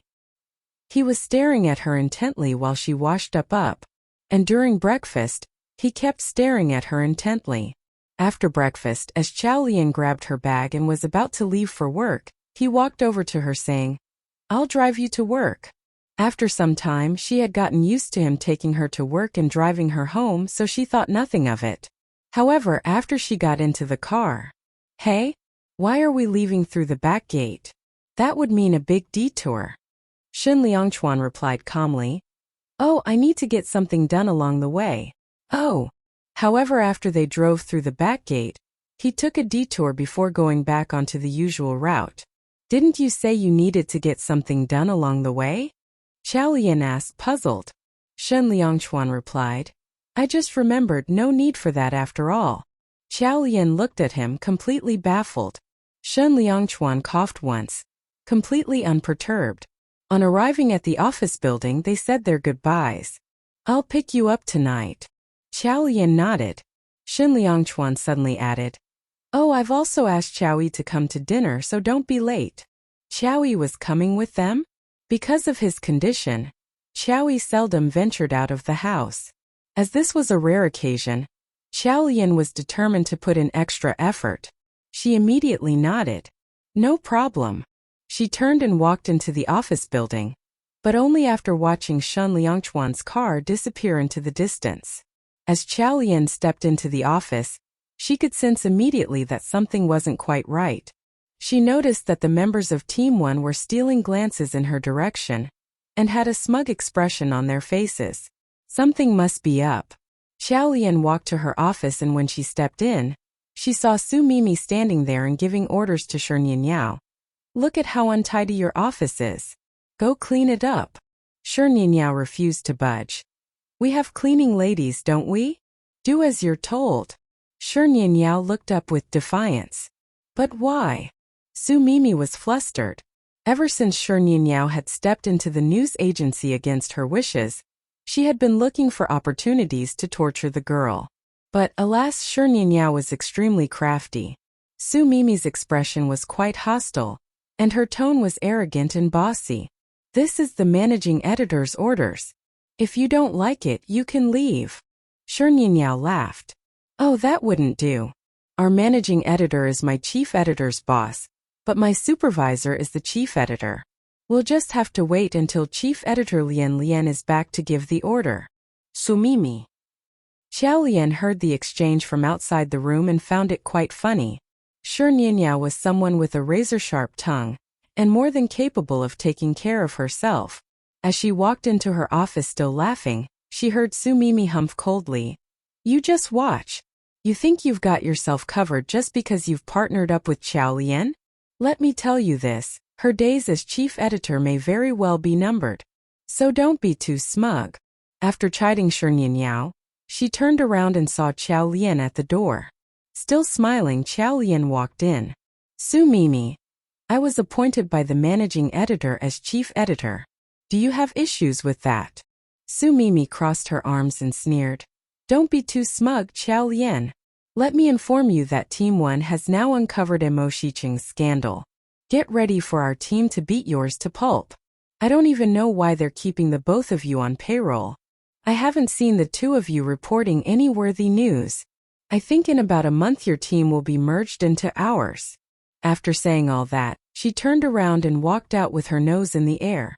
Qiao Lian turned to Shi Nianyao and pointed out. Was she implying that they've managed to uncover information about Mo Shiqing's mystery girlfriend? Mo Shiqing had been at a cocktail party the night before. Instead of attending it herself, Qiao Lian had asked Shi Nianyao to represent her. Could it be that Team 1 had somehow managed to take a shot of the two of them together? Shi Nianyao was puzzled and said sympathetically, I'm sure they didn't. I didn't even get anywhere close to my idol. Qiao Lian raised an eyebrow. Then what could it be? Shi Nianyao shook her head. Forget it, Qiao Lian said. We'll take it as it comes. Let's wait for Team 1 to act. Shi Nianyao nodded. Qiao Lian sat in her office chair thinking of what had happened today. Team 1 acted very quickly. After about an hour, the piece of news was released and it immediately became a trending topic. Shi Nianyao walked up to Qiao Lian in a huff and showed her the cell phone screen, exclaiming angrily, Team 1 is too much. How could they write such things to accuse my idol? This is unfair to him. Qiao Lian took the cell phone to read what was on it. Reported under Su Mimi's name was the headline. Celebrity Mr. M suspected of being a kept man by 40-year-old rich woman. There weren't many celebrities in the entertainment circle with the surname M, and it was quite obvious who the article was referring to. She frowned and looked at the cell phone. Indeed, there was a picture supporting the story. The stolen shot of Shi Nianyao was blurry and the lighting was dim. Hence it was quite impossible to identify the woman in the picture. However, it was very easy to tell the brand of the limited edition handbag she was carrying, as well as the expensive attire she was wearing. And based on these two clues, Team 1 had somehow managed to identify a 40-year-old widow who had also been present at the event. It was a freak coincidence that this widow had been dressed similarly to Shi Nianyao. In addition, Mo Shiqing had been spotted entering a hotel that same night, so everyone had guessed that he had gone to provide his services to this woman. The moment the scandal broke, Weibo was flooded with unkind comments directed at Mo Shiqing. It's no wonder he has been quiet for so many years. He's become a kept man. I used to think he was an alright person who kept a low profile. Who'd have thought that the truth would be so disgusting? I want to scream. That woman is so ugly, to think he could do it with her. Within a short time the internet was flooded. In the conference room, Zhang Chunhua looked at Xiao Lian haughtily. I wonder where that Miss Go-Getter disappeared? Perhaps she has slackened off after being promoted to chief editor? How is it that my team managed to snap this picture and yours didn't? I think someone's just not doing her job. Xiao Lian frowned. Although they were on a par now, Xiao Lian had suffered so much under this woman in the past. What right did Zhang Chunhua have to be so arrogant and bossy now? Xiao Lian rebutted sarcastically. Why so smug about this finding? You're making these arbitrary assumptions about Mo Shiqing based on just a bag and a dress. This is fake news. Zhang Chunhua burst out laughing at Xiao Lian's words. She pointed at Xiao Lian and turned to her team. This must be the funniest joke of the year. Xiao Lian was stunned. Zhang Chunhua continued. What sort of journalist do you think you are? An entertainment news reporter. Do you have any idea of what this means? It means your worth is based on the number of reads you manage to attract and the attention you manage to catch with your articles. This is what is expected of entertainment news reporters. The notion of truth in the entertainment circle is a great joke. Xiao Lian stood rooted to the spot and clenched her fists. The reason she had become a journalist was so that she could expose the truth of what had happened those years. As both an individual and a professional, her bottom line was to keep the truth intact. Although as a veteran in the entertainment industry, she knew too well the tendency of many people to exaggerate and sensationalize news, so as to gain reads. But now that Zhang Chunhua had so explicitly pointed out the unwritten rules, she suddenly felt that her insistence on her ideals probably looked so naive and laughable to these people.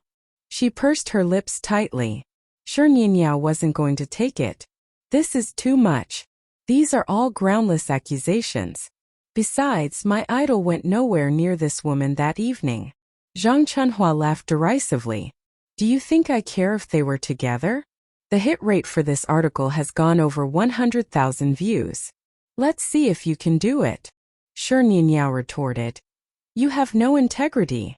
Enough. Zhang Chunhua's hand slammed the table and she looked to Lu Zhixing, who had said nothing until now. Managing editor, we've got the news you wanted. In any case, Team 1 has now delivered. Don't you think we should be rewarded? Lu Zhixing frowned and glanced at Zhang Chunhua. So what do you want? Zhang Chunhua sneered. Well, I do think that Team 1's office is in a mess. As you know, our cleaning lady is getting older and is not as efficient in her work as before. Why don't we get our colleagues from Team 2 to clean the office for us? Xiao Lian was livid upon hearing this. This was blatant bullying. Zhang Chunhua was absolutely underhanded. She looked at Lu Zhixing. Surely he would not entertain such a nonsensical request? However, Lu Zhixing grinned as he looked back at Xiao Lian. Chief Editor Zhang is not wrong. How about this afternoon when Team 1 goes out for lunch, the both of you give the office a bit of a cleanup? Xiao Lian was furious beyond words. Managing editor, this? We are a team and some competition is necessary to drive improvement. So let's settle with this. Xiao Lian thought this was ridiculous. But we haven't lost. It doesn't matter if you lose or not in the end, but you've lost this round. Let's wait until you come back with even more sensational news. Then we can think of a penalty for Team 1. Lu Zhixing stood up and looked at Xiao Lian warningly. Oh Xiao Lian, as an employee of the company, you should follow the arrangements the company has made, right? Xiao Lian clenched her fists.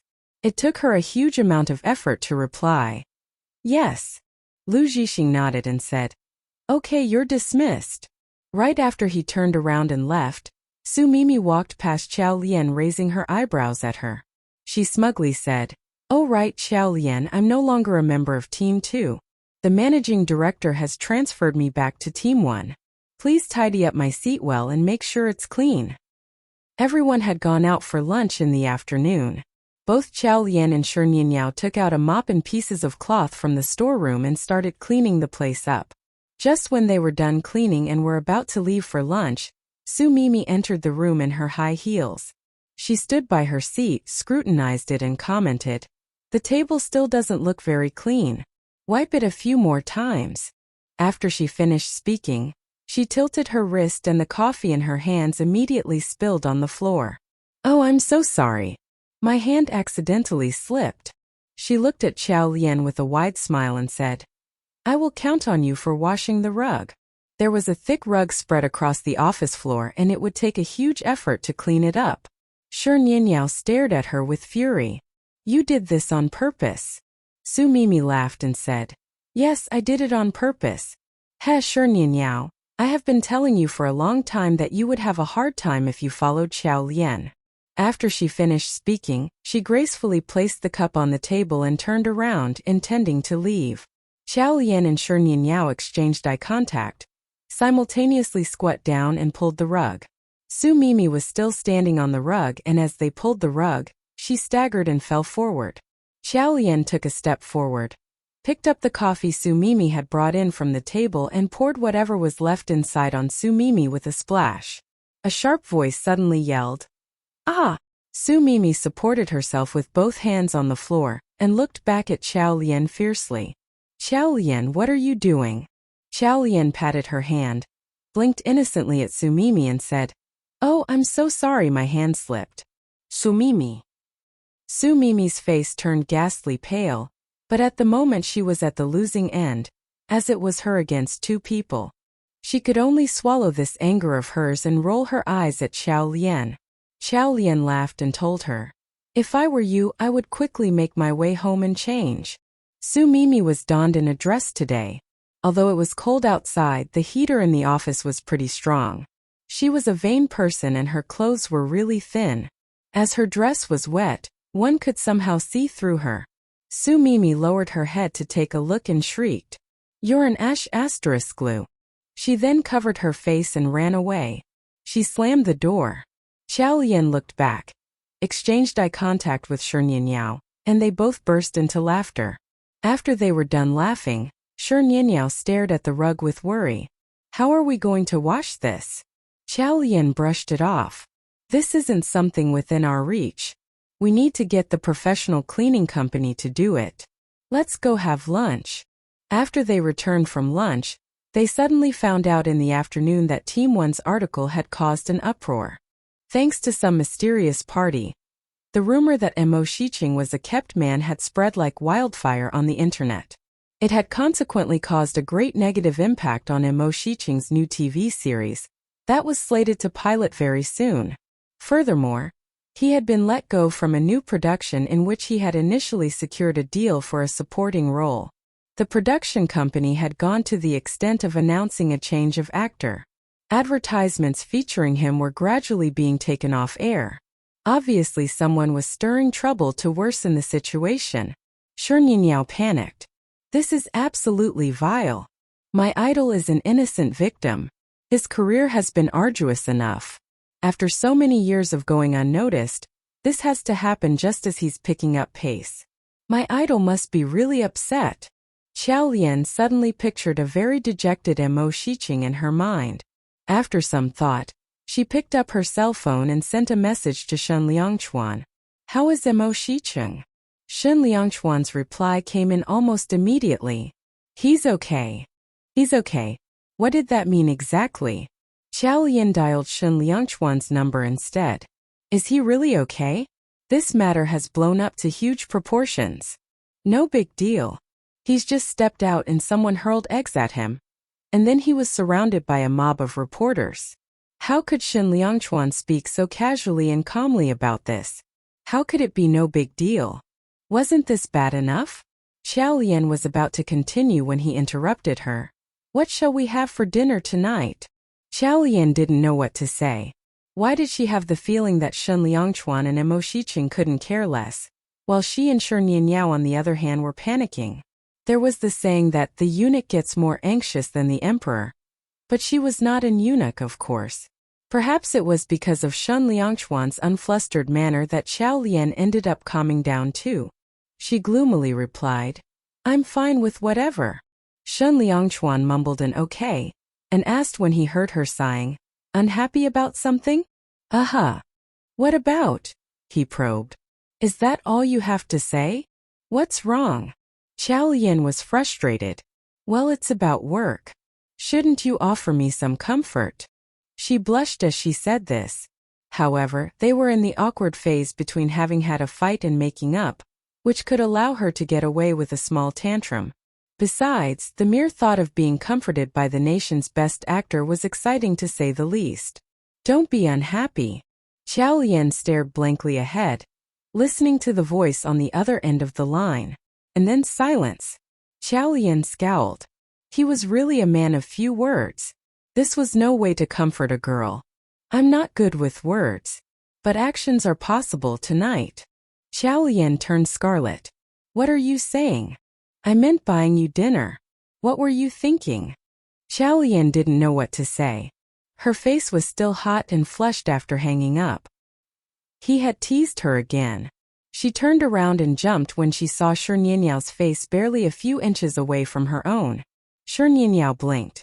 "How is my idol now?" Xiao Lian didn't know what to say.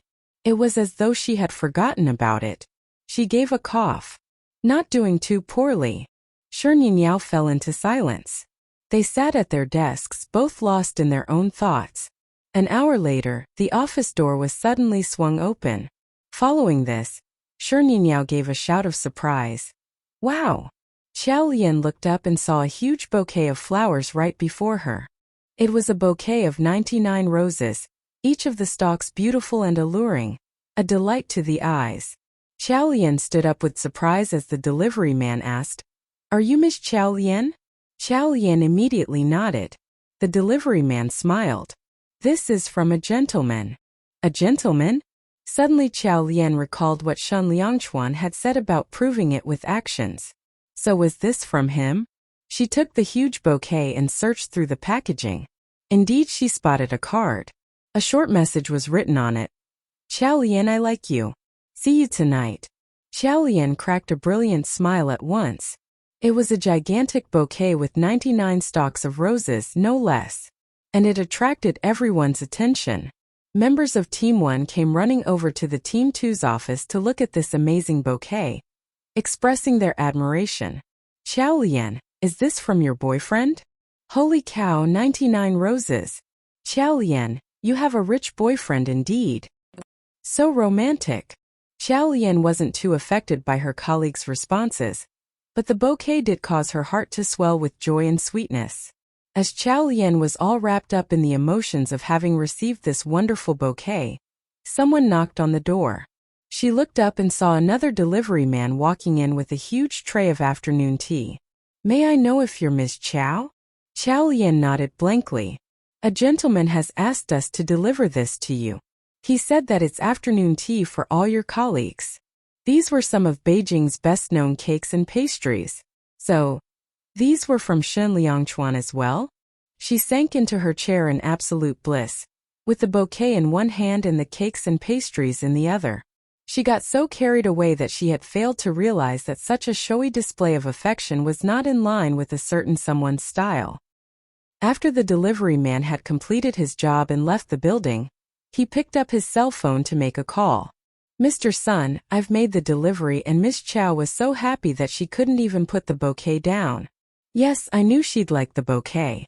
She couldn't forget me even after all these years, the narcissistic Sun Linen said. Then he looked into the mirror and said to the stylist behind him, "Please hurry, I have to pick someone up at 6. I have to look my best for her." Unable to refrain himself, he eagerly picked up his cell phone to send a message to Xiao Lian. "Guess who the bouquet and afternoon tea were from? I'll reward you with a kiss for the correct answer." Ding! Shen Liangchuan was waiting by Xiao Lian's office building when the message came in. He had come at 4:30 p.m. to pick Qiao Lian up for their dinner date. On reading Sun Linen's message, Shun Liangchuan could immediately guess what had happened.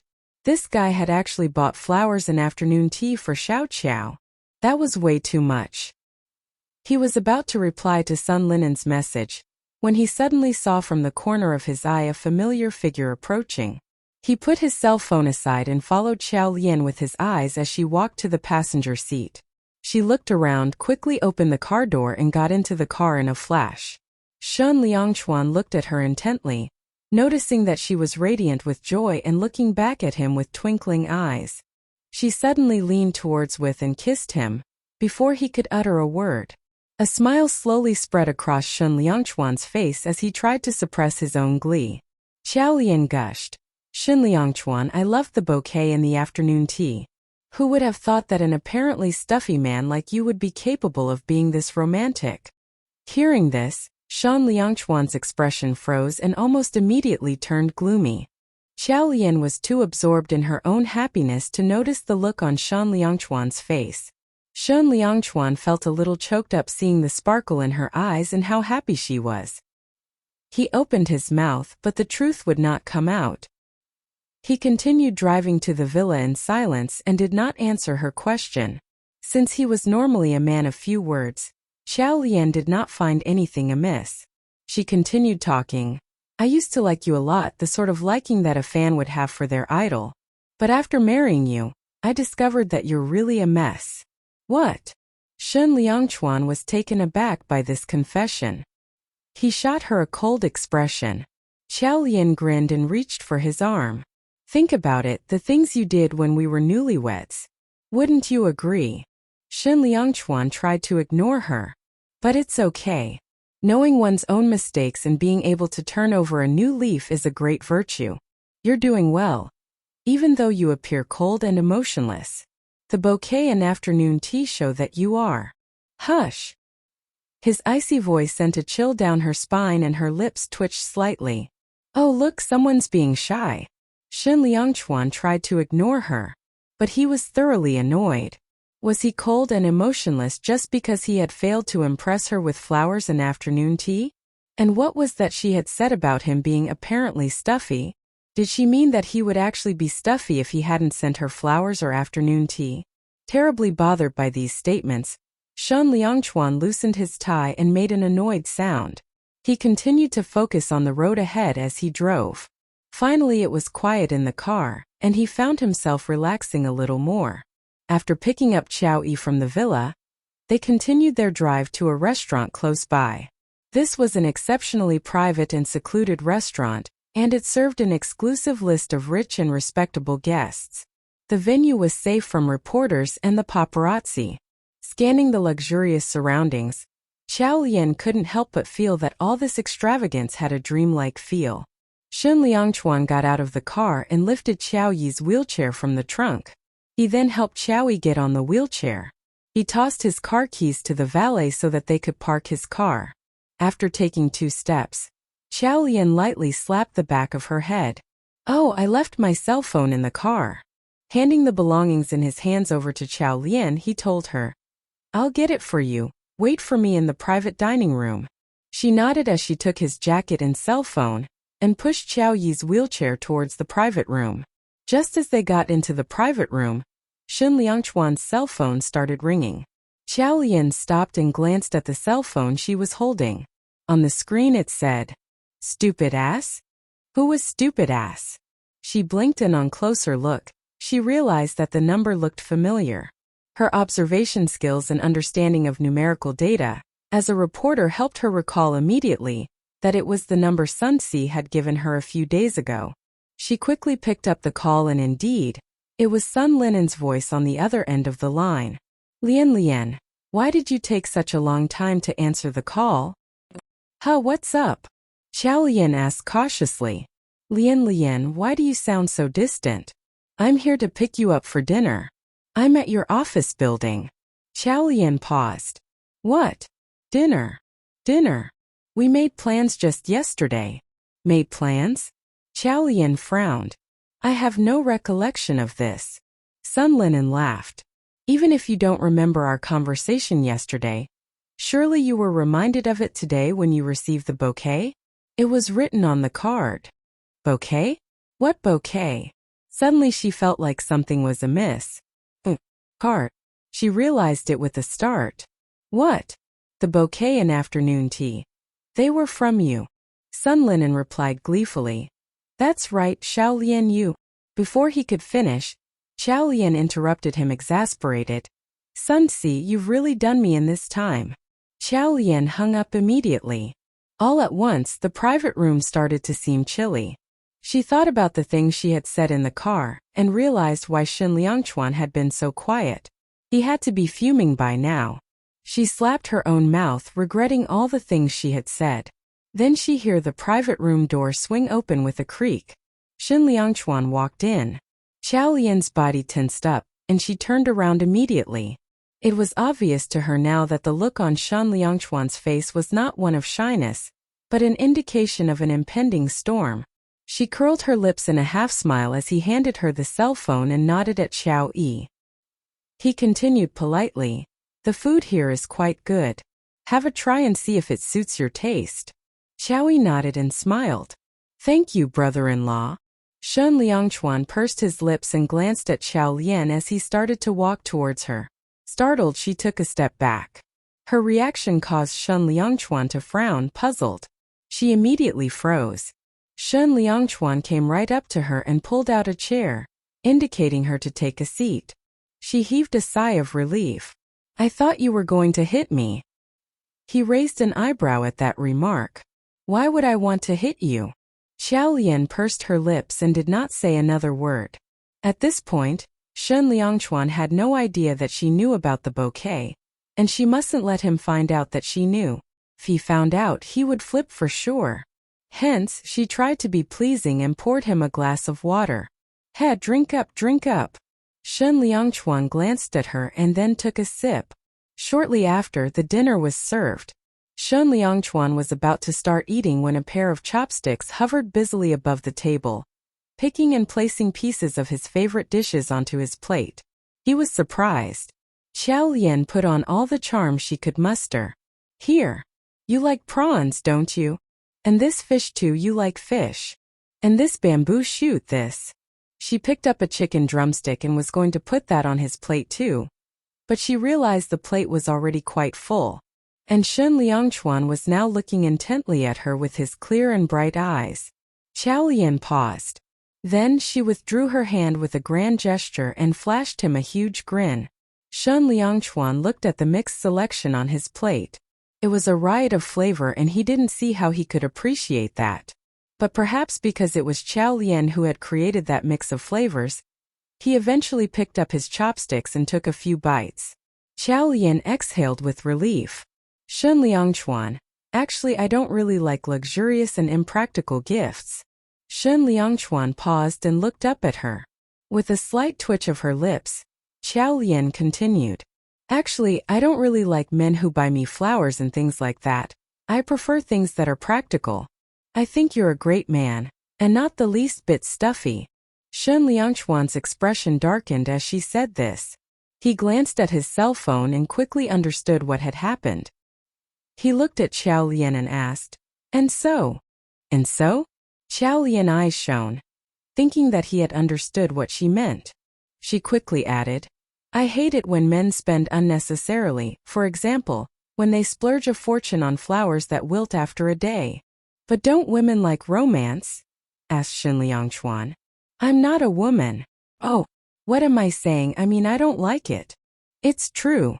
Xiao Lian promised. I guarantee it. Whoever lies is a dog.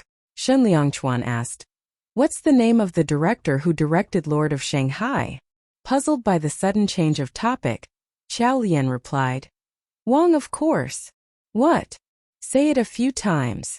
Wang, Wang, Wang. Xiao Yi could not help but burst out laughing. Xiao Lian turned to look at him quizzically, and only then realized that Shen Liangchuan had pulled a prank on her. She was done for. So he had figured out that she knew. She twitched her lips and lowered her head with embarrassment. Throughout dinner she did not speak a word, looking like an obedient wife. She hoped that by putting on her meekest behavior, she would earn Shen Liangchuan's forgiveness. Unfortunately, the man kept his cool calmness and did not show any emotions or expression. The lack of anger or any sort of reaction on his part made Xiao Lian squirm with discomfort. After the three of them finished dinner, Shen Liangchuan drove them home. Once they arrived at the villa, Shen Liangchuan lifted the wheelchair from the trunk and said to Xiao Lian, "I'm going out and might be coming home a little late." Xiao Lian kept silent. She watched as Shen Liangchuan got into his car and drove away. She was still feeling very uneasy, as though that was the end of her. She feared that she might have offended Shen Liangchuan, and he was upset by her remarks. Oh no, what should she do now? After Shen Liangchuan drove away from the villa, he stopped by the roadside. He took out his cell phone and went into the call history. Indeed, there was a record of a phone call from Sun Tzu. Hence, it was clear that Xiao Lian now knew that the bouquet and afternoon tea had not been from him. He thought about the things she had said tonight. Shen Liangchuan frowned. He felt that perhaps it was true he was a stuffy man. Given that Xia Yehua had complained that he was a bore, he wondered if Xiao Lian thought the same of him. Could it be that 8 years ago Xiao Lian had disappeared because he was a bore? He frowned and loosened his tie, feeling a little frustrated. He had never been in love, apart from that one online relationship 8 years ago, hence he had no idea how to delight a girl. But today, seeing the sparkle in her eyes had made him wish he had been the one bringing her that happiness. He pursed his lips and dialed a number on his cell phone. The line connected almost immediately and Emo Shiqing's voice at the other end of the line said, "What's up? What would you do to impress a girl?" Emo Shiqing paused and said in a relaxed manner, "Has your cell phone been stolen?" Shen Liangchuan scowled. "Where are you?" "Home." Shen Liangchuan looked up at the night sky. "Wanna come out for a drink?" Emo Shiqing was quick to agree. "Okay. I recall you have a bottle of Chateau Lafite Rothschild in your villa in the new district." Shen Liangchuan raised his eyebrows. "If you need a consultation, there's a fee. Plus, it would be unwise for me to make an appearance at a bar at the moment."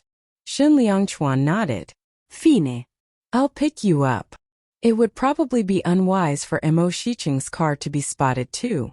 After Shen Liangchuan picked Emo Shiqing, they drove to the outskirts of the city. En route, Shen Liangchuan suddenly frowned and said, "We're being followed." "Wen Wang" is the onomatopoeic word used in Chinese for describing the sound dogs make. Concerned, Emo Shiqing took a glance at the rear-view mirror. Indeed, a nondescript Volkswagen sedan seemed to be trailing them. Looking away, he said with a mocking tone, "The paparazzi nowadays are getting a lot more capable." Shen Liangchuan threw him a sidelong glance, saying, "I'm sure she's capable. She's after you. Is she not giving up?" Emo Shiqing looked out of the car window without a word. After a series of turns, the car entered the new villa district. The new villa district was an exclusive residential area that did not permit paparazzi to enter. Hence, the fact that the Volkswagen had access could mean that this person was not a reporter but a private detective. Emo Shiqing slightly frowned and wound down the window for a bit of fresh air. At this point, Shi Nianyao, who happened to live in the new villa district, had stepped out of her house. She glanced at the approaching car with the wound-down window and found herself looking straight at Emo Shiqing. She thought she was seeing things, but the next moment, she realized that the car had parked next to her villa. Her eyes shone with excitement as she walked in the direction of the car. She saw Emo Shiqing getting out of the car with another man whose back was facing her. Her idol. It was really her idol. Ah! Shi Nianyao tried to suppress her urge to shriek, and at the same time, she took out her cell phone to take a picture. Having had a bottle of exquisite red wine at the villa, Emo Shiqing and Shen Liangchuan were now in an extremely relaxed mood. Eventually, Emo Shiqing revealed that the secret to pleasing a girl was to gift her flowers. It looked like all women like flowers. Thinking about this, Shen Liangchuan shut his eyes momentarily. If he were to gift her flowers, it would be a much bigger and more beautiful bouquet than what Sun Tzu had given her. Early in the morning the following day, he departed from the villa and headed to a florist immediately. He wore his sunglasses and mask and spoke in a low voice. "Sir, are you looking for something in particular?"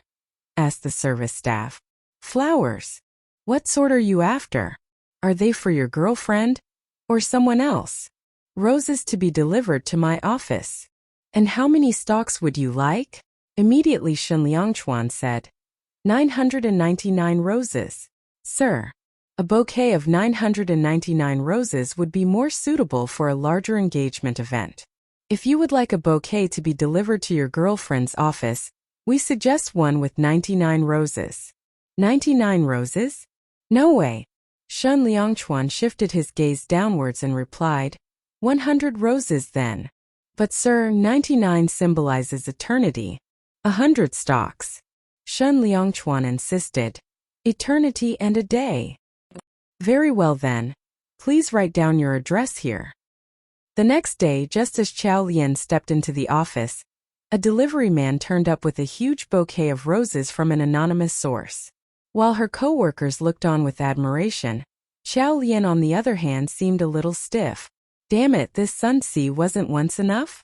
Was he going to get her into trouble yet another time? As Qiao Lian stared at the giant bouquet, there was suddenly a sparkle in her eyes. This was a chance to redeem herself. She walked briskly into her office and picked up her cell phone to send Shen Liangchuan a text message. "Some idiot sent me a bouquet of roses." Idiot? Shen Liangchuan was not expecting this. He coughed once and typed his reply. "And so, I couldn't return the bouquet as it had been paid for. I had to accept it from delivery man. But after he left, I threw the bouquet into the bin." After writing this message, she read it again, thinking that surely Shen Liangchuan would approve. However, it had been 10 minutes since she had sent the message and there had been no reply. Shen Liangchuan hadn't returned home last night. Qiao Lian had guessed he was angry. The fact that she had expressed her disapproval should have made him feel better. But now he was silent. Was he busy with something? Qiao Lian shook her head with confusion and put away her cell phone. She was busy writing a few news articles when there was a knock on the office door. She looked up and saw a delivery man with a large bouquet. "Miss Qiao, a bouquet for you." Qiao Lian was flabbergasted. She knew this delivery man. He was the same one that had delivered the bouquet the day before. But hadn't a bouquet from Sun Linen had just been delivered? She got up and inquiringly looked at the delivery man, bewildered by what was going on. Then she stood on the spot and gulped. She turned to look at the recently delivered bouquet that was now sitting on her desk, and then threw a glance at the corridor outside. She just could not figure out this strange situation. After staring blankly at the delivery man for some time, she ventured, "He's sent 2 bouquets?" The delivery man was puzzled by her remark. No. "Just one. Mr. Sun instructed us to deliver a bouquet every day." Qiao Lian was stunned. The previous bouquet had 100 roses, one more than 99. Hence, her gaze fell on the cell phone. The previous bouquet had been from Shen Liangchuan. Immediately, she bit her lip as her own words earlier came back to her. "Idiot," threw into the bin. Instead of accepting the new bouquet, she ran to pick up her own phone and looked at it. Shen Liangchuan had not replied. He was really upset now. Qiao Lian didn't even want to imagine how he might be feeling at this moment. She covered her mouth with her hand. Oh, she could kill herself right now. Shen Liangchuan was now driving back to the villa. He had left Mo Shiqing alone at the villa, so now he was returning for him. Yet now, his emotions were all tangled up and he had no idea what to say concerning Qiao Lian. At the point of paying for the bouquet, he hadn't left his name because he was conscious that Qiao Lian wanted to keep their relationship under wraps. He had been afraid of leaving a record at the florist, hence he had chosen to remain anonymous. But he hadn't expected that things would lead to such an awkward ending. She had thrown out the flowers that he had spent so much effort selecting? Stone-faced, he drove on with all sorts of emotions rising in his chest. At this point his cell phone rang. He waited for the next traffic light before picking up and glancing at the phone. There was a message. "Can you please ignore my previous message?" Shen Liangchuan paused. He glanced at the red lights. There were 20 seconds to go. He quickly typed out a reply. What do you think? The reply came quickly. I was sleepwalking just then. That's right. I have no idea what happened. The flowers are still here and they're pretty. And I like the number 100 more than 99. Shen Liangchuan paused. He was about to respond but time was up. He put the cell phone aside and continued driving. The vision of Qiao Lian being utterly flustered and pulling her own hair suddenly came to him. He imagined her pouting, dull-eyed and thoroughly frustrated. All at once he felt much better. A smile appeared on his face. No matter what, her ultimate intention had really been to make him happy, hadn't it? And she had spent a great deal of effort trying to do that. As he pulled up at the villa, Mo Shiqing stepped out. He got into the car and said, You're just in time. I need you to drop me off somewhere. Shen Liangchuan was given directions to a secluded villa district. They arrived at a particular villa. Mo Shiqing nodded with gratitude and said, You go ahead. A frown appeared on Shen Liangchuan's forehead, and he glanced at this ordinary house which could only at the very best be called a villa. If I had known you were coming to such a place, I wouldn't have given you a lift. A gloomy expression flashed across Mo Shiqing's eyes. Without a word, he pushed open the passenger seat door. As he got out of the car, someone grabbed his shoulder and following this, piak, a slap on his face. You unfilial son. You'll be the death of me. A middle-aged woman's voice rang loud and resonant. Shen Liangchuan had just been in the midst of getting ready to drive off, but when he heard the voice, he froze and turned his head. Mo Shiqing didn't look too surprised. He stood there in silence. Shen Liangchuan's expression darkened. Mo Shiqing had quick reflexes and Shen Liangchuan believed that if he had wanted to avoid the slap, he could have easily done it. But Shen Liangchuan opened the front door and was about to say something. However, Mo Shiqing at once turned to him and said, You should leave first. Shen Liangchuan paused and looked at him for a while before finally getting into the car and starting up the car engine. His gaze was still fixed on the full-figured and fierce woman as he reversed the car. Before he drove away, he heard the woman's voice. You've created such a scandal. Do you wish to be kicked out of the Mo family? Un filial son. I told you time and again not to join the entertainment industry, but you wouldn't listen. Look at you now. Have you seen these articles about you on the internet?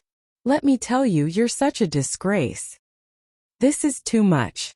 Team 1 is really too much this time. Shen Yinyao slammed the tabletop with great force. Her eyes were burning with anger. Qiao Lian looked up. What's wrong this time? The day before, Team 1 had released news about Mo Shiqing being a middle-aged woman's kept man. The matter had blown up and now it didn't look like it would die down anytime soon. On the contrary, it was becoming more dramatic. All these years there had been very few articles about Mo Shiqing in the media. Now he was making headlines all over the country. Shen Yinyao faced Qiao Lian. Someone managed to take a photo of my idol getting into a luxurious car and followed him all the way to a villa. They reported it this morning. These people have no idea that my idol was not there to visit the rumored middle-aged woman. Upon hearing this, Qiao Lian frowned. There are no pictures? There are pictures in the papers. Qiao Lian froze. Shen Yinyao said angrily. But the picture had been edited. I am very certain that my idol was at the new villa district all night, and he was not with any woman. Although Qiao Lian was not half as enamored with Mo Shiqing as Shen Yinyao, she had had a couple of encounters with him. Besides, during the popularity poll for Forget Chuan, Mo Shiqing had even assisted her by sharing the post. Through these encounters, she had formed a good impression of him. She slammed the table angrily. Just to get a headline. Where's their integrity? Shen Yinyao nodded in agreement. The initial report was just making guesses, but the moment the articles were published today, the internet has been flooded with criticisms to my idol. I sympathize with him so much now. I'm so inclined to get in touch with his manager and suggest they call a press conference to clarify the truth. Qiao Lian nodded. That's right. Let's contact them right now. Shi Nianyao looked at Xiao Lian. Could I have his manager's telephone number? Xiao Lian was taken aback by this request. She had assumed that Shi Nianyao had his number, given how serious she appeared to be in taking action. But she didn't. Xiao Lian coughed once. I don't have that kind of information. Best Actor Shun is your husband. How could you not have Mo Shiqing's number? Xiao Lian looked at Shi Nianyao intently for a while and said, Come clean with it. What you're really after is an opportunity to get his contact number. Isn't it? Since Xiao Lian had seen through her ploy and hit the nail right on the head, she was unabashed and smiled sheepishly at once. She took a step forward and placed her hand on Xiao Lian's arms. Chief Editor Lian, won't you give me his number, please? My idol must be feeling so sad. I feel that I need to support him. Xiao Lian sighed and said, I really don't have his number. Seeing the look of disappointment on Shi Nianyao's face, she smiled and said, I'll help you ask around. Shi Nianyao's eyes immediately lit up with excitement. But Xiao Lian fretted the moment she picked up her cell phone because, wasn't Shun Liangchuan still angry at her? Would he respond if she sent him a message? Besides, would it be odd asking for Mo Shiqing's contact number just like that? After all, they were celebrities and they were particularly careful about their privacy. She wondered if Mo Shiqing would mind.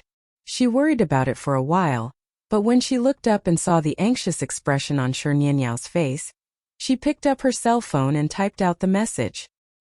Could you send me Mo Shiqing's contact number? After she sent out this message, she anxiously crafted the next message, intending to provide an explanation by telling him about Shi Nianyao's case. But as she was typing it, the cell phone vibrated with an incoming message. There was a phone number in it. Xiao Lian was stunned. She looked down at her cell phone speechlessly. Shun Liangchuan had shared Mo Shiqing's contact number with her, without even asking the reason. Did he really trust her that much? Then for unknown reasons, Xiao Lian felt a warm sweetness in her heart. She looked up once more at Shi Nianyao and gave her the number, instructing her, Keep this information to yourself. Shi Nianyao nodded. Don't you worry, Chief Editor Lian. Xiao Lian trusted Shi Nianyao, as they had grown to understand each other well in the time they had worked together. Then Xiao Lian moved close to her, asking, What are you going to tell him? Shi Nianyao laughed sheepishly again. Just a few encouraging words. She picked up her cell phone and started to feel a little confused. Leaving Shi Nianyao to figure herself out, Xiao Lian went onto the internet to read the articles about Mo Shiqing. Indeed, there was a poorly defined image of a couple. The woman was the rich lady who Team 1 had identified the day before. The man from the profile, he appeared to be Mo Shiqing. However, with a different resolution. When Xiao Lian enlarged the image, she found that the alleged Mo Shiqing's face had been blurred. She picked up her desk phone and called the managing editor. Managing editor, Team 1 has published a fake news article with an edited photograph. You're not worried that our news agency might get a letter from Mo Shiqing's lawyer? As soon as she said that, Su Mimi's voice sounded over the line. What's up? Telling stories to the managing editor just because you weren't able to outdo Team 1? You've already used these tricks before. Xiao Lian glowered. Su Mimi, even I can tell that the image is faked. Do you think other people won't know? Are you not afraid of a lawsuit? Of course I'm not afraid. She replied boldly. Mo Shiqing will not have the guts to take us on. Mo Shiqing wouldn't dare come after the news agency? Why? Xiao Lian arched an eyebrow. She could sense that something was off. She suddenly recalled. Mo Shiqing had really great acting skills, not to even mention his looks. His flower boy look was actually more popular than the bossy director type. But he was still stagnant after so many years. She recalled asking Shun Liangchuan for the reason. After all the people who had attended Mo Shiqing's birthday party were famous. He himself didn't seem like someone with no means or ability. He would definitely reach stardom if given the opportunity. The answer Shun Liangchuan had given her then seemed to be, he was suppressing his fame? There was a reason for why he couldn't be really popular. So was it because of this reason that he didn't dare go after the news agency and blow up the matter? In Mo Shiqing's current situation, he could only hope that time would let the matter die down. But why was Su Mimi so sure? She was silent for a moment before asking suddenly, Su Mimi, how much did they give you to do such a thing? The words slipped out of Su Mimi's mouth. How did you know? Before Su Mimi could finish her, she was interrupted and the phone was snatched away by Lu Zhixing. He said, Qiao Lian, just don't interfere with this matter. Qiao Lian immediately narrowed her eyes. She was right. She had gotten the truth just by simply tricking Su Mimi. There had been something wrong ever since Mo Shiqing's matter had blown up. It felt as if someone was instigating it. And now she finally understood it. Someone was plotting against Mo Shiqing, and this person had paid Su Mimi, thus backing Su Mimi to do lowly tricks, such as photoshopping the picture and outrightly slandering Mo Shiqing. After she hung up the phone, she deeply frowned. But after a while, she couldn't help but burst into laughter. As long as she could survive this 1 year and receive her reporter's certificate, she would leave the news agency. But only now she realized every single extra day she stayed at the news agency felt disgusting. How could someone be so shameless to give a false account of the truth? Just as she was thinking, Shi Nianyao finished typing her message and moved to her anxiously. Chief Editor Lian, what do you think of what I wrote? Whenever I remember that I'm messaging my idol, I get really nervous. When she looked over, Qiao Lian realized that it was a simple encouraging message. It read, even if an eagle's wings are cut, it will still remain as an eagle. Mo Shiqing, I'm just an inconspicuous fan of yours and I'm sending this message just to tell you that I believe you. Truth will speak for itself, please take care. Qiao Lian nodded. Well done. Shi Nianyao was so anxious that her palms were perspiring. I'll send it then. After Shi Nianyao sent it, she walked in front of Qiao Lian and said, Chief Editor Lian, I actually have something to tell you. When she looked over, before she could finish speaking, she heard Su Mimi's voice from the door. She furrowed her brow and sneered. Qiao Lian, we have taken the first place for today's article. I have asked for permission from the managing editor. You and your minion will have to clean the whole office after work today. Qiao Lian stood up at that instant as she said, Su Mimi, don't go overboard. Overboard? How am I going overboard? Su Mimi sneered. You can only put the blame on yourself for not having the talent. If you have the ability, why not come up with an article that is more eye-catching than Mo Shiqing to suppress our news? I will clean the office willingly if you're able to do so. If you aren't capable enough, you have no option but to stay and do the labor. After Su Mimi finished speaking, Shi Nianyao suddenly spoke. What makes you think we aren't? Su Mimi was stunned after being interrupted. But when she realized what Shi Nianyao was saying, she immediately laughed and said, Shi Nianyao, how dare you say such things after being a reporter for just a few days? This is such a joke. You think that it is so easy to find news along the streets? If it was so, the news industry would have blown up by now. After she said so, she looked at Qiao Lian and said, Qiao Lian, you're getting more and more unreliable. You make such unreliable statements. Qiao Lian frowned. Su Mimi, why are you so sure that we don't have a piece of news in our hands? Su Mimi sneered. You can just tell us directly if you don't want to do work. Why are you coming up with so many excuses? She rolled her eyes and showed an arrogant look. It made people want to laugh. Qiao Lian's eye shone and she said, Su Mimi, you're going overboard. My group only has 2 people. Even if we lost, it would only be us doing it. But what about you? There's so many people in Team 1. It doesn't mean anything, even if we win. Seeing that she refused to speak about the article and obviously wanting to shun what had occurred today, she would obviously not let go of this chance. She directly said, We could also have a 2-man team to work for us if both of you win. Qiao Lian started to speak aggressively. Do you think I don't understand all of you? Even if it's 2 of you, you will still choose people under you. Doing this compared to us, aren't you the bully? Su Mimi stared at her and asked, What do you exactly want so that you would be willing to work? Qiao Lian laughed and said, That you and Zhang Chunhua both agree to clean up the place if we can come up with a more explosive article. Sumeimējies Irisis sveld. That is not possible. If you don't agree, why should Nianyao and I continue working today? Or does it mean that you actually don't dare to compete against me? Su Mimi stared at Qiao Lian. Ever since Qiao Lian had entered the news agency, she had been left aside. Qiao Lian would always be able to come out with some breaking piece of news to steal the attention away from her. Furthermore, she had put in much effort and finally had gotten on Lu Zhixing's good side. However, every time they talked about Qiao Lian when they were together, she could see the desire in his eyes. It told her that Lu Zhixing liked Qiao Lian more. She was completely couldn't be certain that Lu Zhixing would still give her attention if Qiao Lian agreed to date him. All these different situations had made her really oppressed. She needed to oppress Qiao Lian quickly to make herself feel better. Seeing Qiao Lian's arrogance at that moment, she pursed her lips and then sneered. Of course I dare. Make sure you mean it. Qiao Lian had disbelief on her face. What if we start working today and you go back on your word later on? After she finished her question, she looked at the entrance of the office and realized that everyone in Team 1 was watching them. Su Mimi was triggered and exclaimed, I, Su Mimi, will not go back on the words I've said. Sure. Qiao Lian had been waiting for this sentence.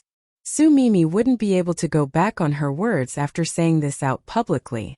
She turned her head, looked at Shi Nianyao and asked, Nianyao, what is your big news? Shi Nianyao took a step forward, looked at Su Mimi with a wide smile and said, Mo Shiqing wasn't with a woman yesterday. He went to the New Villa district and was together with a man. I wonder if this piece of news will make the headlines if it gets published. Su Mimi's pupils shrank immediately. Of course it would. Now that Mo Shiqing had caught everyone's attention, any piece of news about him would make the headlines. However, Su Mimi sneered. Don't speak rubbish. Do you even have any proof? Shi Nianyao smiled. Of course I do. She picked up her cell phone and fished for the picture in her album. She forwarded the picture to Qiao Lian. I took this photo last night. Qiao Lian took a look at the picture and saw a man's back. That was Best Actor Shen. Although some people might not be able to identify him by looking at his back, Qiao Lian knew it like the back of her own hand. But obviously because Nianyao's full attention had been on Mo Shiqing, his face in the picture was very well focused and clearly taken. There was a relaxed smile on his face. Under the lighting, that still shot showed off his enviably good looks magnificently. Qiao Lian gave Shi Nianyao a satisfied look and turned off her cell phone screen, holding it behind her back, when Su Mimi tried to take a peek. Su Mimi laughed derisively. I couldn't even see a thing. How could I know if it has not been edited? Qiao Lian smiled.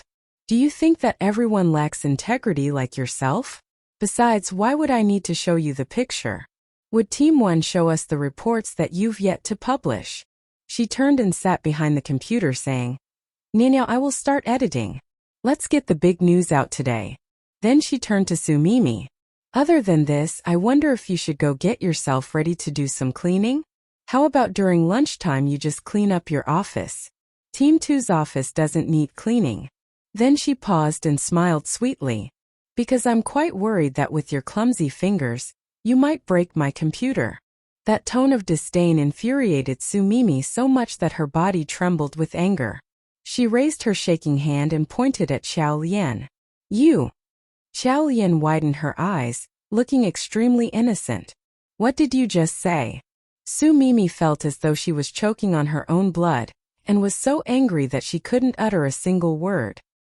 After Su Mimi left, Shi Nianyao edited the report, added the picture and immediately published it online. The moment the article was published, it started trending steadily until it hit the peak of the hot searches ranking. This piece of news about Mo Shiqing had been boiling on the burner for some time. This article acted greatly in his favor, and Mo Shiqing's fans were now even more loyal to him than ever. The clarification after the scandal was beautifully executed, and in those 2 days, the news agency received a lot of positive attention. Lu Zhixing praised Team 2 and even smiled widely at Qiao Lian, making Su Mimi fume with anger. When noon came and everyone was out having lunch, Su Mimi and Zhang Chunhua did the cleaning for Team 1's office. When the members of Team 1 returned, they were horrified by the fact that their office was in a worse state than before. But they did not dare to voice any complaints, although in their hearts they were displeased. Closer to the end of the workday, Xiao Lian received a message from Shen Liangchuan. "Waiting for you downstairs." Just those few words were enough to send her into panic. That morning's bouquet incident made her want to crawl into a hole and disappear altogether. She wasn't too sure if Shen Liangchuan would have forgiven her. What should she do now? As she stepped out of the building, she saw that Shen Liangchuan was already waiting for her with his new car. The car he had been driving before was now easily recognizable from the exposure it had gotten through the news article. She looked around to ensure that no one was paying any attention before she quickly got into the car. The atmosphere in the car was not as icy as she had imagined it would be. Although Shen Liangchuan was still expressionless, she somehow felt that he wasn't unhappy. She assumed he wasn't mad at her anymore. She thought for a while and then ventured testing his reaction. "Shen Liangchuan, were you at the New Villa district last night?" Shen Liangchuan gave her a brief glance. Like a child waiting to be reprimanded for her wrongdoings, Xiao Lian sat up immediately. Shen Liangchuan lowered his gaze to hide his amusement and started up the car. As they drove home, he spoke. "I was having a drink with Mo Shiqing as I was pissed off with somebody." "Oh, was he trying to explain himself?" Xiao Lian winked and giggled, unaware she was the somebody he was referring to. Her cell phone rang as she was laughing. A glance at the caller screen revealed it was Su Mimi. The moment Xiao Lian picked up the line, she heard Su Mimi yelling, "Xiao Lian, do you really think Team 2 will win by doing this? We'll see." Right after saying those words, Su Mimi hung up. This person was freaking sick. But what exactly did she mean by these nasty words? Xiao Lian frowned.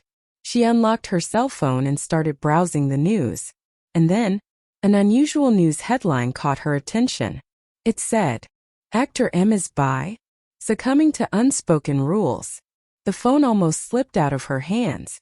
Articles about actor M had had an impact across every news platform in the past few days, and the public had been associating the letter M to Mo Shiqing. She quickly opened the article and saw the picture that Shen Yao had previously posted. They were spinning a story from the picture. In the picture, Shen Liangchuan could be seen withdrawing his hand after shutting the door. Although Yao had captured the moment, the shot had been taken from a problematic angle. From this angle, it looked as if Shen Liangchuan had placed his hand on Mo Shiqing's waist. As it wasn't a frontal shot, no one had picked up that it was Shen Liangchuan. And now the article claimed that Mo Shiqing had hooked up with a wealthy man. It appeared that Mo Shiqing wasn't just two-timing his girlfriend, he had also been outed. Mo Shiqing was bisexual. This vicious report was bound to destroy Mo Shiqing. All at once, news reports criticizing Mo Shiqing appeared all over the internet. Amongst them were personal attacks labeling him as a total disgust. To scale the career ladder, some people would use all ways and means. Xiao Lian fumed with rage. Shen Liangchuan looked at her with much concern. "What happened?" She shoved the cell phone into his hand and said, "The internet is filled with news of you and Mo Shiqing coming out as a gay couple." Shen Liangchuan paused. "They can say anything they like about Mo Shiqing, but why you? You have never been seen with a girl, and I have to say, I did suspect you were in fact gay." The atmosphere turned icy at once as these words were spoken. Xiao Lian quickly changed the topic and commented, "But now I would be the first to rebut anyone who accuses you of being gay. And how do you intend to do that?" Shen Liangchuan said coldly, "I am the walking proof." Xiao Lian answered. She realized her bluntness and blushed when she saw Shen Liangchuan looking at her steadily. That statement had been truly narcissistic and self-absorbed. In this moment of awkwardness and embarrassment, her cell phone rang again. Picking up the call, she could hear Shen Yao yelling at the other end. "Damn! I have no words to describe this. Team 1 is made up of total freaks. I can't believe they wrote this. How low can they go?" Shen Yao cursed and swore at Team 1 for a good couple of minutes. However, Xiao Lian could also sense her guilt beneath the anger. After all, she had been the one who had posted the picture. She had been out to prove Imo Shiqing's innocence, but now she had dragged him into an even bigger mess. If worse had come to worst, Imo Shiqing could have argued his way out that there was actually true love between him and his sugar mummy. But if pictures of him being intimate with another man were to circulate, then the situation could get quite ugly. Having vented her anger, Shi Nianyao now sounded quite anxious. Chief Editor Lian, what should we do now? Qiao Lian let out a cough and replied, "Stay calm," Shi Nianyao said with a deep sigh. "Oh, what a rotten luck my idol has. This is typical of the entertainment circle. Don't worry, we'll come up with a new story to help Imo Shiqing clear his name. Okay, let me do the writing now. I'll send it to you in 10 minutes for posting on social media." Qiao Lian nodded. Shi Nianyao's incisive piece was completed on time as promised. Logging into her account to spread the article, she then noticed, "Why is my account locked?" She frowned. As Qiao Lian was anxiously trying to get home as soon as possible, a call from Lu Zhixing came in. "Qiao Lian, I'd like you to take leave for the next 2 days. You don't need to come to work." Sensing something amiss, Qiao Lian asked, "Did you lock my account, managing editor?" "That's right. Why did you do that?" "Because this is not the right time to publish any clarification article for Imo Shiqing." Before Qiao Lian could say another word, the managing editor said, "That will be all." Then he ended the call. It was obvious he had no intention to clear Imo Shiqing's name. Although a clarification article would get more attention, the managing director would rather give up the idea. Was he being held hostage by someone? Qiao Lian's fingers shook with exasperation. This is way too much. Someone is clearly targeting Imo Shiqing, and has no intention to let it go until he's destroyed. Who could that be? And why? Shun Liangchuan was in the driver's seat when he heard this. He lowered his eyes, lost in his thoughts. Shi Nianyao was desperate. The situation needed to be dealt with immediately. There was a massive jam on her way to work the next day and she was late. Her cell phone rang immediately after parking in the basement.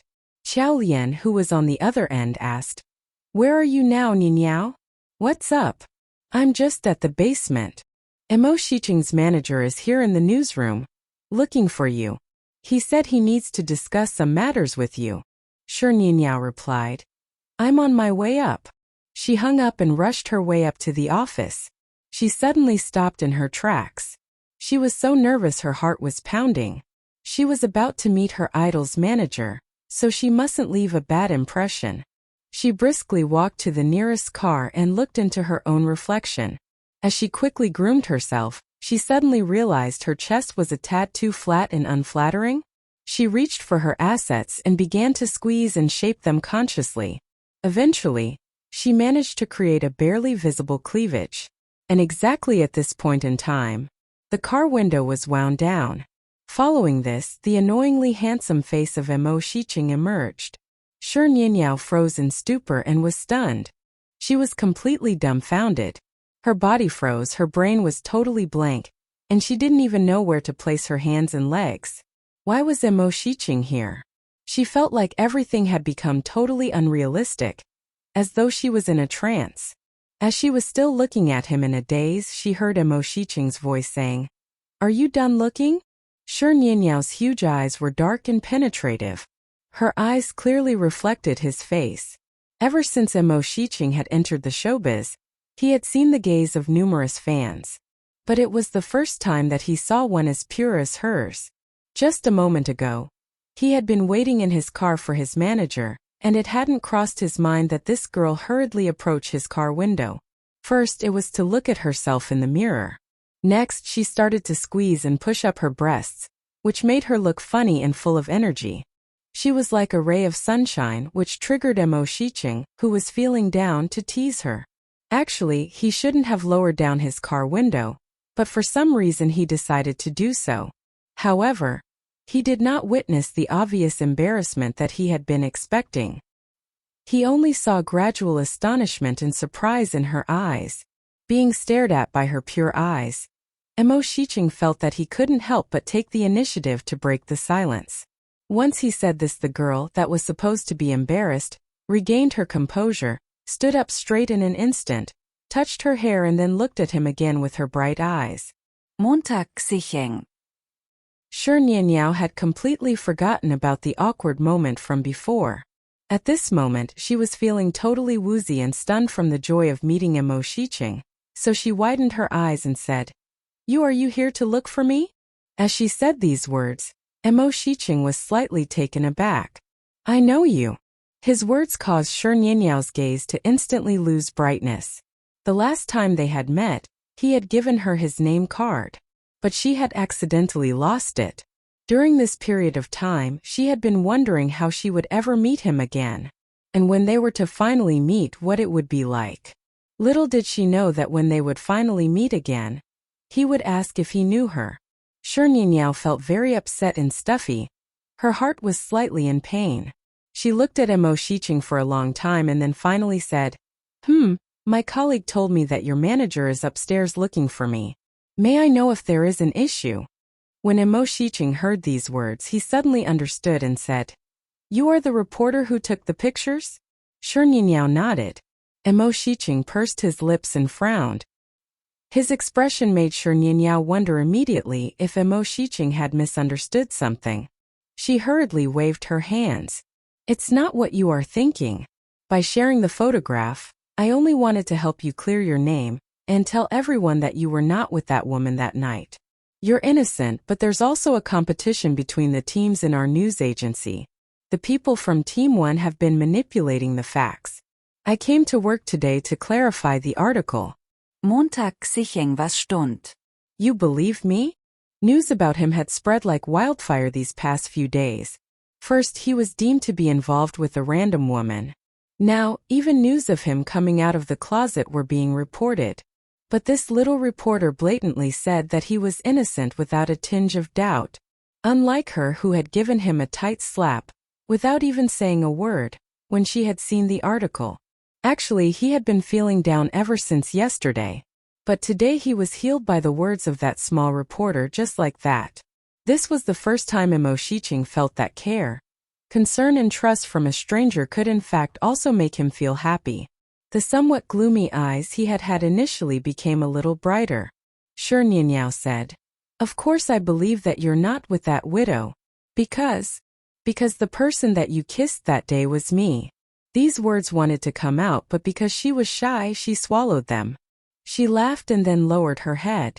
Then she heard Emo Shiqing's voice. Thank you. His words sounded somewhat heavy.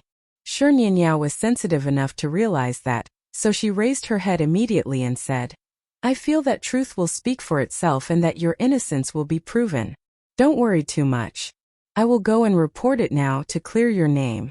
If the managing editor does not allow me to publish the article, I will still post it on the internet.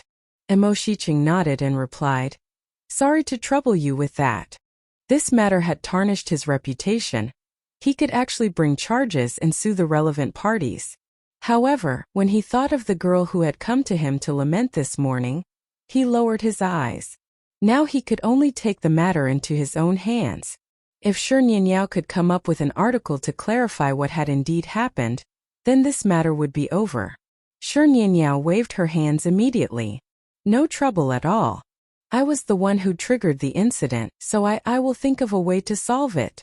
Emo Shiqing nodded and then he picked up his cell phone to call his manager. They both did not know what to say to each other while waiting for the manager. When Niao was still staring at him in a silly manner, Mo Shiqing said, Don't you have to go to work? He lifted his wrist to take a look at the time. It's 9:30 already. Ah. Niao patted her head. Oh dear, I'm dead meat. I'm late. She turned around and ran. But after taking 2 steps, she turned around suddenly, took out a name card from her bag and passed it to Emo Shiqing. This is my name card and my number is on it. You can call me if there is any problem. As she was saying this, she even stretched out her hand to place it beside her ear, trying to strike a pose as if she was making a phone call. Then she smiled at him and ran away finally. Even after she had finally left, Emo Shiqing was still staring in her direction with a dull gaze. For a matter that had been blown out of proportion, it was inevitable that he would be troubled and upset. However, under this kind of circumstances, there was actually someone who trusted him unconditionally. He felt warmth in his heart, as if he was a plant living in a corner that had suddenly gotten nourished by the sun rays. When Shi Nianyao ran out of the underground car park, her heart was still pounding rapidly. She took a deep breath, but still felt that it was unfathomable. So she had just met her idol for the second time? As she thought of this, she suddenly realized. That day at the banquet, she had been wearing very formal clothing. She had had her hair done and put on makeup in order to show her respect. She did not have any makeup on now. It was no wonder he had not recognized her.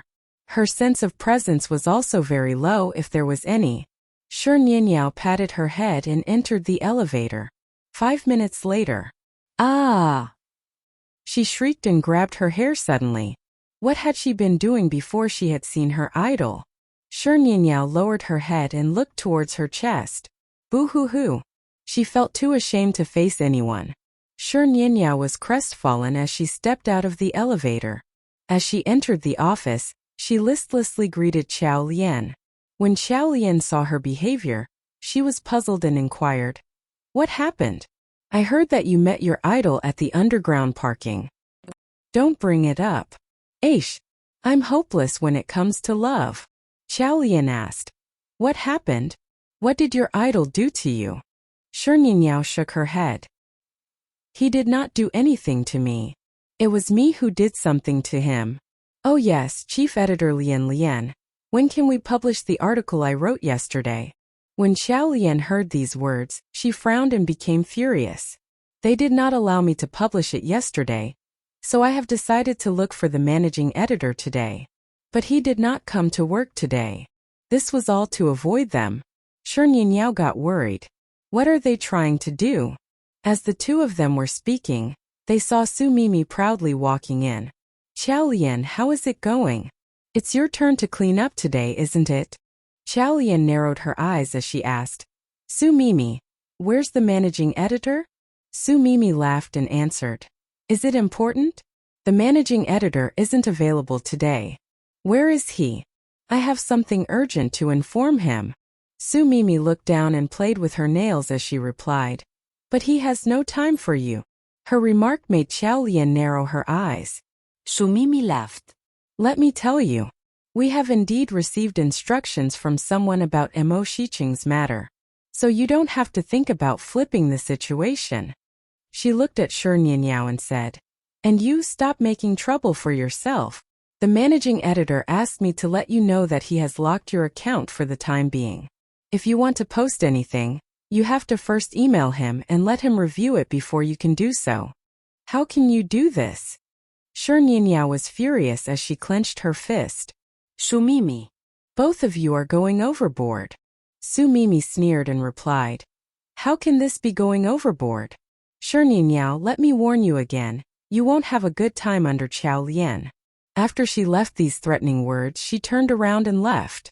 When she reached the door, she suddenly turned her head and said, "Oh yes, the managing editor said that he hopes that you and Qiao Lian stay alert. He gave you the task to find out who Mrs. Shun is. It's been a few months, why are there still no news about it? Do you still want to work here?" She had been wanting to quit her job for a long while already. Even so, she decided to swallow the words that swirled in her mouth. Su Mimi left arrogantly and Shi Nianyao looked at Qiao Lian. "What do we do now?"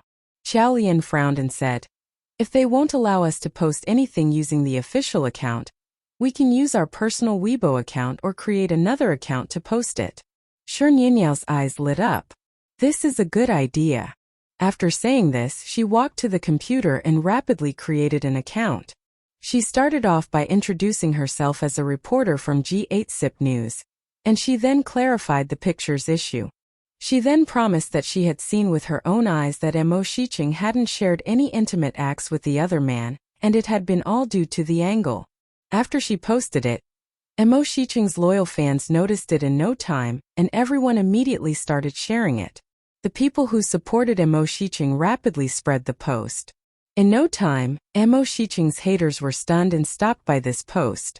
Shi Nianyao finally let out a sigh of relief. However, Qiao Lian said with a frown, It's too early to be happy. After Shininyao heard Qiao Lian's words, she frowned again. She said, "That's true. My idol is obviously being targeted and someone has been trying to sensationalize things. Or else he wouldn't have been able to trend on Weibo with his meager fame. I wonder who is the one trying to get him into trouble." Qiao Lian took a deep breath. "All I know is that the person who is harming him will not give up easily until the matter has been completely clarified." Qiao Lian's words were proved really soon. In just an hour, the situation had reversed once again. Someone suspected that this sub-account was fake and started stalking. And somehow they were actually able to make up fake proof that it was actually Mo Shiqing's manager's sub-account. They even ridiculed Mo Shiqing, as the news agency hadn't even clarified it officially, and why would they do it privately? Mo Shiqing's actions were reaching a very low point. At that instant, the internet community was saying that he was hiding the truth, being scared of admitting what he'd done. Some even said, "If you dared to admit it, I would admire your courage. But you have no guts to admit it after doing it." And one commented that he's a scaredy cat, a fake. All these different insults were hurled at him, and it brought the issue back to the spotlight. The worst thing was that Su Mimi had made use of the news agency's official Weibo account to release a report denying that the sub-account was hers. "She's utterly shameless," the infuriated Shininyao said and clenched her fists. Her eyes were already slightly bloodshot. To Qiao Lian, this was hitting a new low for the news agency. She frowned. The post had been published under the new agency's main account, and it would remain there, regardless of any staff member resigning. Shininyao was at a complete loss for words. The two of them sat in the office staring at each other, until Shininyao finally broke the silence. "So what do we do now? What to do now?" Qiao Lian had the same question in her mind. Su Mimi's determination to drag Mo Shiqing through the mud was unshakable, and they felt helpless against it. She picked up her cell phone. "Let me ask Best Actor Shen." The call was picked up quickly. Shen Liangchuan's deep voice was as attractive as ever. "What's up?" Qiao Lian was straight to the point. "Have you read the news about Mo Shiqing?" There was a pause on Shen Liangchuan's end. She had not stopped talking about Mo Shiqing since last night, and now he was hearing that guy's name again. He wasn't going to admit he was jealous, he was just slightly less worried now. "Yes, I have." "And?" Qiao Lian asked anxiously. "What do we do now? Can you explain to him that our accounts have been locked down by the managing editor, and he won't unlock them? The only person releasing any articles now is the managing editor's assistant." Shen Liangchuan digressed. "What are you having for lunch?" Taken aback by the sudden change of topic, Qiao Lian replied, "I don't know yet." "Then don't eat out." "Huh. Did Best Actor Shen mean for her to starve? There'll be a delivery." Qiao Lian was surprised once again. "What?" Then quite quickly she realized what was going on. "You're ordering takeaway for me?" Was Best Actor Shen starting to show the tender side of himself? How sweet and considerate was that? Qiao Lian was a little dazed from the change in him after she hung up the phone, and only realized that she had forgotten all about Mo Shiqing when she saw Shininyao worried expression. Shen Liangchuan was now in his office, and sitting across him were Mo Shiqing and Mo Shiqing's manager. Shen Liangchuan turned to look at Mo Shiqing after he hung up the phone. The manager leaned towards Shen Liangchuan. "Best Actor Shen, we're sorry to have to trouble you. We don't have a choice but to get you involved to clear Brother Mo's name. We're truly grateful. There's no need to thank me for anything that I do for Mo Shiqing." His short reply silenced Mo Shiqing's manager immediately. Shen Liangchuan then turned to Mo Shiqing. "Even if I were to clarify that we were indeed together 2 nights ago, you'll have to take care of the matter with the widow." Mo Shiqing leaned back in the sofa looking a little distracted, as though he was used to such things and they no longer bothered him. His manager quickly added, "That's right, Brother Shen. Do you have any suggestions as to how we should deal with this?" After a pause, Shen Liangchuan said, "There's only one way." Shininyao was in a dilemma as she held her cell phone, thinking how best to clear Mo Shiqing's name, when suddenly a call came in. It was from Mo Shiqing. She jumped and picked up the call nervously. She expected that Mo Shiqing was going to give her a hard time about the news report, but to her great astonishment he said, "Be my girlfriend." Shi Nianyao was stunned and rendered speechless. Shi Nianyao stared blankly ahead, thinking that she must be hearing voices. She held the cell phone before her and stared at the screen once more, trying to ascertain that it was indeed Mo Shiqing's number.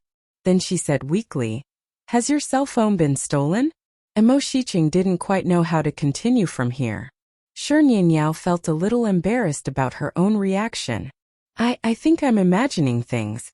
What did you just say? I probably misheard you." Her male idol was asking her to be his girlfriend. She had to be dreaming. She gave herself a slap on the face. Ouch! That was a bit painful. As she debated with herself whether or not what she had heard had just been her imagination, Mo Shiqing continued, "The scandal has grown too much and it's not going to disappear by itself." Shi Nianyao paused. She hung her head with guilt. It was all because of the picture that she had published. It had fueled all the gossips. Of course, her idol now wished to settle the score with her, and she must have misheard what he had just said. Mo Shiqing continued talking. "So now I need a girlfriend to prove the article's wrong. It's the only way to clear my name. Do you understand what I'm saying?" Shi Nianyao widened her eyes. She finally saw what he meant. It was right. If he had her as his girlfriend now, he could clarify publicly that the person he had kissed was Shi Nianyao, and that way the truth would be out. However, Shi Nianyao bit her lip. Any ordinary girl would have felt very lucky to be his girlfriend. But under these circumstances it was most likely that his girlfriend would have to make a public appearance, and her identity would be out in the open. This thought made her hesitate as she had her concerns. "Well, we can discuss this in person." Shi Nianyao was immediately excited when she heard these words. "Really? Where?"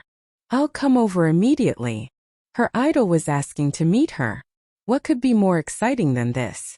She looked at Xiao Lian after hanging up the phone. "Chief Editor Lian, I need to go out for a little while." In any case, the managing editor had already relieved Team 2 off their duties and barred them from clearing Mo Shiqing's name. She was only in the office to try and settle Mo Shiqing's matter, so she might as well use this time to meet up with Mo Shiqing. Looking elated, Shi Nianyao left the building in a huff. The meeting point was in a private meeting room at a secluded and high-class hotel.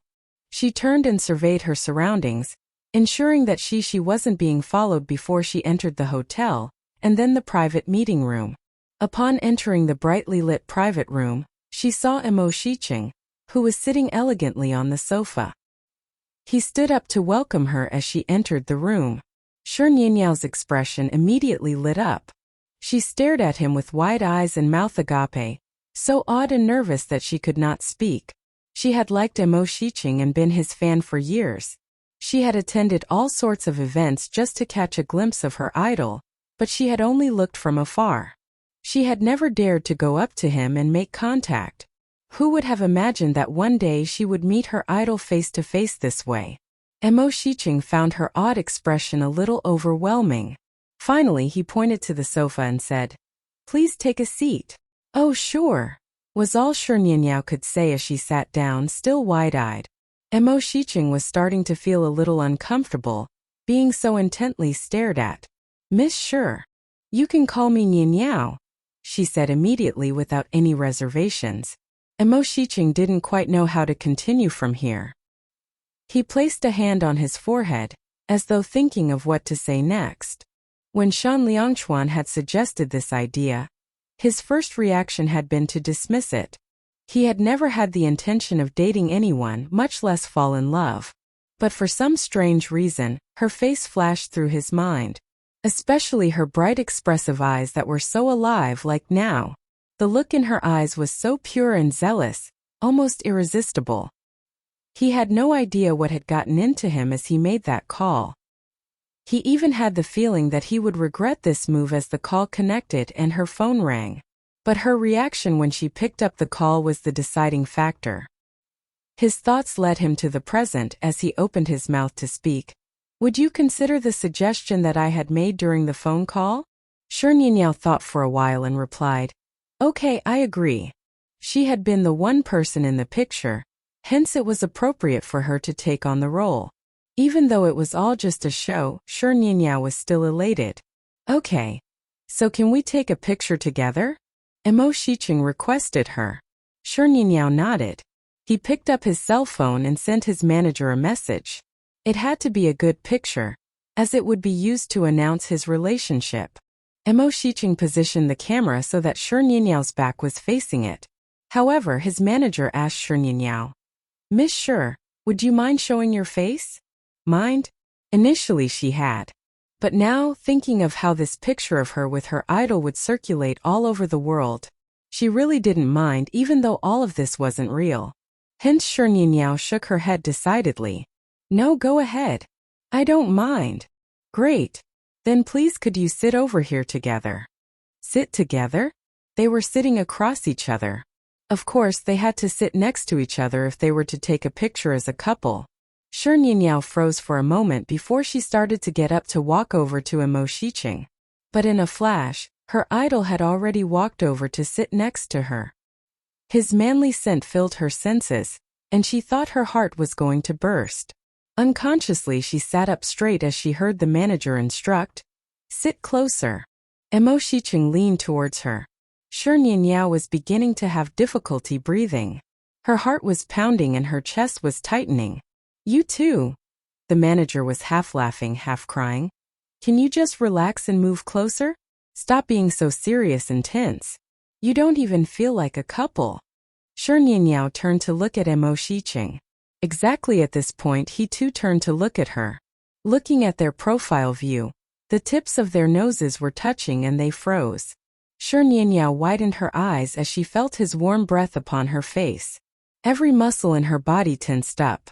Her mind was an infinite blank. It felt like time had come to a standstill and everything in the background had faded away. "That's it. This is great." Shernyinyao was startled when the manager said this. She jumped, as the sound of his voice disrupted her dazed state. But in turn she bumped into Mo Shiqing's nose. Mo Shiqing slightly frowned and reached out to touch his nose. Shernyinyao, on the other hand, got hit in her forehead. As it was quite painful for her, she worried about how much worse it would have been for his nose.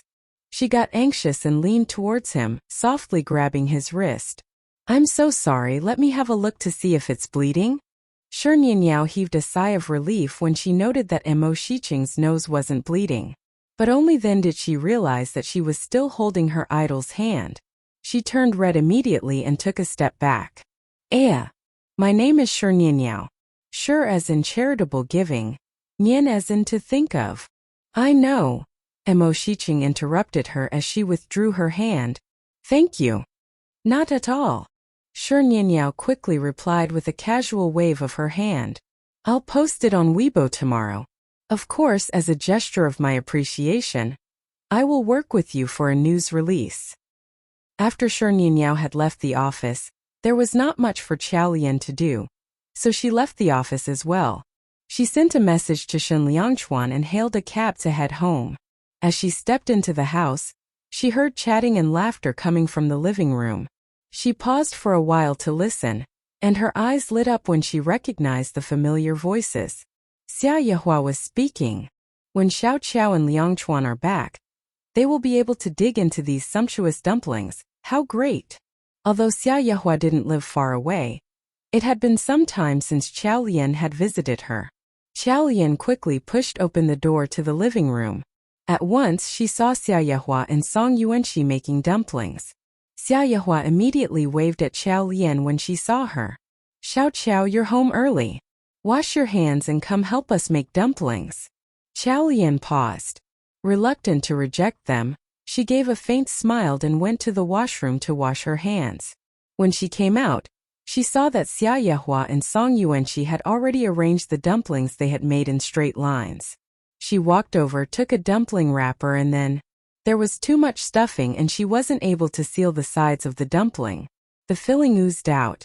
Because the dough had oil in it, it made sealing the dumpling skin even harder. If they cooked that dumpling, it would break apart for sure. She looked at the fat and wrinkled dumplings she had made and then glanced at Song Yuanqi's even in uniform-looking ones. Her mouth twitched and she smiled with embarrassment. Xia Yehua, however, pointed at Xiao Lian's dumpling and started laughing aloud. Ha ha ha ha. I thought I was bad enough at doing this. Yours is even worse. Xiao Lian paused. At that point, a sound came from the front door. They turned their heads to the living room entrance. It was Shen Liangchuan. Xia Yehua was surprised. Why are you back so early? Xiao Lian felt her heart stirring with warmth. Was he home early because he had received her message? He changed into his house slippers and walked in. Song Yuanqi exclaimed, Brother Liangchuan, come make dumplings with us. Shen Liangchuan analyzed the scene before him and nodded. He joined them after washing his hands and started to make dumplings too. Seeing that Xiao Lian was not great at this job, Song Yuanqi laughed. Sister-in-law, I think you might want to go rest? Xiao Lian looked at the dumplings she had made. Yes, it was true they were quite unpresentable. She then nodded and walked to the sofa. From where she was sitting, she heard Song Yuanqi say, Brother Liangchuan, I still remember the new year we made dumplings for the first time. The dumplings you made then were far worse than sister-in-law's, but the second year you got really good at it. Xia Yehua teased him. What do you know? At that time I thought we were running out of flour especially quickly at home. I'm sure this rascal was practicing in secret. Xiao Lian looked at them chatting, laughing and getting along so harmoniously. She suddenly felt like the odd one out, sitting alone on the sofa. She was disturbed to find herself feeling that way. However, that lasted only for a fleeting moment, before she pushed it to the back of her mind. Almost immediately, she heard Shen Liangchuan calling out to her. Come over here. Xiao Lian stood up and walked over to him. What's up? Shen Liangchuan pointed at the dumpling wrapper. Keep practicing if you think you're not good at it. You'll slowly improve. Perhaps it was what he had said or the way he had said it, but it made her think of Zichuan all of a sudden. When she had first started playing video games, she wasn't good at it as she was only a beginner. She had felt terribly discouraged at the time. Zichuan had encouraged her the same way. The clumsy bird flies early. If you're not good at the game, then play it a few more times. With practice, you'll get better. In that moment of distraction, Shen Liangchuan had already placed a dumpling wrapper on her hand. Xiao Lian hesitated. But with my poorly wrapped dumplings, everything will fall apart during the cooking process. Shen Liangchuan reached out to give her head a quick, affectionate rub. Just go ahead. We'll cook yours separately. Yes, and Liangchuan will eat them all. Xia Yehua added in jest. Xiao Lian got into the spirit of things at once. Great, then I'll do my best. Very quickly, she became part of the bantering group. They all had dinner together after the dumplings were all made and cooked. Xiao Lian then introduced her brother Qiaoyi to Xia Yehua and Song Yuanqi. While Xia Yehua was warm and friendly towards Qiaoyi, Song Yuanqi did not converse much, as she had always been a little low on self-confidence and very quiet as a result. Overall, it was a considerably happy dinner. The highlight of the evening was probably when Xiao Lian's dumplings were served. Everyone at the table couldn't help but burst out laughing. Qiaoyi stared at the mess with his mouth agape. After some serious consideration, he stretched his arm. I'll take this bowl. But before his hand could even reach across the table for the bowl, someone had intercepted him and taken it away. Qiaoyi was stunned. He looked up and saw that Shen Liangchuan had taken the bowl and set it before himself, saying, I actually like it messy. Everyone looked at him speechless. A warm and comforting feeling grew within Xiao Lian, as she felt the bond of intimacy with Shen Liangchuan deepen. She was reminded of when she tried cooking for the first time. She had prepared a pot of noodles that tasted quite awful to say the least, but her father had gulped it down, leaving nothing behind. Why did she feel that Shen Liangchuan was becoming cuter by the day? The conversation that took place that very night. Shen Liangchuan, thank you. What for? For the bowl of noodles, of course. If you hadn't eaten it, it would have been very embarrassing for me. Oh, so you're just going to thank me verbally? You When they were done, she could hardly crawl out of bed. Xiao Lian swore in her heart that she would never make dumplings for him ever again. The following day, all the online headlines were about one hot topic. Mo Shiqing had announced on Weibo that he was in love. However, the first announcement did not reveal any information about his girlfriend's identity or show any pictures. It was as though they were waiting for something. When she arrived at the office, Xiao Lian observed that Shi Nianyao was very restless and glowing with happiness. She could hardly sit still. As Xiao Lian entered her office, Shi Nianyao jumped. "Chief Editor Lian Lian, there's hope for my idol." As soon as she had said this, the cold and sarcastic voice of Su Mimi could be heard remarking, "Hope? Huh, you're so naive. A mere announcement of his relationship on Weibo isn't going to clear his name. There wasn't even a picture or mention of the girl's name. Besides, what has clearing his name got to do with you?" When Shi Nianyao heard these words, she could not stop herself from saying, "We have big news today." "Big news? Huh. Apart from the real identity of Mo Shiqing's mystery girlfriend, there's nothing to stop us Team 1 now." Su Mimi tilted her chin up haughtily after she said this and gave Shi Nianyao a triumphant look. This article about Mo Shiqing had gotten so much attention that now, apart from his girlfriend's identity, nothing else could actually beat it. However, he had just announced his relationship. There was no way Shi Nianyao and Xiao Lian would be able to make headway with this information. Su Mimi narrowed her eyes with glee at the thought of her own victory. Shi Nianyao could not suppress her own laughter. "You're spot on, we do have first-hand information." Su Mimi's pupils shrank immediately. "You know his girlfriend's identity? That was impossible." "Who is she?" she asked immediately. Shi Nianyao replied, "Closer than you think. Right before your eyes." Su Mimi was stumped. She turned and looked around the office. Apart from Shi Nianyao and Xiao Lian, there was no one else in the office. She frowned as she tried to figure out what Shi Nianyao meant by that puzzling remark. Full of sarcasm, she turned to look at Xiao Lian. "Why would that be you again?" If she had been capable of hooking up with Fan Jia and after that, Shen Liangchuan, it wouldn't be too wild of an assumption to think that she could do it with Mo Shiqing too. Su Mimi continued derisively. "All the sacrifices you make for a piece of news. Why, did you sleep with Mo Shiqing? And then he decided to announce this? This way he can clear his own name, and for you it means a big scoop. Xiao Lian, I used to think that you were a person with principles. Who would have imagined that you would be lacking so much integrity?" Xiao Lian raised an eyebrow. "Oh, so you are aware of how lacking integrity your own actions are?" Su Mimi was dumbstruck for a moment but recovered quickly. "You dash. Don't go thinking you can get away with this using a glib tongue. Let me remind you there's a picture of his girlfriend. Even if it's only a profile shot, you can't fake it. You think Team 1 won't have a comeback to your report? Furthermore, you have an ambiguous relationship with Fan Jia. And later on hooked up with Best Actor Shen. Now you're nothing but a tramp." Xiao Lian's pupils shrank as anger rose within her. "Su Mimi, you have to be responsible for the things you say. Who are you calling a tramp? Wouldn't that be you? Do you deny it?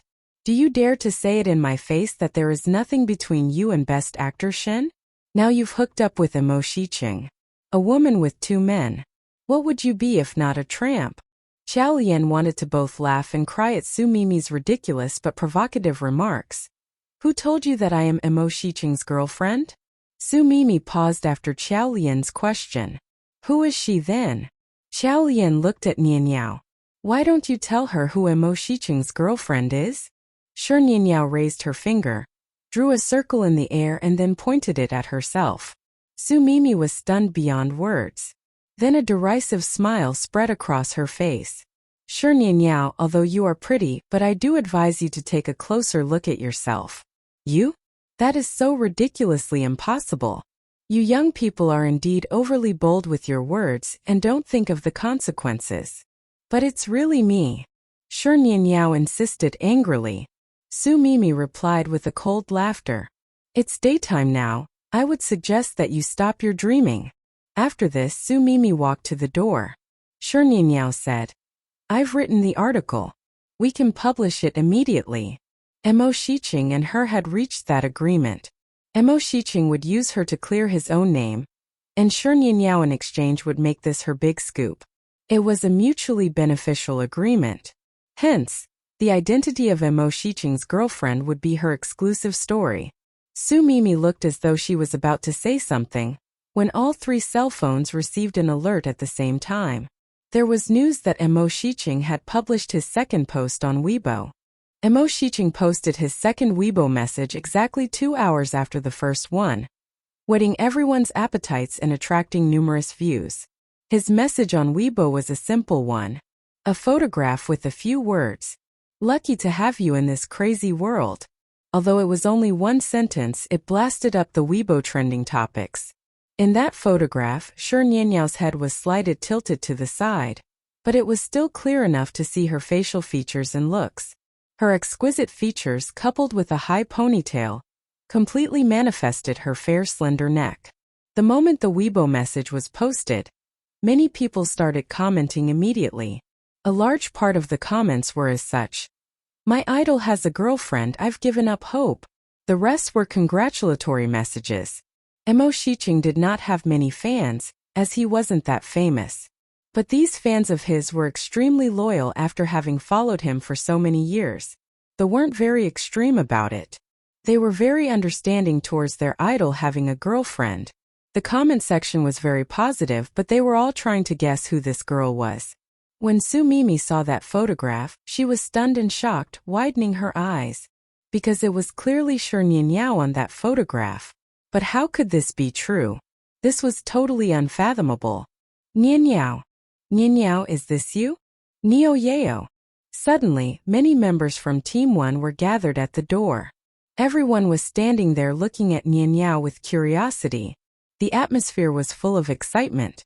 Oh my goodness! They had not expected that there was a star's wife to be so close to them. Mo Shiqing's secret girlfriend had actually turned out to be Nianyao. Was there anything that could be more dreamy than this? Shi Nianyao smiled graciously. Yes, thank you all for being so attentive towards Shiqing. However, there was gloominess in her tone. This made the people in Team 1 feel cold. Although the people in Team 1 knew that the chief editor and Su Mimi were the culprits of Mo Shiqing's issue, no one had dared to speak the truth. So Nianyao must have hated them to the core. Shi Nianyao raised her eyebrows once again. Su Mimi became flustered and exasperated. You wait and see, this is definitely fake. After she finished speaking, she strode off. The people in Team 1 stared at her as they shook their heads one after another. Mo Shiqing had already announced the relationship, so why would there be a need to debate whether it was true or not? In the entertainment industry, how much of it was true and how much of it false? Half an hour later, Lu Zhixing rushed into the office. When he entered, Su Mimi was full of smiles to welcome him. But little did she know that Lu Zhixing would not even look at her, and head straight to Team 2's office. Su Mimi froze on the spot, clenched her teeth and followed him. His attitude towards Shi Nianyao had made a 180 degrees turn. Shi Nianyao, I hadn't imagined you to be Mo Shiqing's girlfriend. This truly reflected the saying that goes, one cannot judge a person by their appearance. But you should have told me earlier. Shi Nianyao smiled as she looked at him. Managing editor, so could you please give us back our account? Should we spread the news then? The discovery of Mo Shiqing's girlfriend was indeed exclusive news. Lu Zhixing said without hesitation. I will publish it this instant. Qiao Lian smiled. Managing editor, this time round Team 2 has made a great achievements, didn't we? Lu Zhixing immediately nodded and was thoroughly impressed.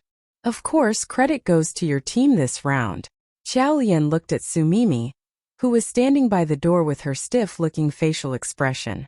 Yesterday, Su Mimi promised us that if we were to win a round, she would clean up for Team 1's chief editor. Not raising any objection, Lu Zhixing said.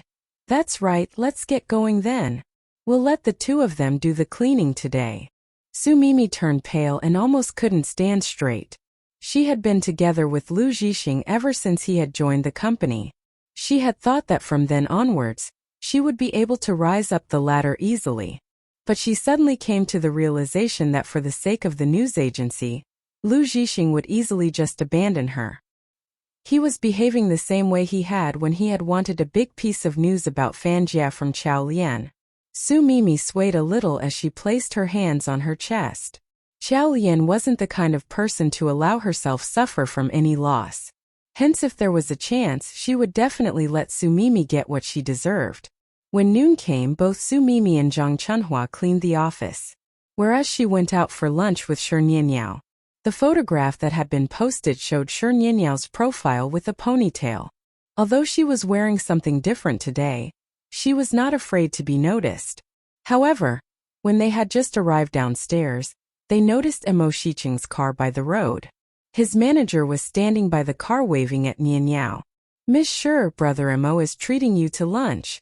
Shi Nianyao's eyes suddenly lit up with excitement. "He's here." Chao Lian. She was ignoring her now that she had a boyfriend. Of course, she also understood that since the news of them had just started to spread, they would have to appear together often. The point was to allow reporters to have more chances of photographing them, in order to create more buzz and reaffirm their relationship. So when Nianyao turned around and asked her if she would like to join them, she immediately rejected. If she were to appear in the photographs together with that pair of lovers, it would be awkward. Chao Lian couldn't help but shake her head when Shi Nianyao left. Just as she was intending to head to the restaurant on the other side of the street, her cell phone suddenly rang. Chao Lian answered the call and heard zombie leader Su Penghao's voice coming from the other end. "Hello. The landlord over here said that he wants to sell the house and is asking us to move out as soon as possible." As she heard these words, Chao Lian panicked immediately. What happened? Move out? That villa had just been renovated and they had just barely moved in. It was not long before their game.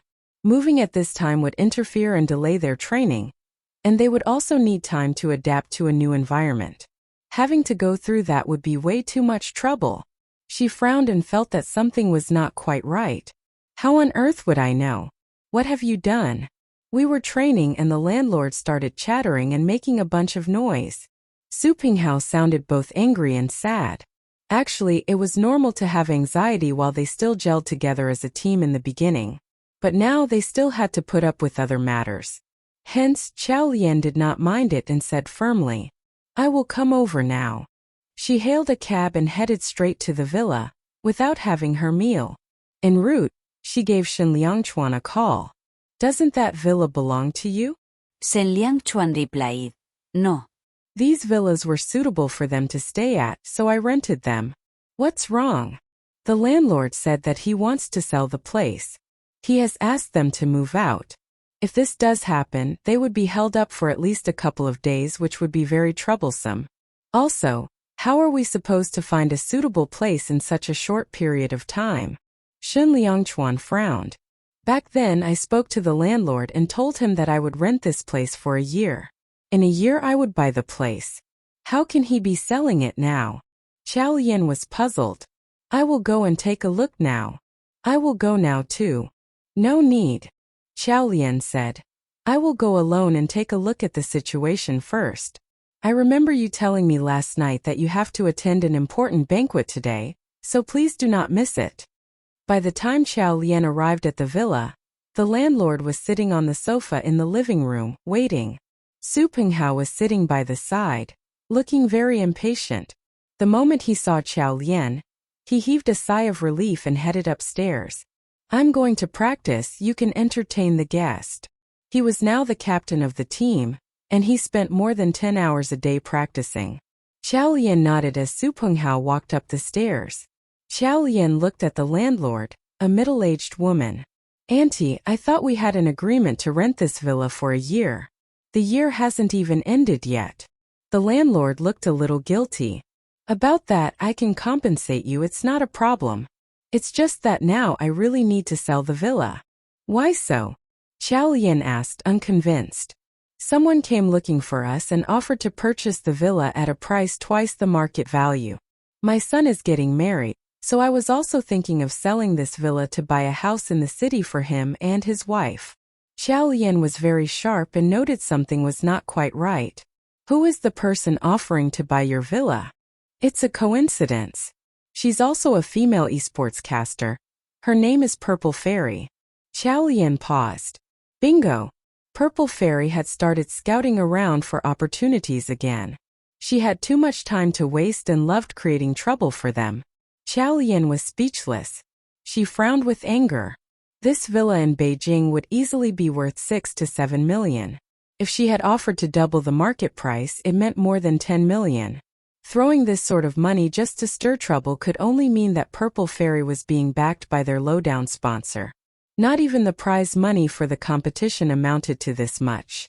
It looked like the King fighting team was determined to get the first place. At this point, the landlord stood up and said, "The buyer will arrive shortly, so I'll wait here for her to turn up." As soon as she had said these words, the doorbell chimed. The landlord walked out to greet her client warmly and enthusiastically, and soon after this, Purple Fairy entered the house.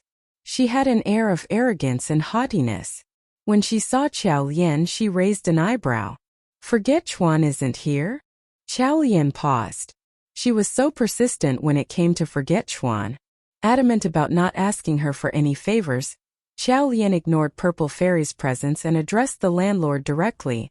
"Even if you wish to sell the villa, you will need time for the necessary procedures. We will need time to move too. At the very least, give us half a month." The landlord looked as though she was going to speak, but held back. Purple Fairy laughed. "I'm afraid that's not possible. I like the villa very much. I'll give you 3 days at the most, and you should have left by then."